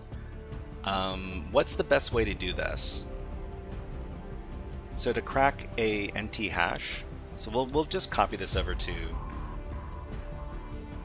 we'll just echo it out to Tyler hash, Tyler.hash, cracking time, yeah. Okay, so Tyler hash, and let's do a little bit of research. John the Ripper NT hash. Why did I get a Government of Canada publication? To crack an NTLM hash using John the Ripper, use format NT flag. Okay, so format NT flag. Sure, let's give it a go. Not the right one. John.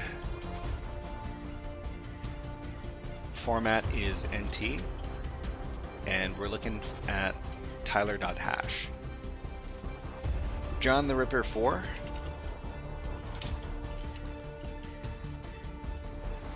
John the Ripper forever? Oh, okay. Let's see. So the word list is going to be good old RockU. User share word list RockU.txt. User share word list RockU.txt. That is correct, right? That's the right path.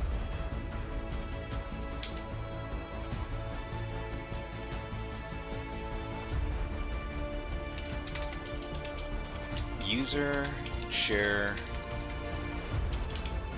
word lists RockU.txt. Yeah, okay, I spelled that incorrectly. It has to be word list with an S. User share word list rocky.txt. I miss rainbow tables. Password 123. Hey guys, Tyler uses password 123. Just kidding. Okay, let's copy the password and we will move it. We'll move on to the next section.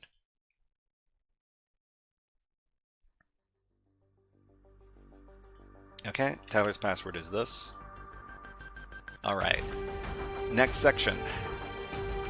In his demo boxes he does, yeah? I mean, it makes sense. Defending LSASS.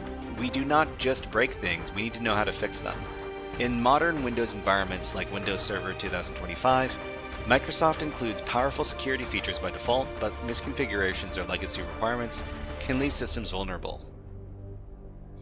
To secure LSASS and prevent the dumping techniques we used in this lab, defenders must implement strong baseline configurations. Let's look at how to reverse the vulnerabilities we exploited. Use the lab. You have full administrator access to the lab machine. We encourage you to make these changes and retry your attacks. To see defenses. Number 1. Disable auto logon. Auto logon stores a plaintext password in the registry and automatically caches it in the LSASS upon boot. To remove this risk, defenders delete the default password key and disable the auto admin logon in the registry path. Okay, so disable auto admin logon. Okay.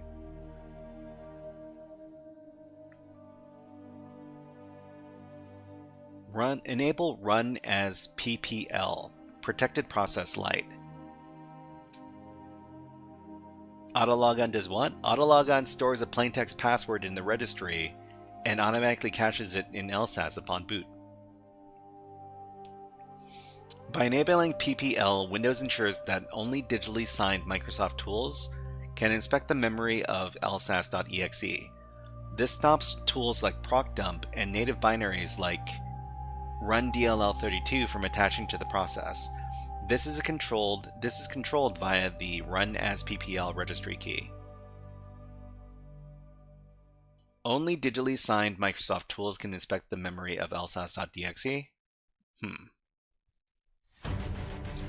Unencrypted password logging? Yeah. Is this live unscheduled? No, it's not. It's not unscheduled. This is the schedule is over here. Cypher, hello, nice to see you here.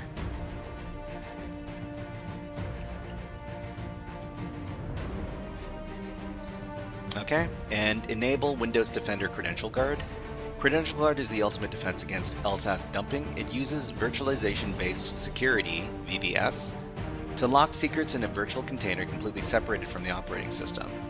Even if an attacker gets system privileges and dumps LSASS, they will only get useless encrypted garbage. This is managed by the LSASS flags registry key. Which registry key is used to enable or disable Windows Defender Credential Guard? Okay, this one.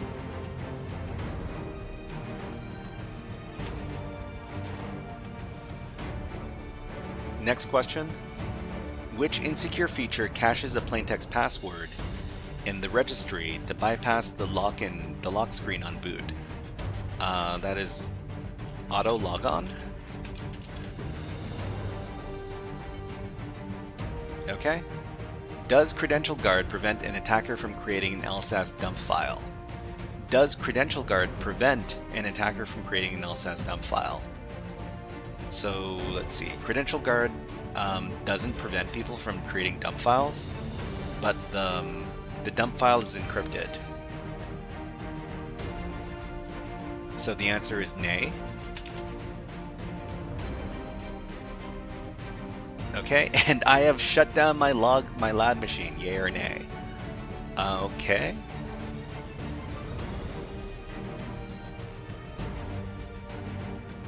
Alright, so they want us to shut down the lab machine. I guess we can get out of...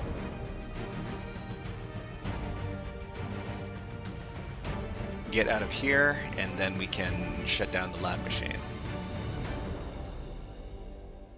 I could have sworn there was more to do in this lab, though. First, do the shutdown. Okay, so over here, up at the top, we can power down the machine. Stop machine. And then it is stopped.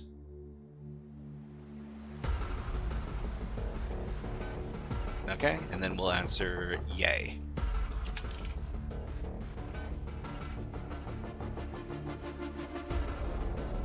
And then we'll move on to the next section.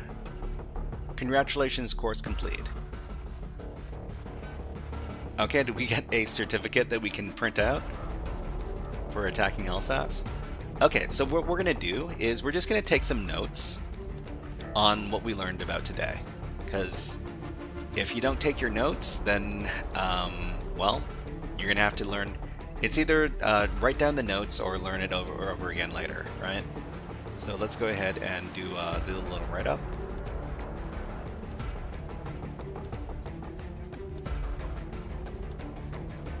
Where are my write-ups? What notes? Good question. So we'll add this to like HackerFrogs after school.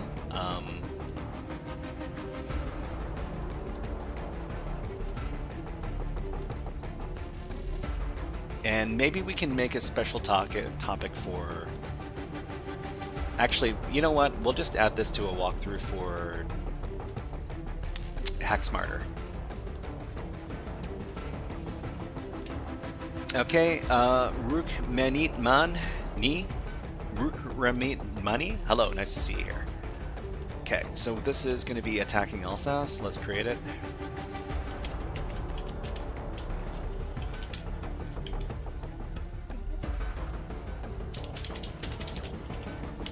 We'll get the URL where you can find this thing, the concepts we learned here, and the method of solving, the lab.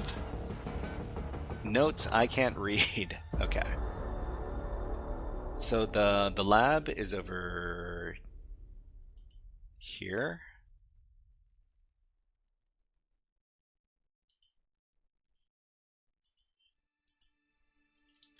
So here's the URL, the concept, dumping LSASS to get NT hashes and possibly passwords. Okay. Thank you for this important class. No worries, no worries. Please take the class yourself if you got time. We've got an ad running on Twitch right now, so we're just going to take a break and put on the birds. Thank you very much for following on Twitch, not Komaru. How about these birds? Okay, we'll be back in about 30 seconds. I just need to have a little water break. But enjoy the music and enjoy the bird.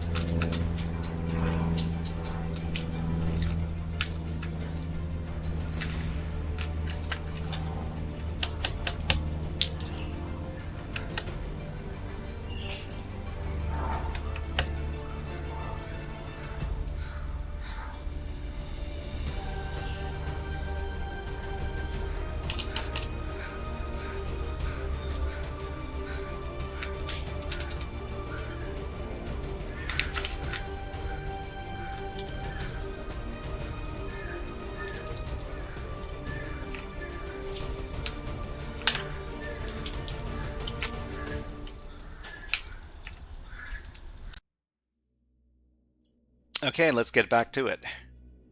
All right, so method of solve. So let's think about this. So this learning module teaches us 3 different methods of dumping out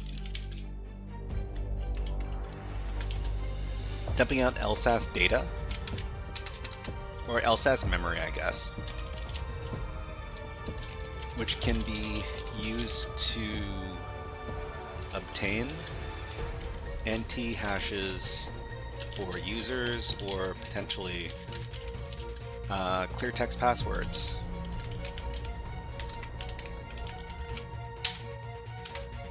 Okay, so this is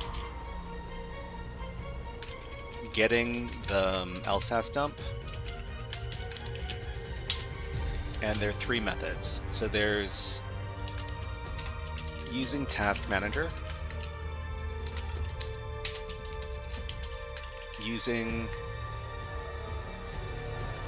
What was the second method again?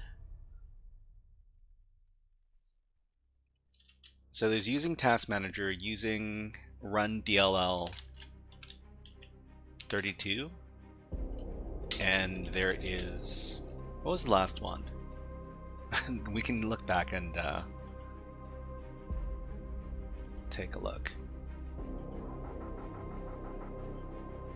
Okay, so it's extracting secrets, native binaries, proc dump, that was the name of the second thing. Okay, so the task manager, proc dump, and native binaries. Using proc dump. Okay, so using task manager, this requires we have either RDP or physical access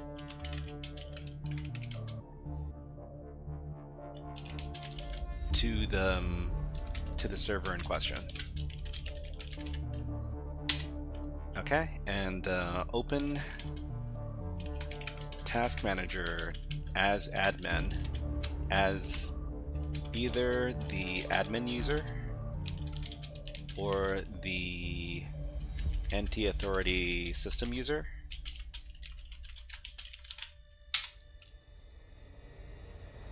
Click on the details tab, locate LSASS.exe,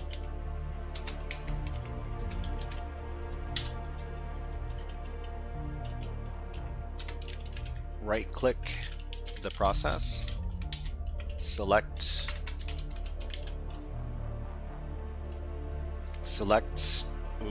what was the name of that thing?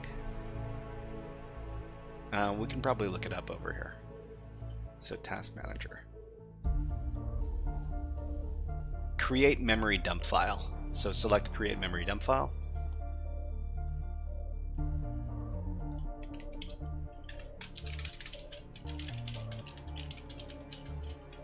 Okay, so that's task manager. So using proc dump, we need to have proc dump, or proc dump is not installed by default. Proc dump is not installed on Windows machines by default. We will need to download it from this page. Okay, and what page was that? We'll get the notes from over here. Okay, proc dump is, it's this link.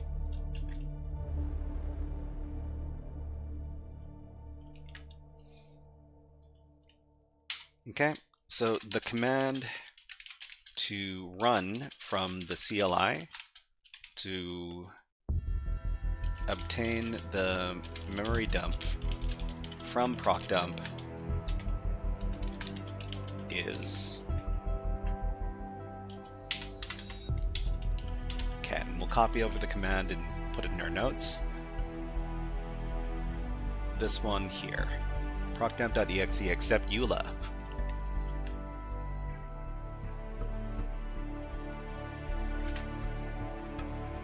Okay, so that's all there is to using proc dump to get the memory dump, to get the LSASS dump. The last method is run DLL32. So this is a lol bin, or living off the land binary.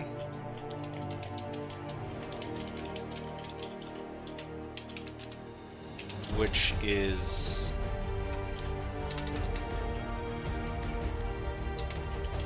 native to all Windows systems. Well, I guess we can call them modern Windows systems because I'm pretty, it might not be installed on like really old systems, really old Windows systems. Modern Windows systems. You can run the following command to dump LSASS.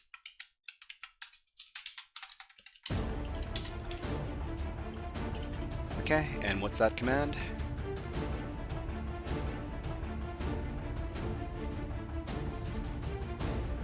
So the command is this, run dll32.exe.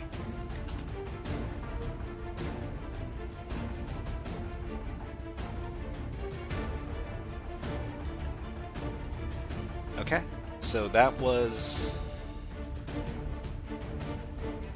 getting the LSASS dump. So the other section is actually analyzing the dump. So this next section is analyzing the LSASS dump. So there's a couple of different tools we could use. So there was PyPyCats, and the other tool that they were talking about was KV, what was it? This one, KV Forensic.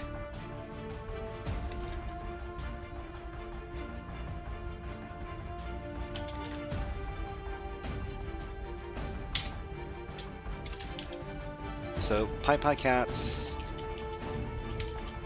is not installed on Kali Linux by default,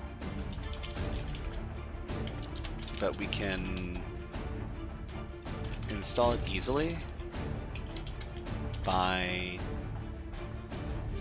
just typing in PyPyCats into the terminal.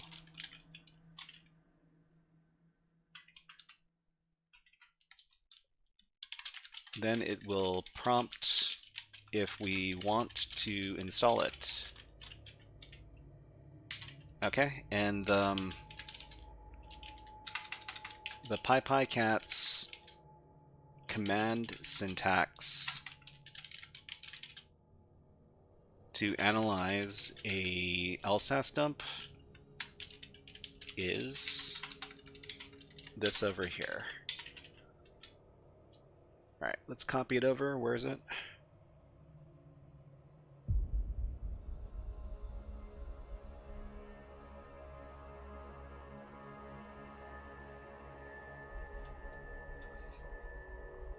Oh, you know what? I forgot to include one of the steps. We need to get the process ID of LSASS, otherwise it doesn't work.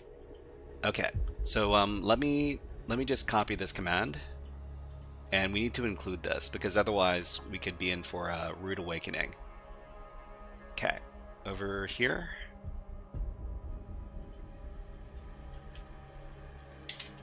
So before we run dll32.exe,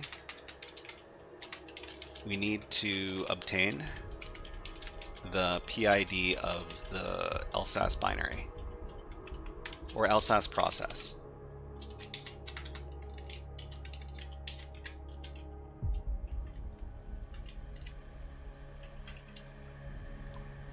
Okay, and let's move on to what we were doing before. So the PyPyCats command syntax to analyze an LSASS dump is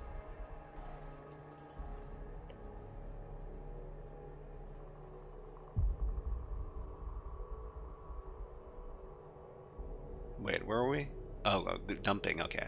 So not dumping, extracting secrets. So it is PyPyCats LSA mini dump.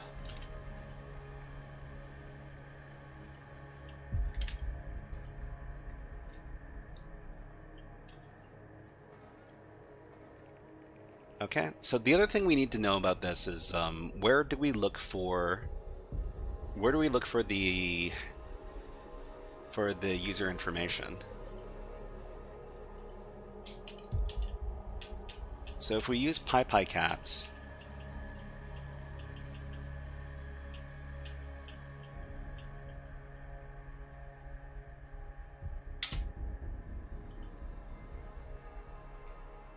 we would search for a specific username, and then after finding that username, we're looking under either MSV or Kerberos or something else, and we're looking for the hashes, such as empty hashes.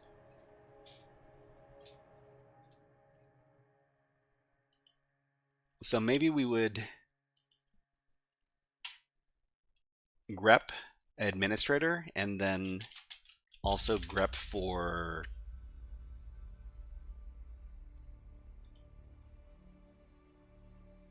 NT.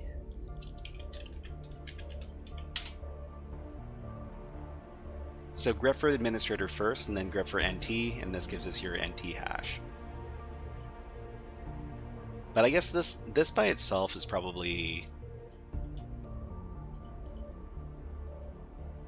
the type of thing you might want to look for. So it's probably good practice to output this to a file for future reference.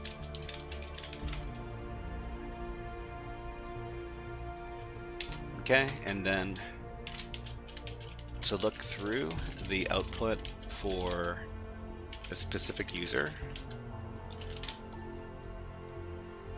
and look, we'd use a command something like this.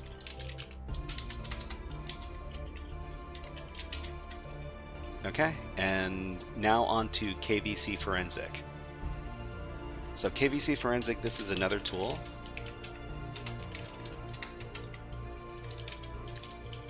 that can be used to analyze LSASS dumps. This might be better to use than PyPyCats if the, well, better to use than PyPyCats for specific versions of Windows, such as, what was it, 2025? And what did they say?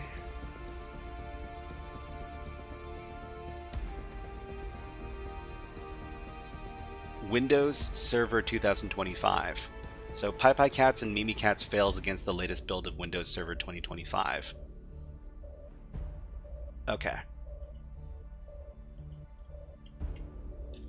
Windows Server 2025 uses different methods. But Dapril, how well versed are you in attacking Windows targets? Because it sounds like you know. It sounds like you know a thing or two.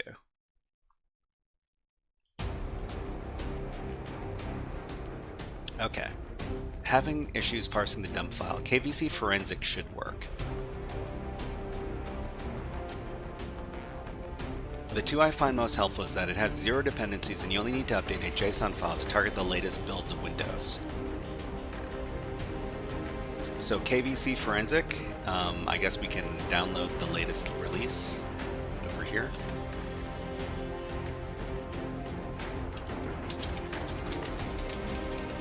Download the latest release for Linux from this website.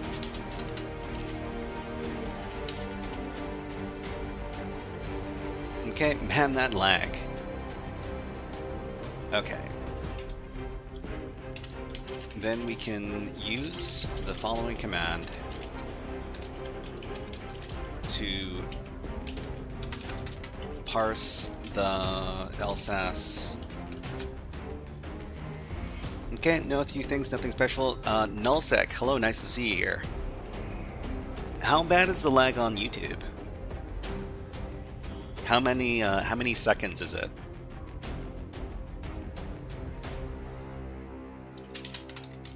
Okay, so KVC Forensic is over, what is it? Here?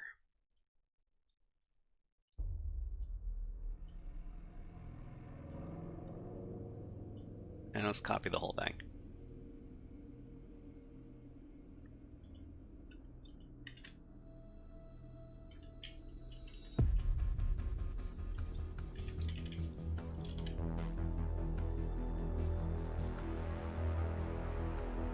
Okay, I think that's all we need to do. 70 seconds. That's a lot. It's a pretty big lag.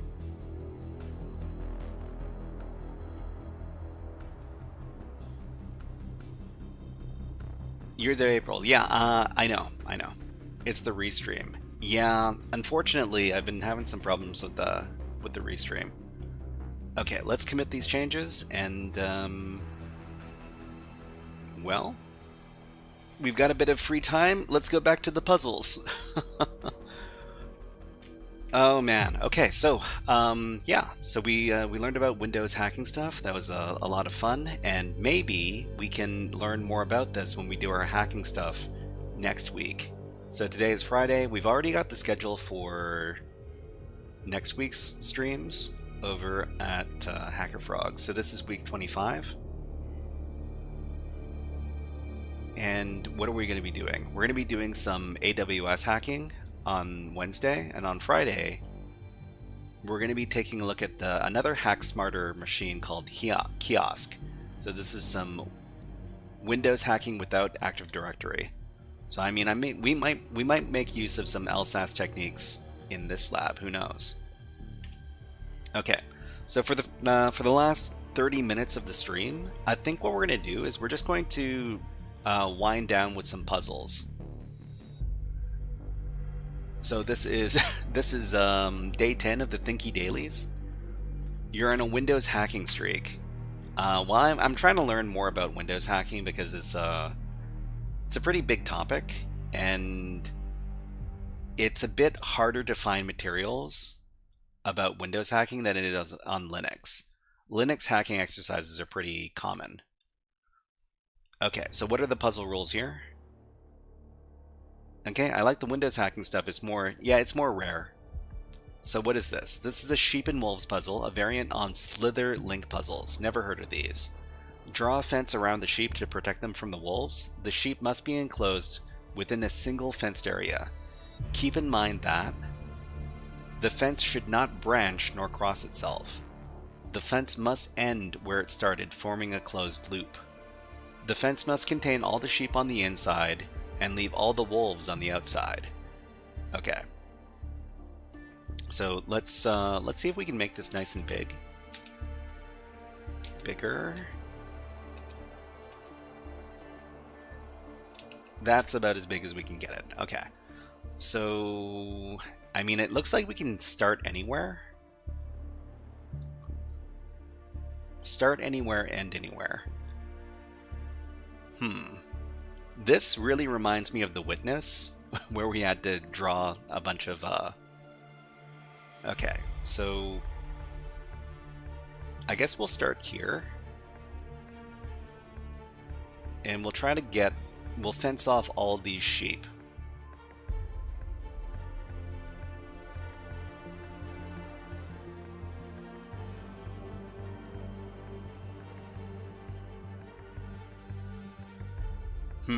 We're coming across problems. Why are you playing thinking what? Well, I mean, it is Pride Month, isn't it? Why are we playing thinking games? Well, we're trying to improve our puzzle-solving abilities.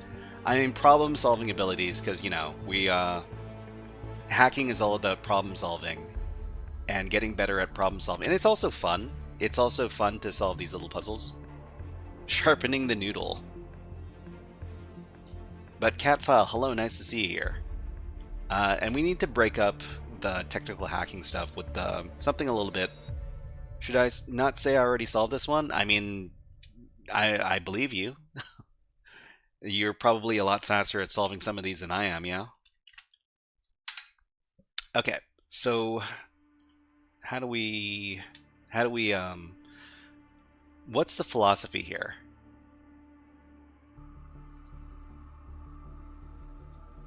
We need to make sure that all the sheep are on one side of the fence.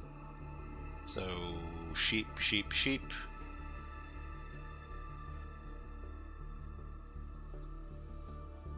And we need to make sure that the wolves are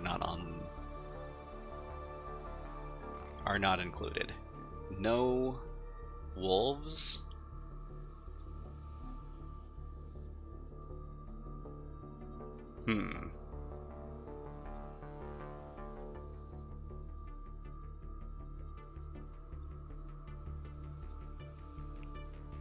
Guest count costs, and then has to be The first sheep of column 5 uses camouflage, is a wolf. The first sheep of column 6 uses camouflage. 1, 2, 3, 4, 5.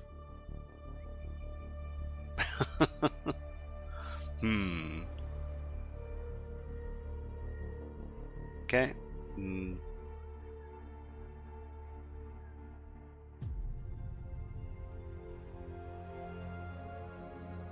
So we just need to make sure to work around the wolves that are on the inside. Can sacrifice any sheep to survive? I don't think we can sacrifice any of the sheep in this scenario. So go around the wolves.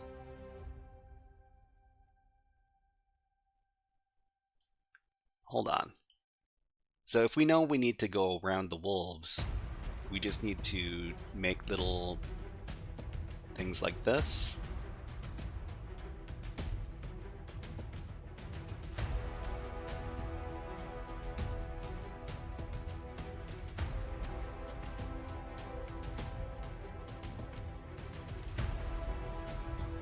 Okay, hint, start at the edges. Yeah, let's see.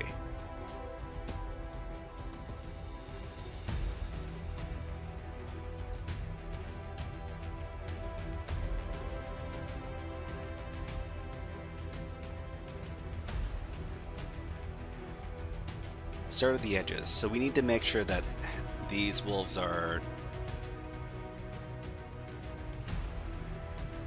fenced off.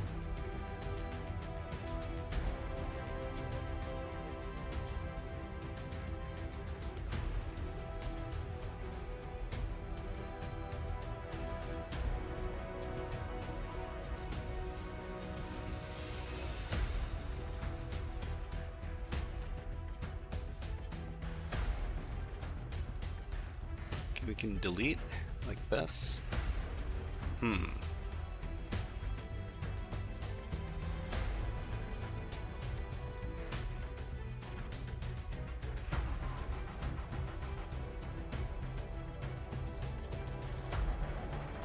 Okay, start at the edges. Make sure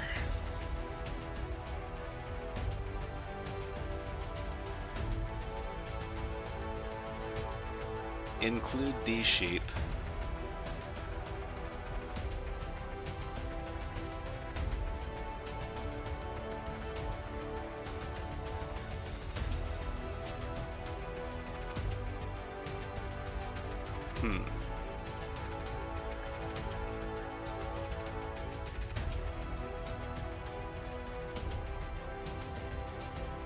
Okay, the one at the bottom will be open to the right. The one at the bottom open on the right.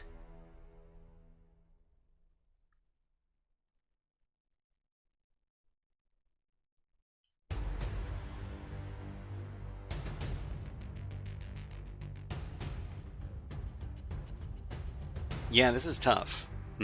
Bottommost sheep open on the right.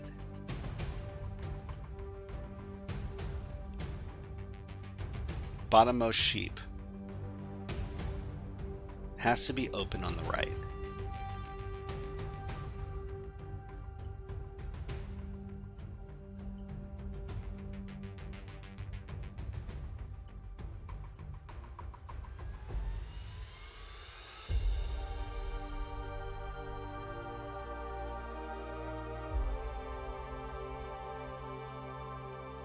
This is looking pretty good.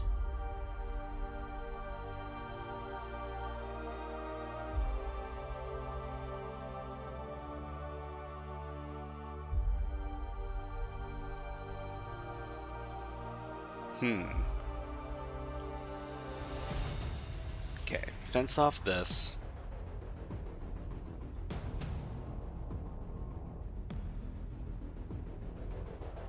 Go.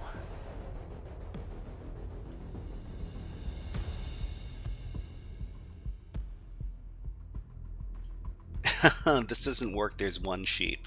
There's one wolf. There's one wolf here. So how do we omit this wolf?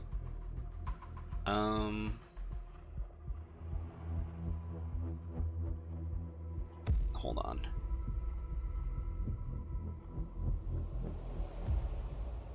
Go here. Capture the wolf. Capture the wolf. Yeah. The top right, we need to be open. We need to open up those sheep.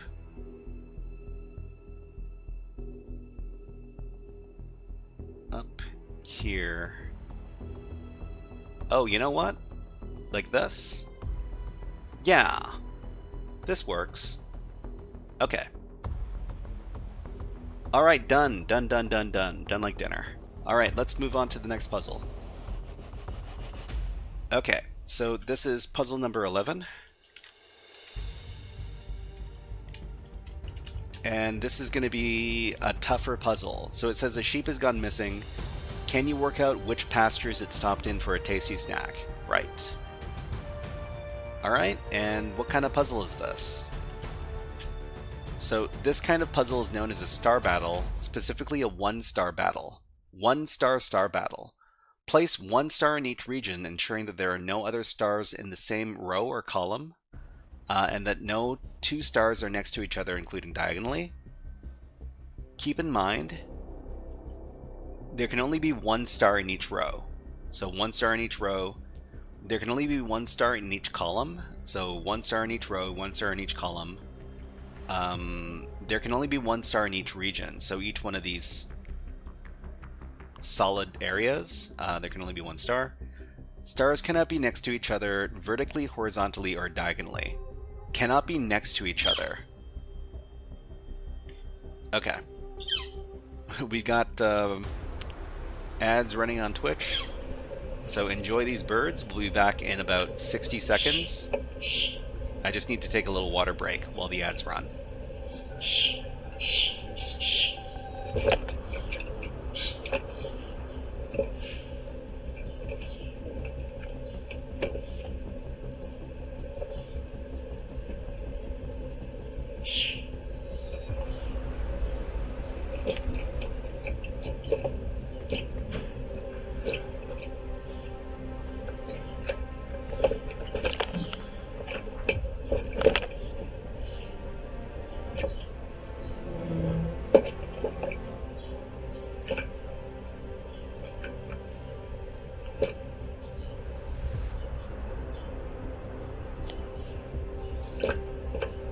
Okay, we'll put the birds away, we'll get back to the hacking. Okay, so stars cannot be next to each other vertically, horizontally, or diagonally, so they need to have space. You can click on a cell or tap it twice to cross it off. Use this to remind you where stars cannot go. Okay, so...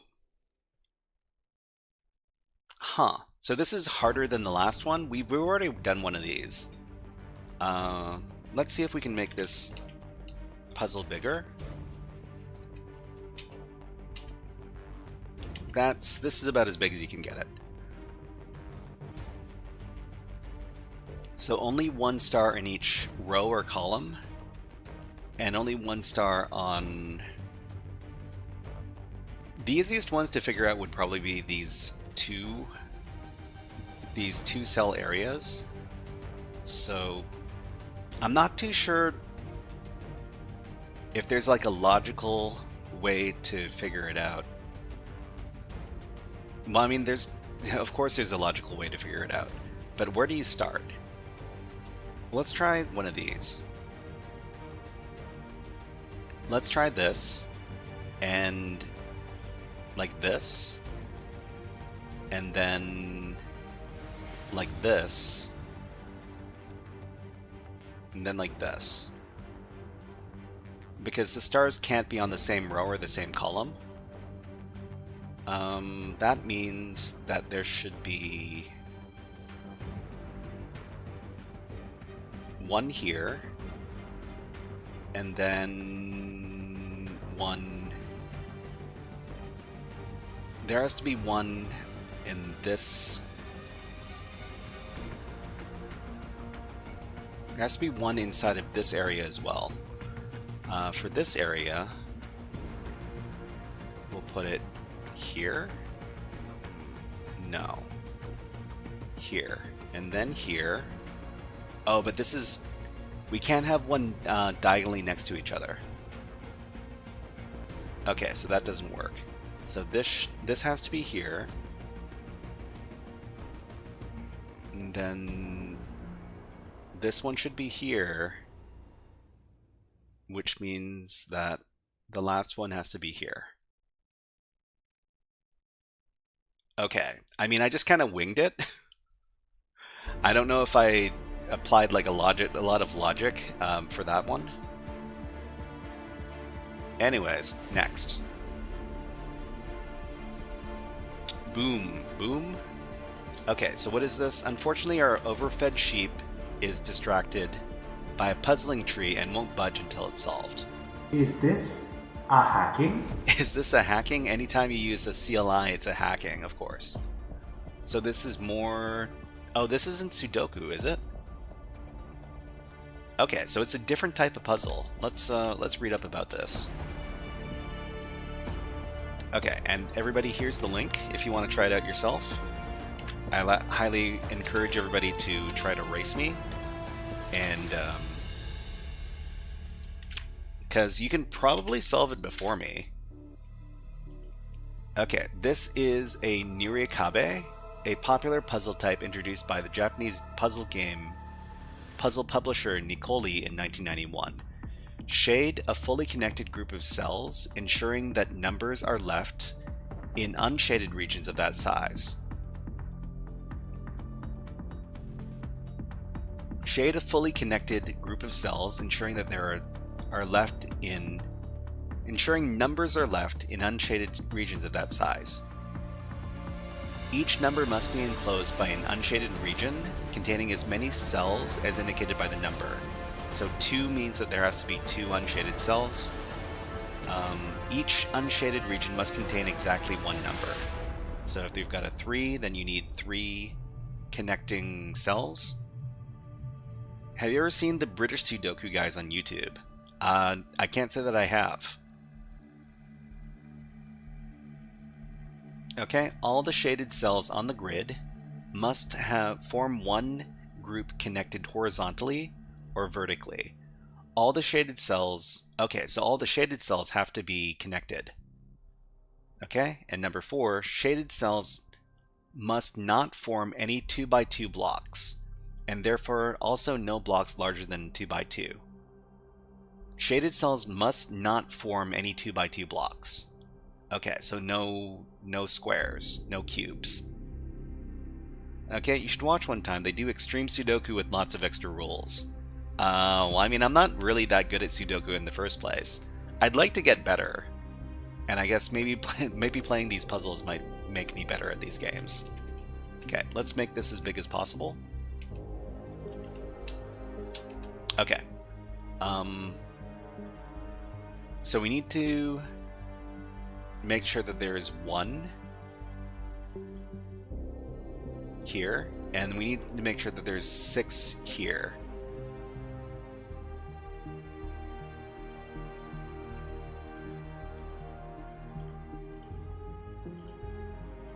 Okay, and there's got to be 1 here, there's got to be 2 here, there's got to be 5 here.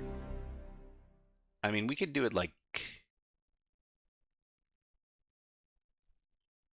Huh. Each number must be enclosed. Each unshaded region must contain exactly 1 number. Okay, so...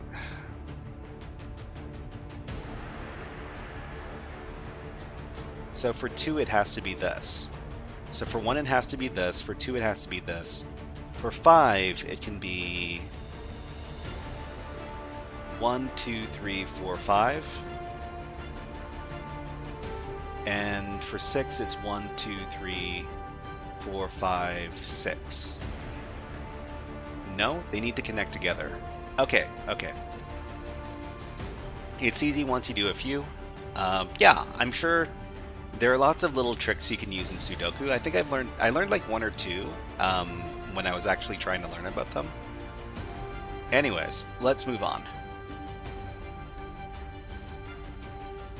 Okay, so this is puzzle 13.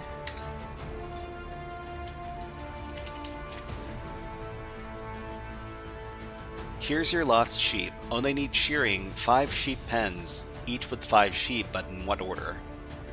Okay. This looks like more Sudoku. Irregular Sudoku. We've done one of these before.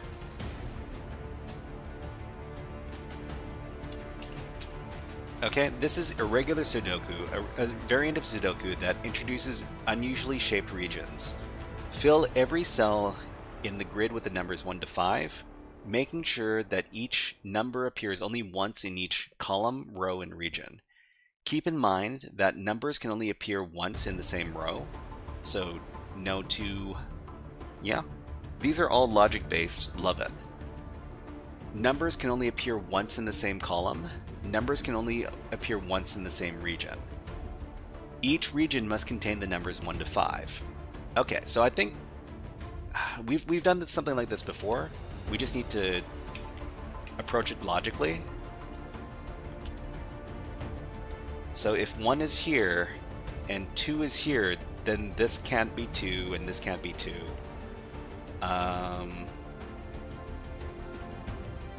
So the 2 in this region has to be either here or here.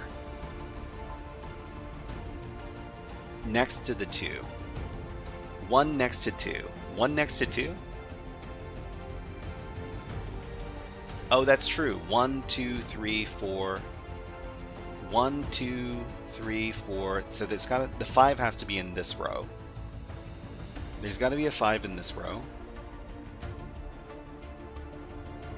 And why do you think the 1 has to be next to the 2? 1 next to the 2, so 1 goes here.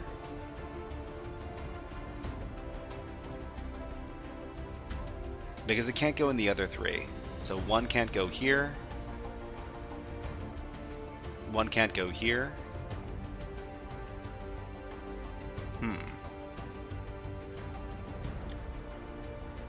So we need. I'm trying to figure out where the 5 goes in this row. So 1, 2, 3, 4. Because of 1 above. Because of 1 above. Oh, okay. So 1, 2, 3. This can't be 3. This can't be 3 because there's a 3 here. It can't be 1.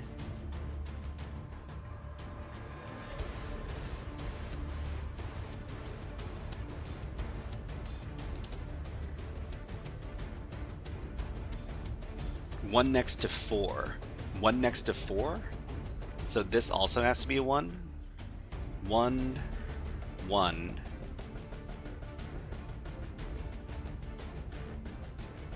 Yeah, okay, that makes sense. There's a 1 here, which means a 1 can't be in this row, so there has to be a 1 next to this 4. Okay? And,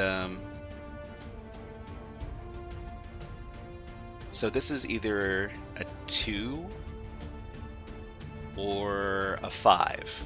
A 2 or a 5 over here. Oh, we're figuring out the 1s? So that's 3. There's a 1 here. There's a 1 here. There's a 1 here. Why can't... Oh, yeah. That has to be the 3. This has to be a 1 as well. 1, 1, 1, 1. And then this has to be a 1. Because there has to be a 1 in this shape.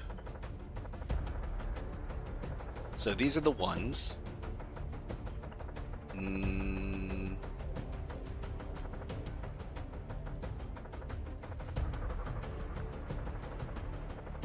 Okay, so there's no more 1s in this row.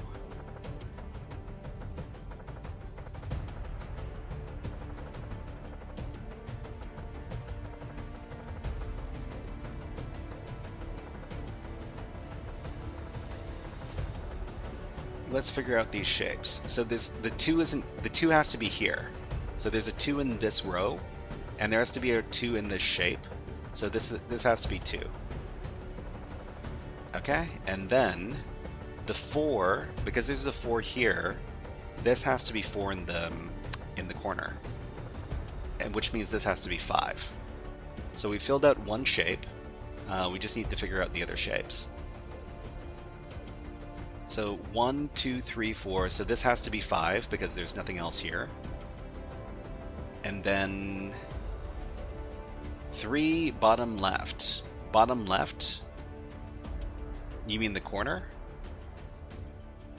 Ah, right. This has to be 3. This has to be 3 because we filled in all the other 4 numbers.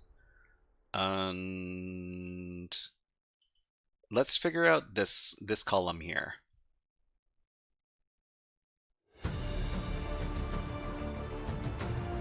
So 1, there's a 3 and a 2. So this has to be the 2 because there's a 2 over here.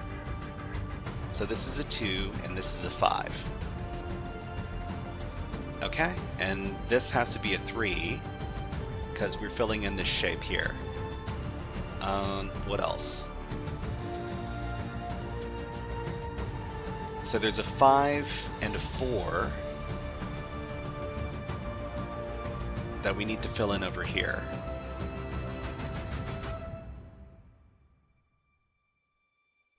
There's a 4 here. So this is either a 5 or a 2.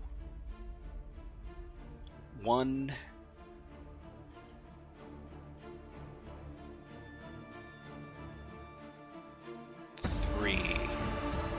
There are 3s here, which means there are 3s on either side over here, which means that this needs to be...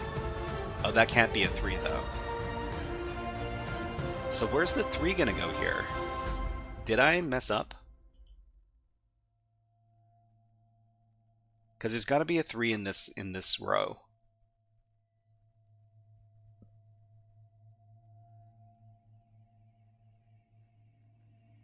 One, 2, 3, 4, 5.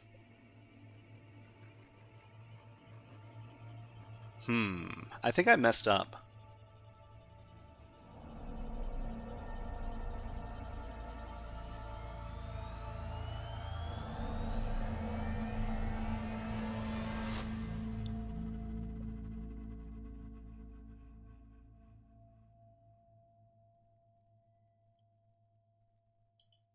Because we're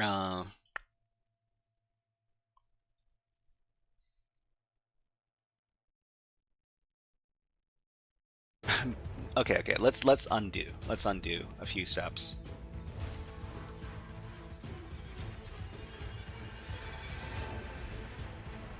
Okay, so there's a 1 here and a 1 here and a 1 here.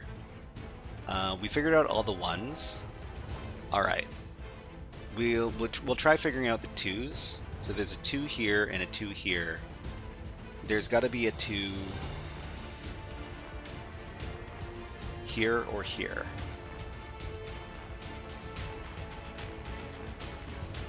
Because of the sandwich. I mean, we're not too sure where the 2 is. It's got to be one of these 2. Well, no, wait. It's not going to be this one. There's not a 2 here. So the 2 has to be here. So that's 2, 2, 2. And we're going to try to figure out where the other 2s are. So there's a...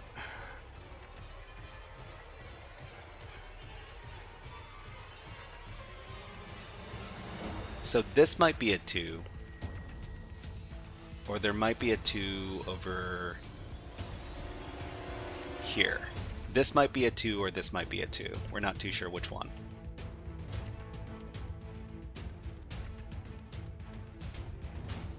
So maybe we should figure out this column.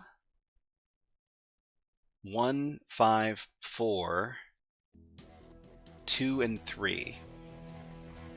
There's a 3 here.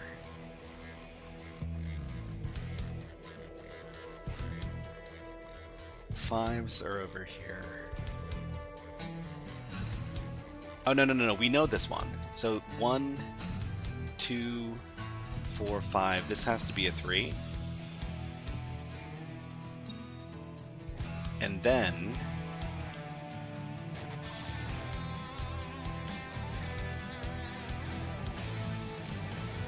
two in the top corner. 2 2 in the top corner, top left corner, 2 here.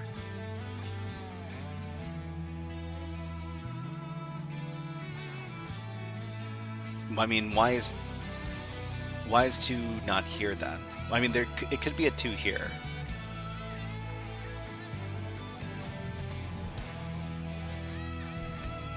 Maybe it's both. 2's vertical make top left corner 2. 2's vertical. Vertical. 2.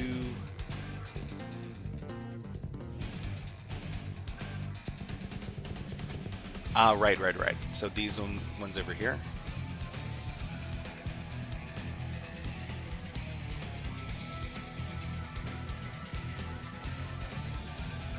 I mean, this could also be 2.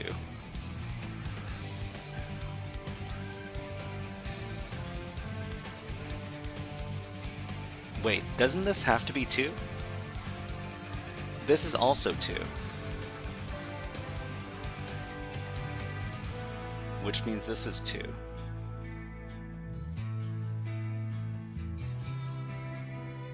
Okay, so that means this has to be 3. And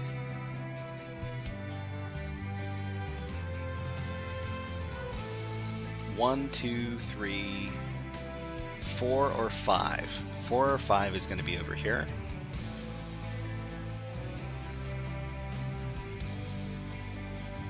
Four next to last 3. 4 next to last 3. Last 3, are you talking about this one? 4, we got a 4 here.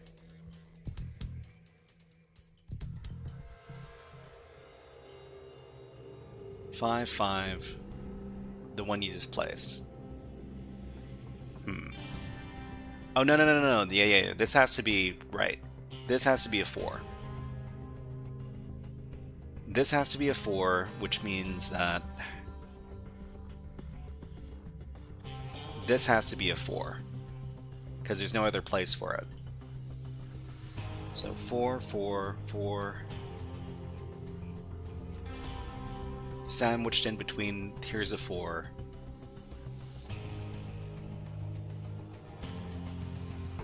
Which means this is a 5. And this is a 3. Okay, and here's a 5, here's a 5, here's a 5. So this has to be a 3. Oh, no, it has to be a 3 because there's no other option for it. Okay. 1, 2, 3, there 5 here, 5 here. And 1, 2, 3, 4, 5, 5 here. And 4 here. Okay, done. Right. Well, I mean, it's these types of games make you feel simultaneously dumb and smart at the same time. Dumb when you don't solve them fast enough, or you don't see the stuff fast enough. Okay, we'll take a look at this puzzle, and if it's a good puzzle, we might do the puzzle. If it's a bad puzzle, well, we might do it next time. Okay, of course, as our thinking friend walks away, the farmer has yet another favor to ask. How will they break free from this infinite loop? Oh, it's a word puzzle. This might take a long time.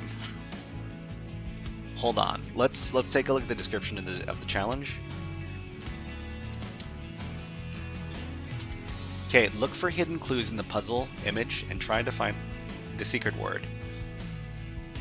Once you think you've found the answer, type it in and press submit. Look for any clues that might indicate the format of the answer and work backwards from there. Find connections between different elements in the puzzle.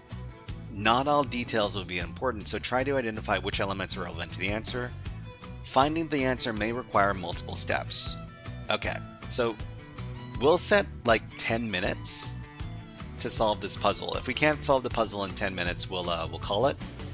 Hopefully we can solve it in 10 minutes. Because I've got some other things to do in a bit. Let's give ourselves a maximum of 15 minutes, say. Hungry? Yeah, well, I mean, I do dinner like right after the stream is over.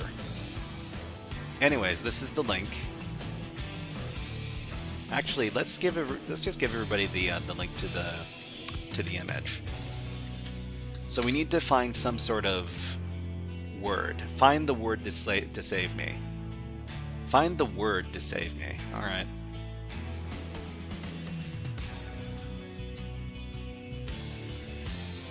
Not all details will be important. Find the answer. It may require multiple steps. ARPO?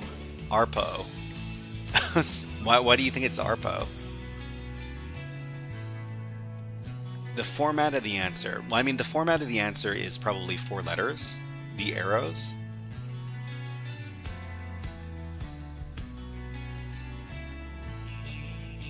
You know, that's not a bad guess. A to R to P to O. A to R to P to O. Please no more. Please no more. Hello, neighbor, thank you. Or maybe O to P. O P R A? Opera? I mean, I'm assuming that these are going to be like real words. We'll give it a try. Where is it? ARPO? No, it's not ARPO. The big letters in the bubble. MXTR Freedom. Hello, nice to see you here. We're just winding down with some puzzles right now. Find the word to save me. Here's the link to the image if you want to give it a try yourself. It looks like we're looking for like a 4-letter word. Big letters in the bubble. Please no more. PLEASE. No more. Find the word. No more. So A to R, R to P, P to O. Is this some sort of like Caesar cipher? A to R is how many letters? So let's think about this.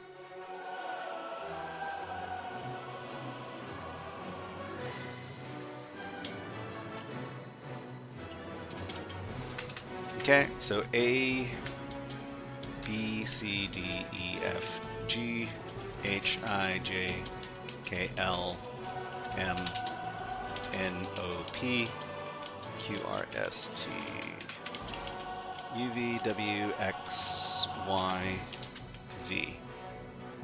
So A to R,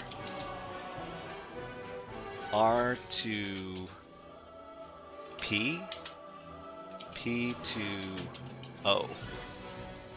So are we dealing with some sort of shift? So A to R is how many letters? 1, 2, 3, 4, 5, 6, 7, 8, 9, 10, 11, 12, 13, 14, 15, 16, 17. So that's a 17-letter shift.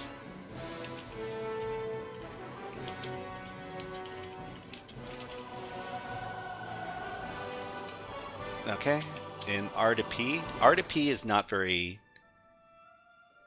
R to P, 1, 2, 3, 4, 5, 6, 7, 8, 10, 11, 12, 13, 14, 15, 16, 17, 18, 19, 20, 21, 22, 23, that's 24. So...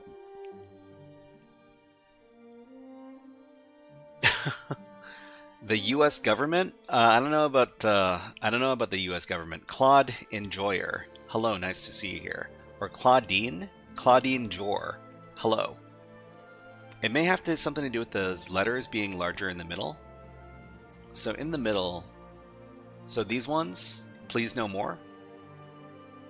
English is 26 letters. Yeah. So A to R, P to O. Rot 13, Rot 20 plus 25 is Caesar's plus 25.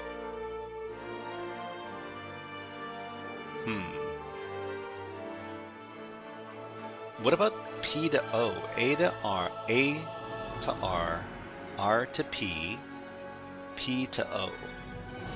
So P to O is how many letters? P is 25 letters. That's a 25 letter shift. I don't know if that's going to be it.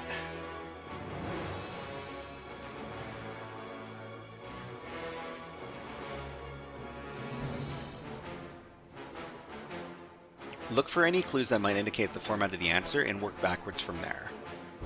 Any clues that might indicate the format of the answer. So we know that this is supposed to be like a 4-letter word, judging from the spaces. This is a 4-letter answer.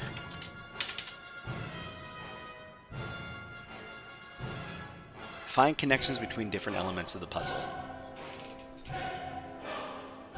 So I'm pretty sure we can ignore the content of the words over here. So please no more. ROT is rotate? Yeah, ROT is rotate. Please no more.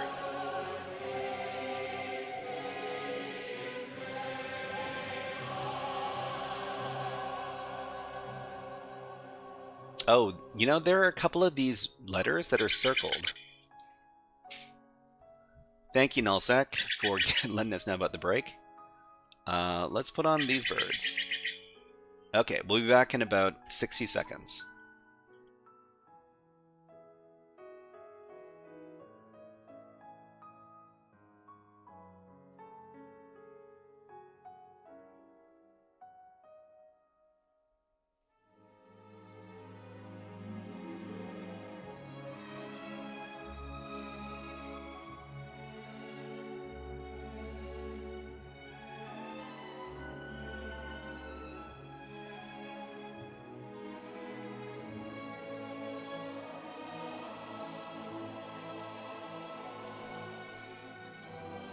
Okay, so I think I noticed something. So in the image here, there's an L which is circled, an H which is circled, an E that is circled, and a P that is circled. L H P E. L H P E. Help? Help. Help? Well, we can try submitting this help.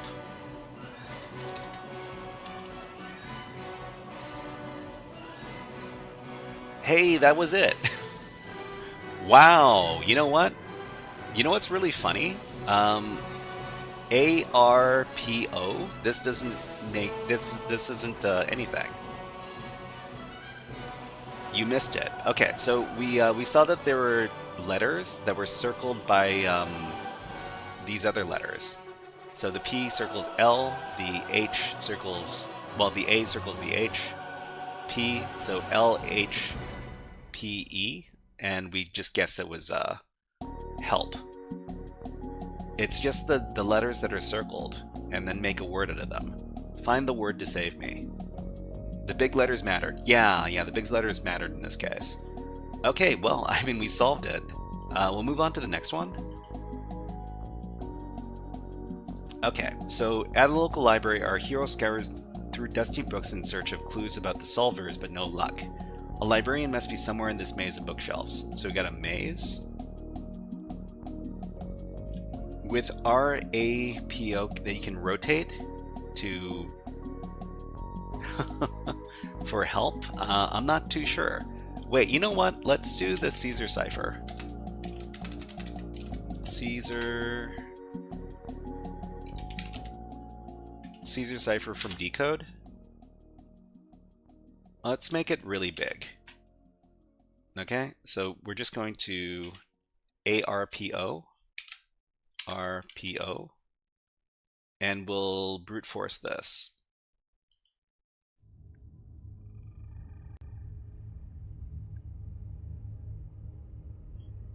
Okay, I don't see anything. So even with all the different shifts, it doesn't spell out the word help. So I guess it's... I guess it really wasn't relevant. Okay, let's talk about what we're going to be doing next week. So next week we've got a couple of streams scheduled. We're going to be playing The Room, and we're going to be doing forensics challenges. We're going to be doing our last cryptography session. We're going to be doing some cloud hacking on Pwned Labs for AWS. And on Friday, we're going to be doing more Tokitori 2. We're going to be doing Thinky Games daily challenges, so more of these daily challenges. We're going to be doing some network service hacking. So this is a new course that we're going to be doing. And we're going to be doing some Windows hacking with Kiosk over at HackSmarter. So, alright, everybody, we're going to be finding somebody to raid over at InfoSec Streams. We'll look there first. And you know who we should check out? We should check out Christy.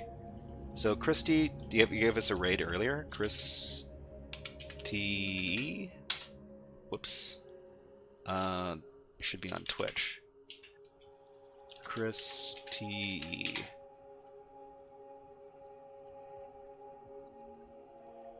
Okay, and we'll check out what they get up to.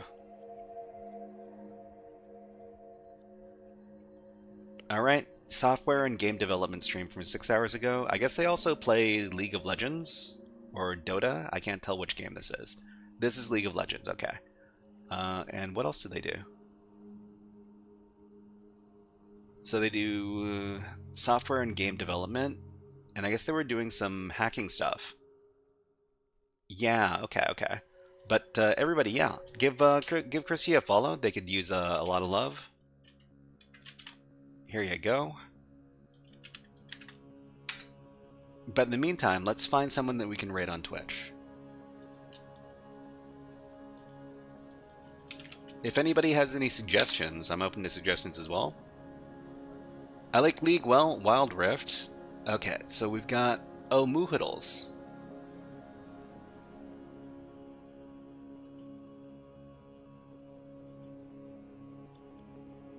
Moohiddles is on.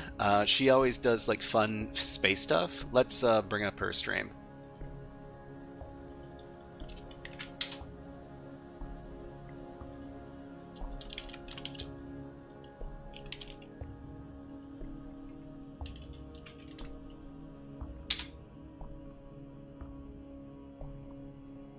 Okay, she is playing some games. What's she playing?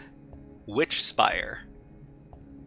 Okay, alright, so everybody, when you arrive on Moohiddle's channel, if you could give this message right over here, OSFrog, Hip Hop Hack, OSFrog. Although, it would be fun to do more hacking people as well. Let me see if there are any hackers on stream right now. I don't see any, unfortunately. Alright, well, everybody, we'll be back on Wednesday. I hope everybody has a great weekend. We're going to be doing more hacking, more puzzles, more of the fun stuff. Okay, everybody, we're going to raid out. HackerFrogs out in 5, 4, 3, 2, 1. Have a great weekend, everybody.